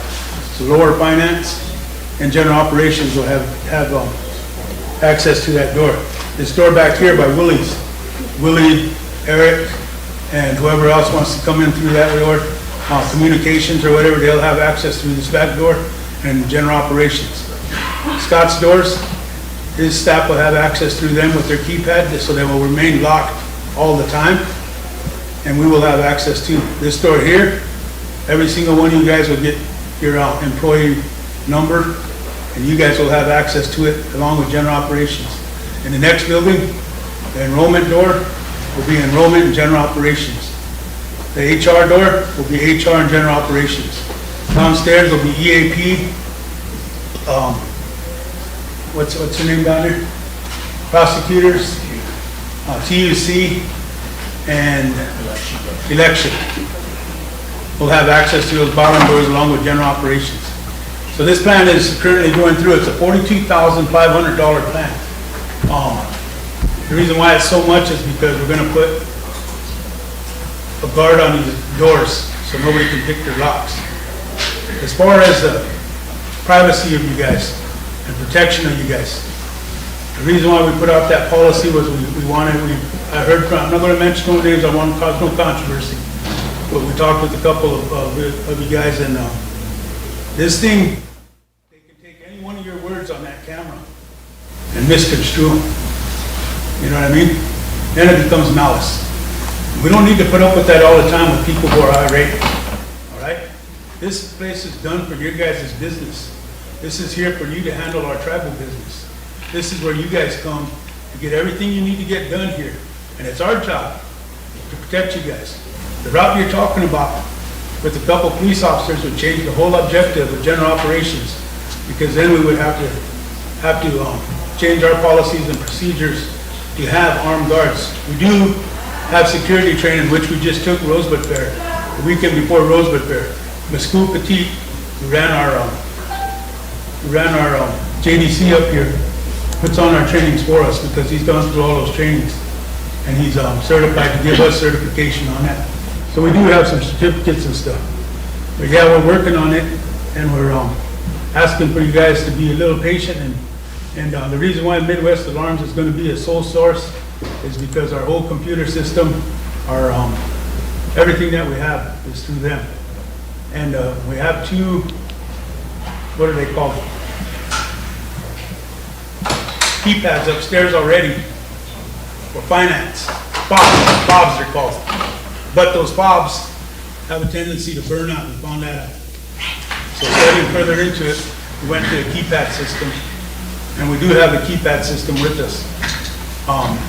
It's capable of matching everything that we got. That's why we're going to go with Midwest Alarms. But I'll bring that all to you guys once I get the resolution done. And we do have the bid right now in front of us in our office. And we're just working on things.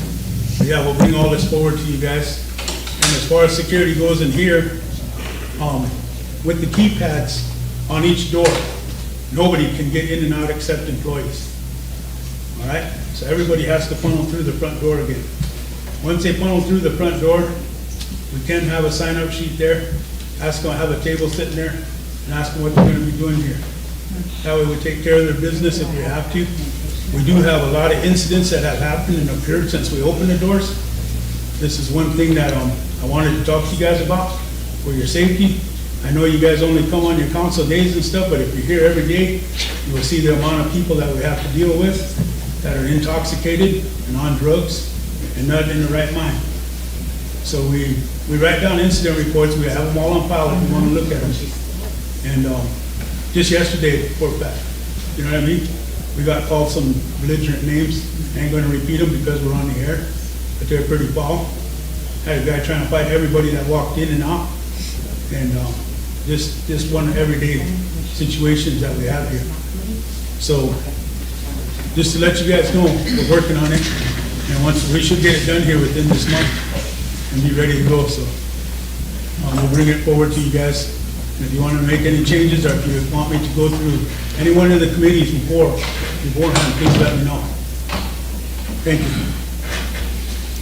Okay, develop some type of policy to make it better here without preventing people from coming in and feeling like they're not welcome here. They're all welcome here, but we need to have some type of order to being here. So, is there anything else that you need to talk about? And I'll revise do you want me to revise the no videotaping policy, or do you want me to just get rid of it altogether? Revise it? Okay. All right, we'll do that. Okay. Otherwise, I don't have any more for you guys. Ben? I got a quick one, Mr. Chairman. I know this council raised a whole different deal, I think, regarding tomorrow. Yeah, I would make the motion to have our veterans tomorrow off the whole day. I know it's gonna take pressure off you, because I know you're gonna say, you're getting enough issues with granting administrative leave, but tomorrow I would say, for me, for the council, I would say I make that motion for you to let off veterans to go participate in school activities for veterans. So, but Okay. you wanna make that I'll make that motion if that's. Just make a motion, recommend to me to. Yes. give Yeah, All right, please second don't. by Ray. Need a question. Chris? All in favor? 1, 2, 3, 4, 5, 6, 7, 8, 9, 10, 11, 12. Opposed? 0. Not voting? 0. Motion carried. Michelle, do you have a question, comment? Yeah. I was just thinking about all the things that were being said, and I wanted to bring up when we had our orientation that day with the ladies that came in, and they gave us a lot of information, and it was good information that we needed. And one of the things brought up was that the sergeant at arms position. I mean, nothing personal against you or anything, but it needs to be brought up. Are we advertising that? How long does that position go for? What is the pay? Probably something we need to discuss, but we probably need to go off there to do it, I just don't want to, it's a personnel issue, it's dealing with somebody's jobs, so I think we need to come off the air and clarify some of that stuff that's been going around about the sergeant at arms position, the term limit, his pay, and all this other stuff that's been ending up on my desk. So, if you guys want to go off the air, we're not in executive session, but we need to go off the air to talk about it. If you guys want to talk about that. Micah? I think we can discuss the position and how long they're supposed to be in that position, but if we get into the personnel piece of it, then we can go off air. Okay. Okay, I can kind of tell you the history of what had happened, okay? When a sergeant at arms was is it okay if you guys want to go into discussion now? Is that what you want to do? Okay. The sergeant at arms position, when Keith applied for the job, it's selected by the tribal council. We all know that. And at that time, the previous sergeant at arms was like, and I don't know why it turned out this way, but it doesn't really tell in the Constitution if it's a 2-year term. It's decided by the council, but it's always been a two-year term. But when Ed Claremont was a sergeant at arms and he got elected as sergeant at arms, he ended up serving 2 3-year terms in a row. So that kind of threw it off there. But when you guys hired him, you guys should have told him that it was a 2-year term or a 3-year term. And I don't think that was in the motion to hire him if it was a 2 or 3-year term. Last year, there was a motion made by tribal council to reduce his salary because of his duties as sergeant at arms. And then it was now, along with that motion, there was made that he'd have a one-year term. And I kind of thought that might have been a personal issue, but it didn't pass, so another one was made right after that to give him, knock his salary down, and then give him a 3-year term. So there's motion saying that he had a 3-year term. And so this change of salary ended up on my desk a whole year later, the PA. On my desk a whole year later, so I thought, well, I'm gonna take it back to council and get some, have them reaffirm if that's what they wanted to do, and at least it would give him a chance to be able to talk about his position and have you guys decide again if you want to do that. But meanwhile, there was another motion made in Budget and Finance to do the same thing. I had a copy of all the meeting minutes that says that these motions were made, but the last one was made at Budget and Finance to recommend to council to drop his wages down and give him a 3-year term. So that's where it's at. And does that explain it a little bit better? Yeah. Okay. The question I had is that a full-time thing? He's here every day? Or? Yep. Well, yeah, he's during council meetings, and previous sergeant at arms, they would come here and attend committees just to be, have their input and stuff to help out, so. But it's what you guys want. In the end, it's your guys' decision what kind of term that the sergeant at arms has, so in the end, it's your decision, so. Emily? The employment status, because I know we got clarified that we are not employees and so whatever, but for this position, do they have a PA that would then put them underneath the policies and personnel procedures? Yep. Yep. Yep, because so, you guys hired him, so he's not a constitutional officer. You guys so hired him. So does his PA have a term on it? No, it doesn't have an ending on it, no. Thank you. He would get a personnel action, and whatever you decide, it'll tell his rate of pay, and it'll tell his length of service. But the elected officials are exempt from the personnel policy and procedures. We all get personnel actions, but we're not subject to the personnel manual. That's why we don't accrue leave or nothing like that. We have to punch in, all that kind of stuff. So is this treated as an elected official, even as appointed? He has a PA, that's all I can say, so it's treated like he's an employee of the tribe, so. Ben? So how long has he been on, the present one right now? This is, he's served 2 years already, so. The treasurer has a PA for me to sign, but I told the treasurer that I wanted to bring it back to council to make sure that he had a chance to be able to talk on his behalf, so, Ray? Just to, I guess, clarify that budget and finance, there was a motion made here last November 2022 about that pay rate.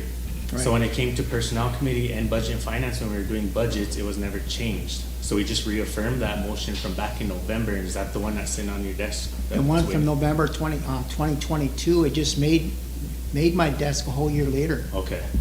And I don't know why it took so long to get there, and I said, it showed up on my desk, and I said, wow, this is a whole year old. I said, we probably need to go back. We were under the assumption that it was changed, but when we were doing budgets at budget and finance, it wasn't. So we had to factor that in, whether it was the old rate or the new rate, and that's why we just made a motion to reaffirm the November 2022 motion. And along with your motion, it stated that he would get a 3-year term, right? At council level, yes. Yes. Yep. So that's where it's at, so. It's what you guys want to do. You guys made a motion. I'll sign his PA if you guys reaffirm it. Just a quick question too, that was a recommendation for the budget finance too. Right, right. And then this 3-year term, he's on his second term, or second year right now. So To reduce his salary and give him a 3-year term. That's what the motion was made, the recommendation was. Okay. Emily? The date that recommendation was made, so like, just to answer his questions as far as like how far he would technically be into that 3-year term, or are you wanting that 3-year term to be extended starting now, so he'll get an additional 3 years? It would be just another year, so. So it was made 2 years ago? No.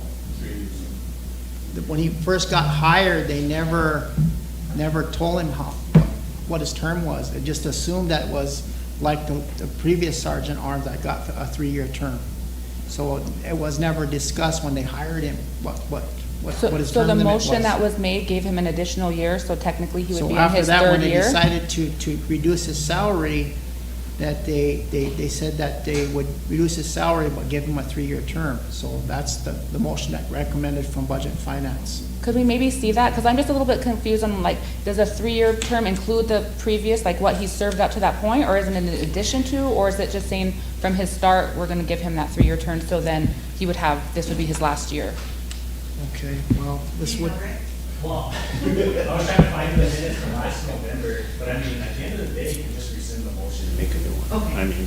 I'm just trying to think we're upholding that. like I said, in the end, it's still your guys' Yeah. decision. He's been into another term, how many months now, since September? When you guys came in, you guys usually talk about, send out applications and do the advertising for Sergeant Arms, and they all apply, and then you guys do the interviews and you hire somebody. So he's into 3 years now, so he's past his 2 years, so.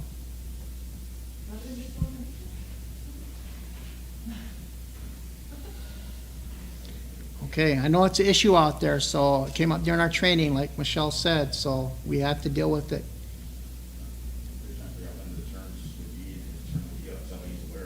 So, I'll elaborate on that. The previous Sergeant at Arms took a 3-year term, and he did 6 years as Sergeant at Arms. And they limited it. So, when I stepped in, I was trying to help the chairman and move right along to keep up the agenda. And I'm here in the mornings with the chairman, the treasurer, everybody else from 8 to 5. Committees, I usually sit in, but I can't vote. I'm not a rover, but I can sit and listen. But I sit in with the treaty in the evening, so I stay here until then. And it's always an issue, political issue. I didn't know this was a political issue when I took this term. It was a personal issue from the beginning until the new council came in. The previous did a good job when sometimes he didn't show up. But, you know, he did what he can. I acknowledge that. I kind of watched and learned. When I got here, it was hard because people didn't want to stay in the 3 minutes. We have to stay in the 3 minutes to keep going, keep this agenda going. And I understand that in a constitution, all it says is, if you read it, it doesn't say sit by the doors. I usually go ask when they're here. Sometimes in English, sometimes in Lakota, so this is what goes on here, what do you need? Previous, Jordan helped out the animal community. We brought a lady in here. She took us off the agenda, so Jordan took care of that real quick, so we can get back to agenda. Those are the things that I do in the background, make sure. Sometimes I run errands, get copies, get it done. And look, when someone else is coming in that they shouldn't be here, I'll ask them why. What's your reason here? What are, if you're on the agenda, I ask the chairman. Well, we'll have to wait. It's okay. I told him to wait. So those are things that I do. You know, the previous council was a real personal issue, real bad. I went through a lot of turmoil with it, and I didn't know it was that political. But I do, and I watch, and I see, I help the chairman because he has 10 other things, and I try to help the secretary and the treasurer and the vice chairman when they run the meeting. I make sure we stay on the agenda. That's my duties as a constitutional officer, to stay on the agenda, to keep going. And sometimes we have elders come in, speak Lakota, translate for them, help them. And sometimes we always say this from previous past councils, like crabs in a bucket. When are you gonna fix it and move forward? I have so much, we talked about those values up there. We're always pointing at those. To me, I understand, but does everybody understand? But we can't use that for excuse. You're legislators, you're leaders. You look out for the people out there, helping the people. People come in, ask for help. My own pocket helps them. So it gives a task off the chairman and vice chairman and the treasurer. That's what I do. They come on, they ask. I do what I can, get out of my pocket here. They leave, they're happy. I don't say no. If I have it, yeah, here you go. Well, that's just a chump every day. And a lot of times, it gets bad. But I have to sit and talk to them outside or sit and talk to them in here. And they leave happy. But those are the things that I try to help in the vice chairman's office. I know he's busy. And I sit in here for a little bit, go back and forth. Sometimes people come in and out.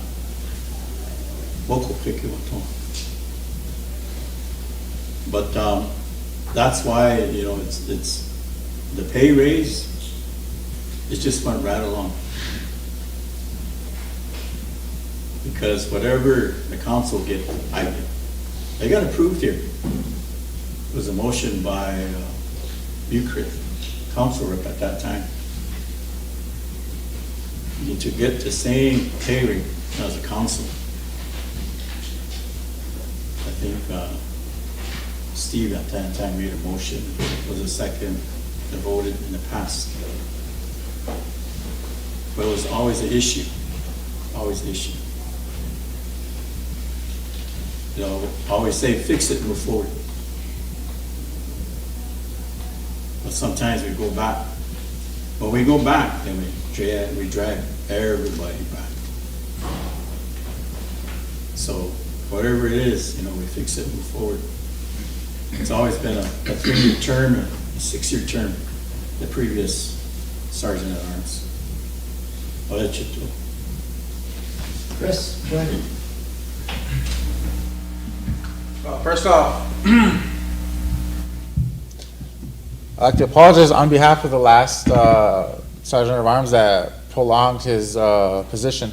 You're coming into this thinking that you could probably do the same thing. There's a lot of things that happen in council that happened in the past that we know we can't do, but they did it anyways. That doesn't mean it's right.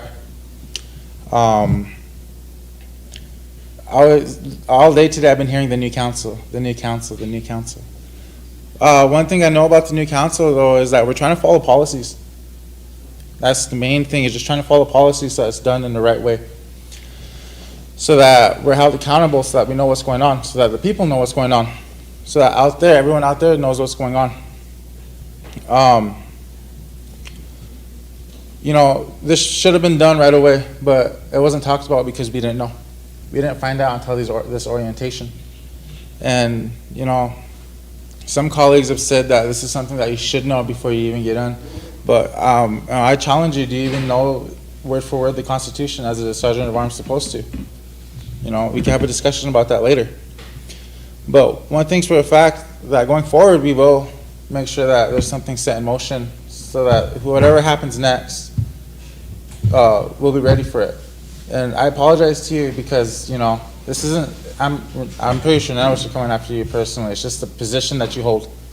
The position of Sergeant at Arms is what, when we learned in our orientation, the policies that the Sergeant at Arms is supposed to do, and what we see our Sergeant of Arms, doing and not doing, it kind of raises eyebrows of, is policy being followed? And so, you said you're on your last third year. Maybe we should have a discussion now on the opportunity to have that position advertised with the regulations that we all come together and agree on as a whole full unit. And if we need to do that now, then I feel like we should try it. I'll do it.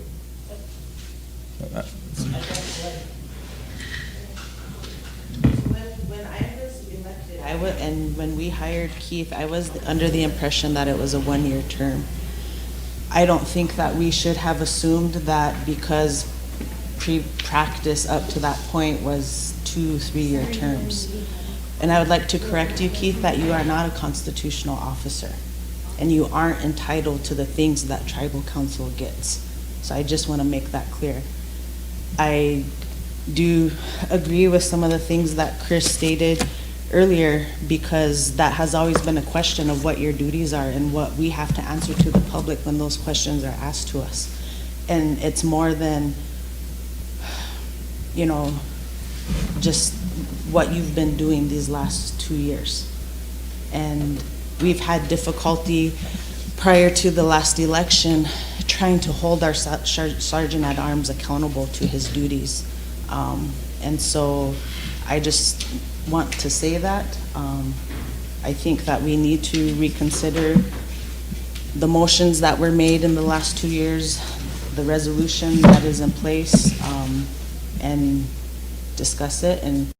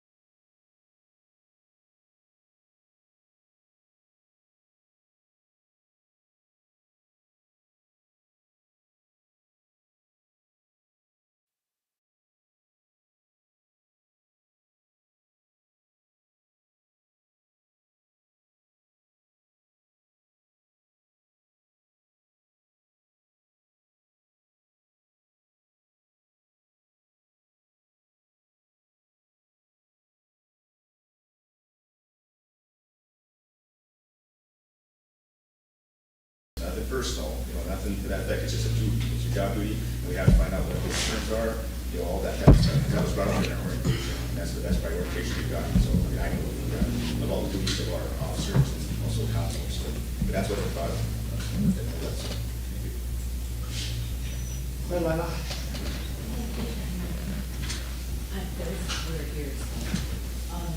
Back when we first started, we always did, it was 2 years. I remember that, and we brought it here when we first got in, and I noticed that didn't happen this term. So maybe that's something that needs to be set in stone, because I remember we would advertise it and we would do interviews here with Sergeant at Arms. And that gave others chance to apply for the position. And council then, they picked. And then, I don't know what happened, it must, I don't know. Did you fill out application? Bichano? Okay, so sounds like that happened again. So that was the process. The position basically would be picked by us here, and we always had an interview process with that. So we're gonna have to, and Budget and Finance made a recommendation, right? To, okay, you made a motion to add another year with the, So what we did was, like I said, when we were doing the budgets, there was a motion made at council, and Kim, can you find that for us? Because I know Eileen made that motion, and it was to lower the pay rate and then put 3-year term. So when we were doing the budgets, we found out that that pay rate wasn't dropped down. And like President Herman said, it took a year to get on his desk, the PA. So that's whenever we made a motion to reaffirm a year ago that that day they used to come down. So that was just the process that I'm aware of, that I came into during that time, because it's council that this person works with, an admin. So that's the experience I had sitting here. And then we got interviews and voted on the position. So if it's up or by that motion, I don't know. But that's what the process was when I came in. Thank you. Do we need to develop better policy or process on this, or is there existing policy? Because I'm still a bit confused on if council gets to kind of select, then what's that chain of command? Who's the supervisor? Who does they report to? Because our policies and procedures are very specific, but this seems like it might not exactly fit what a typical policy, employee would be. And so it's really hard for me to enforce policy or enforce something if it's just non-existent. So I'm wondering, do we need to go to committee? Is that something that we can do in resolution or motion, or has any work already been, done towards that? But it just seems to be missing some teeth somewhere. Thank you. Right. Yeah, I know that on his PA it's listed as a political appointee position, but you're right, like who supervises? That's been a question, yeah. Yeah, that's the confusion.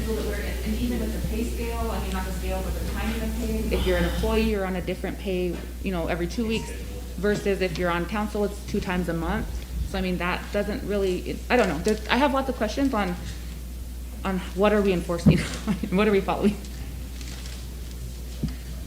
And just real quick, I searched our constitution, and it's only mentioned in there one time.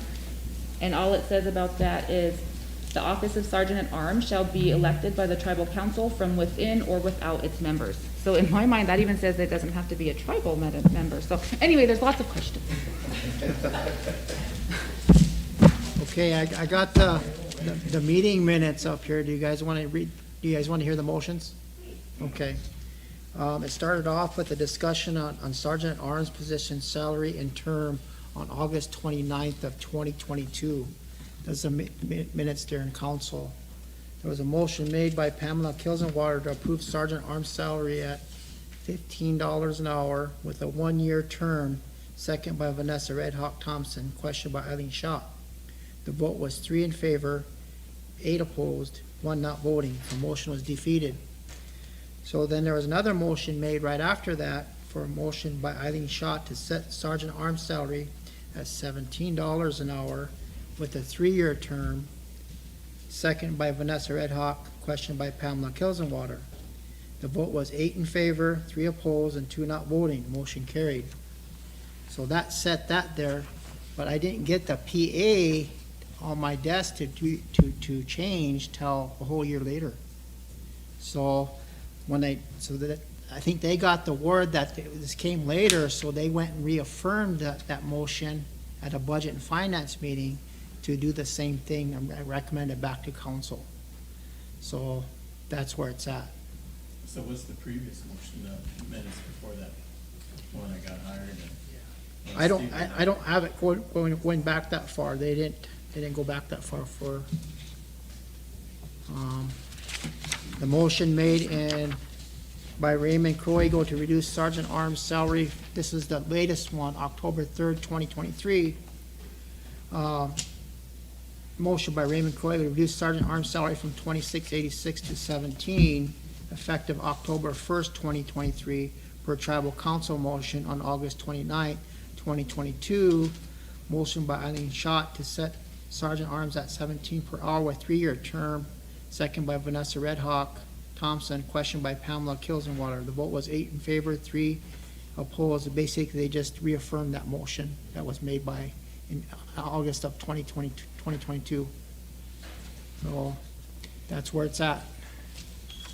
And I sent it back because I said, I'm just now getting a PA to reduce the salary, and I'm signing off on it. And of course, that your motion's just a recommendation back to reaffirm it, basically. So So what you guys want to do with it? I mean, you guys got a chance to decide it right now, so. We're gonna make a different recommendation, we have to rescind that motion. One that was done last year. Do another one? Yep. Because, yeah, it's not being followed, I mean, it was had a whole year. Well, you can reconsider and amend that motion, if that's what you want to do, to state whatever you want.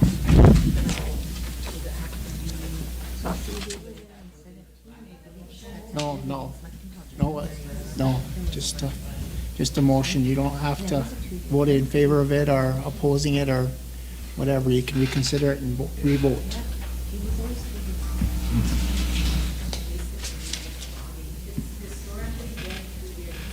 Yeah. But it's basically this body that's gonna be, it's what this body wants. Right. It's what this body wants to have. You can change it, you can put it 2 years, put it 3 years, unless we get an opinion from Eric. Go ahead, Emily. I just have a question on the PA, on the policies and procedures, the personnel policies and procedures. Do we have an existing category for a political appointee? No, they're exempt from the policy matter. So I'm still really confused on why we're even waiting for a PA or all of that, or what are we following? It seems like we're just making things up, and it's very frustrating, and I'm sorry if that comes across harsh, because it's not personal, but we are a sovereign nation, and we need to get things together. We need to operate like we are a nation, and I don't see that. And so I'm trying to get us, what do we need to do? What is the next step? Because if we just motion, we're still not having a policy to enforce. Decide today what you guys want to do with it. And, I mean, that could be separate, I'd say, with the salary and also the terms. That, whatever the budget and finance, we're going to actually look into it. We have the insight of what it was and the recommendation. I mean, I would feel comfortable with their recommendation, because right now that we're discussing, I don't have anything in front of me, just to make those decisions. But budget and finance feels that his salary was lower salary than I'm fine. And then also with the terms, I guess that would be something.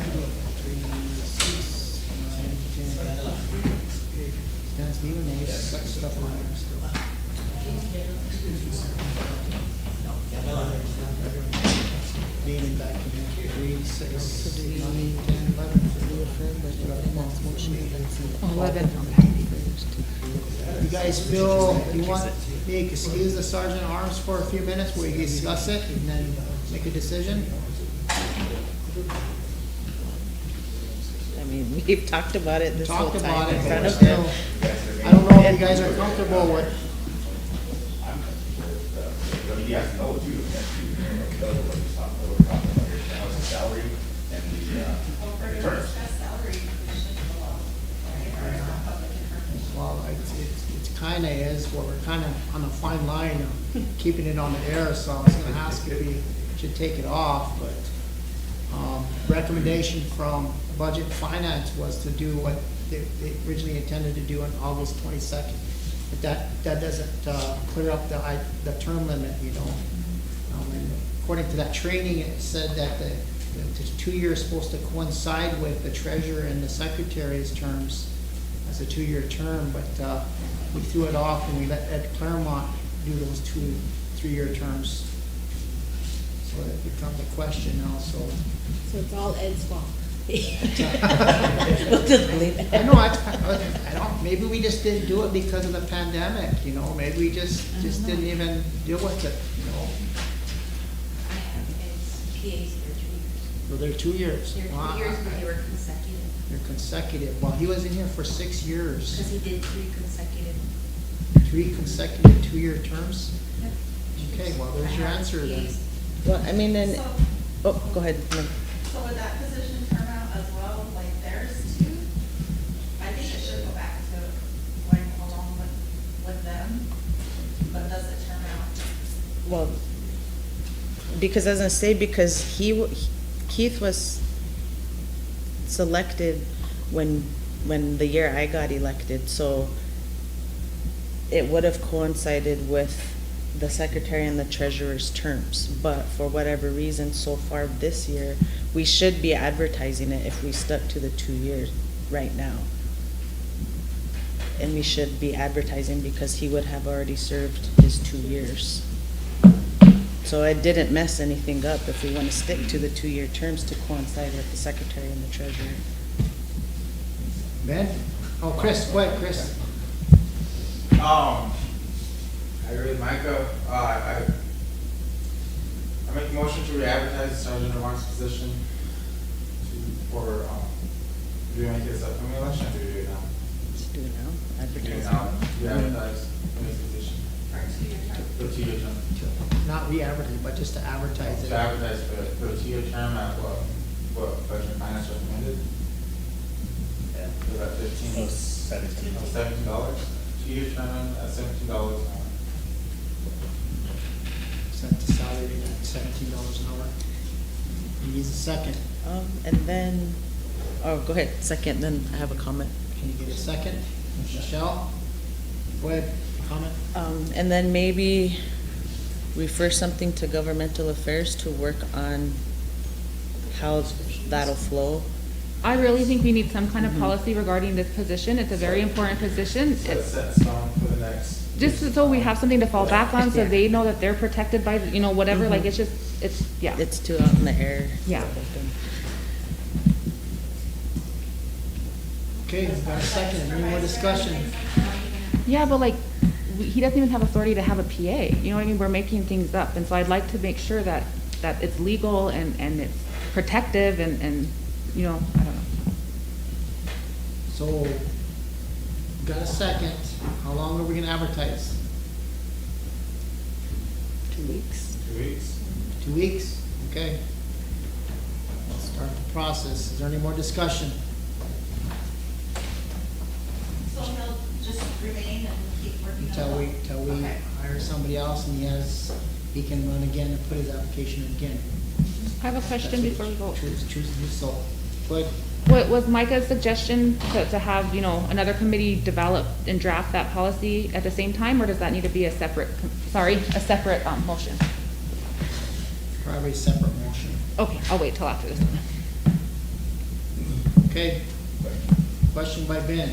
All in favor? 1, 2, 3, 4, 5, 6, 7, 8. Opposed? 1, Not voting? 2. Motion carried. Okay, well, we'll advertise for a sergeant at arms and hopefully Keith will reapply for it, so. And that's for resumes, right? We've always done Yeah, resumes. yeah, yeah, and they actually turn in resumes for that, so. Go ahead, Emily. Do we need to make that, or can I make that motion about having the policy draft get forwarded onto governmental affairs? We have a second by Micah. Question by Chris. All in favor? 1, 2, 3, 4, 5, 6, 7, 8, 9, 10. Opposed? 0. Not voting? 1. Motion carried. Okay, is there anything else on my report that's controversial? No, no, I'll revise that, and I'll have Sioux come up with some type of policy for signing in again, and then I'll revise that memo, so we'll do that. And go ahead, Jordan and Emily, and then Lila. I just have a question. So I know we haven't been able to meet on health board, and I'm new to it as well. And I have been getting a lot of complaints even prior to being on health board about DaVita dialysis. And we did some research, and they haven't had a contract since 2016. We didn't never sign a new negotiation. So I guess what is the process to start that? We've had a tribal member up there, and she tore her ab by trying to close the chairs, and I just feel like we need to kind of move forward and figure out a new company to come in and provide that service to our people that are actually going to care for our people, rather than it just going in there and it's unsanitary and things like that. So I don't know if you can elaborate on if we've ever gone forward with a, like, did a RFP or We've RFQ? always used DeVita, and I think we leased the building to them, or do they own that building? Do you remember, Treasurer? They might own that building. I think they own that building, so you can advertise, you can make a motion to advertise for another. Well, at least an effective contract, because I got told that they were supposed to pay a water bill to the tribe, and they haven't even been doing that. So I guess if we haven't had an effective contract since 2016, and it's 2023 now, I feel like we need to establish that. Is that something that health administrator would be able to do for us? I mean, with my help? Yeah, Okay. I would assume so. Okay, I will start that process, then I'll get a hold of her. Okay. We'll get a hold of DeVita and start our renegotiations of a contract. And we'll bring it to you guys, so. Anything else, Micah? With that, can we look at other options rather than DeVita? Yeah. Okay. Okay. Thank you. All right. Need some recommendations back. Oh yeah, we got another resolution for that consortium. You guys done with me?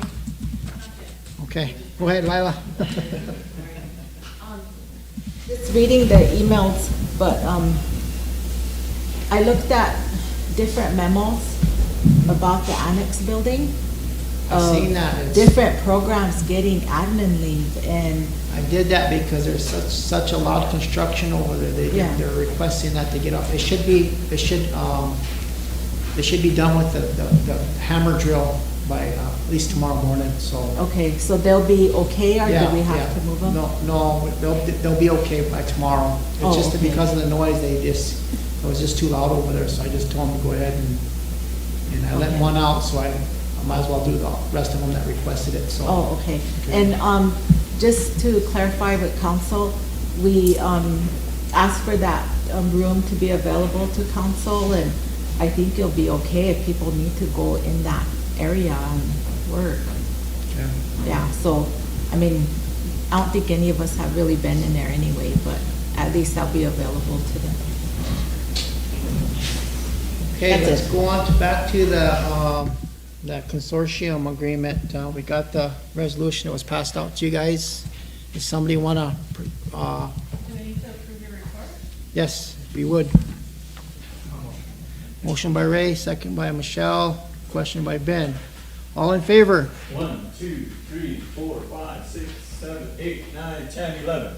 Opposed? 0. Not voting? 0. Motion carried. Okay, who wants to take on the task of presenting that? I have to get a emergency legislation. 385. 385, Is it the homeless one?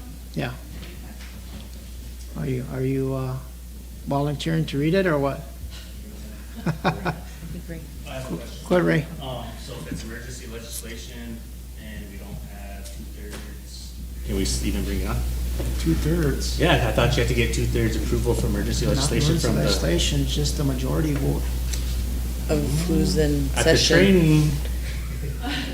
Emergency legislation, maybe you're right. Maybe Yeah, I at the better get training, that. because there was a lot of stuff that we, yeah, but just asking. Oh, thanks for correcting me. We will get the, so we save this till tomorrow then? Okay, can you guys keep it till tomorrow, or do I need to make more copies? Okay, just pick it back up. Well, we'll save it till tomorrow. We'll deal with it tomorrow. Jordan, go ahead. I guess I just wanted to talk, maybe my colleague would like to amend his motion for the $17 an hour portion of the sergeant at arms. I feel like maybe that's a little bit too low to come over if you're doing another job. And I mean, $20 an hour? I mean, I just feel like 17's kind of low In session. when we're talking about having to sit by the door and then escort people in and out and things like that. I feel like it's just a little low, you know what I mean? I don't know, but it's your motion, so I don't want to step on your toes, so I'm just trying to. Is it possible to have an open discussion about it amongst all of you guys to like see what we can all come to agreement on? Because, I mean, 17 at the lowest, maybe we could do it by resume whenever they bring in their, whenever they do the job applications. Or we can negotiate with them, and then we can all come to an agreement as one body whenever we do whenever they come in for the, job, the interview part, yeah. So you can state starting at? Starting at $17. Yeah. So, how do I? As amended. As amended to my motion, starting at $17. Correct that motion. You want to do enrollment? We said we was gonna bring enrollment over, or do you guys want to continue with the secretary's report and then treasurer's report? And I said we probably would get to communities too, so today, so. Mike had just corrected me that it says in session, 2/3 in session is what it said. 2/3 in session? Yeah. Okay. So I don't know, just throw that out there if you guys want to. enrollment now? Yeah, come over. Should we, let's take 10, yeah. Take 10.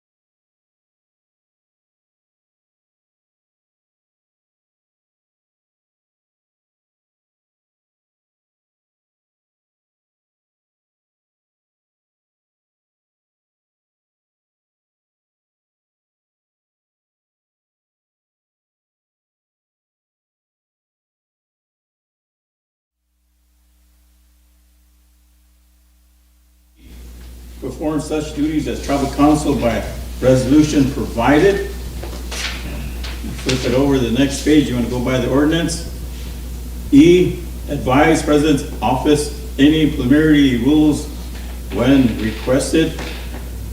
F, distribute information among the tribal council members. That's in your ordinance for the Constitution.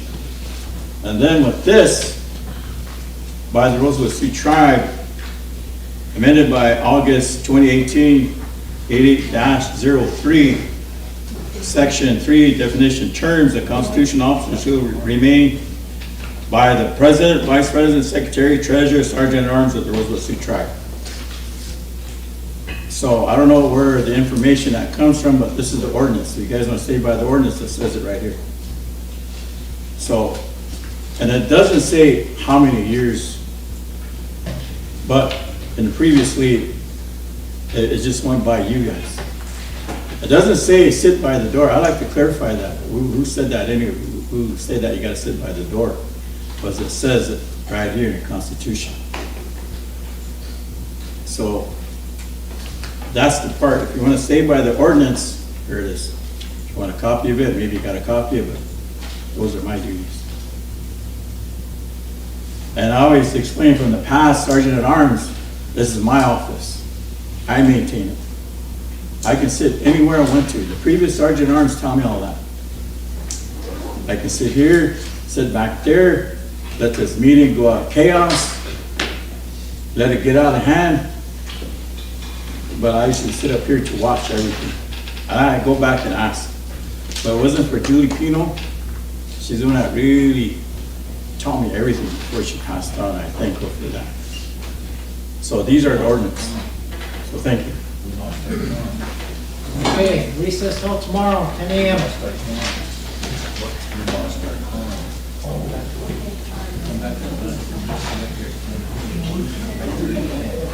back.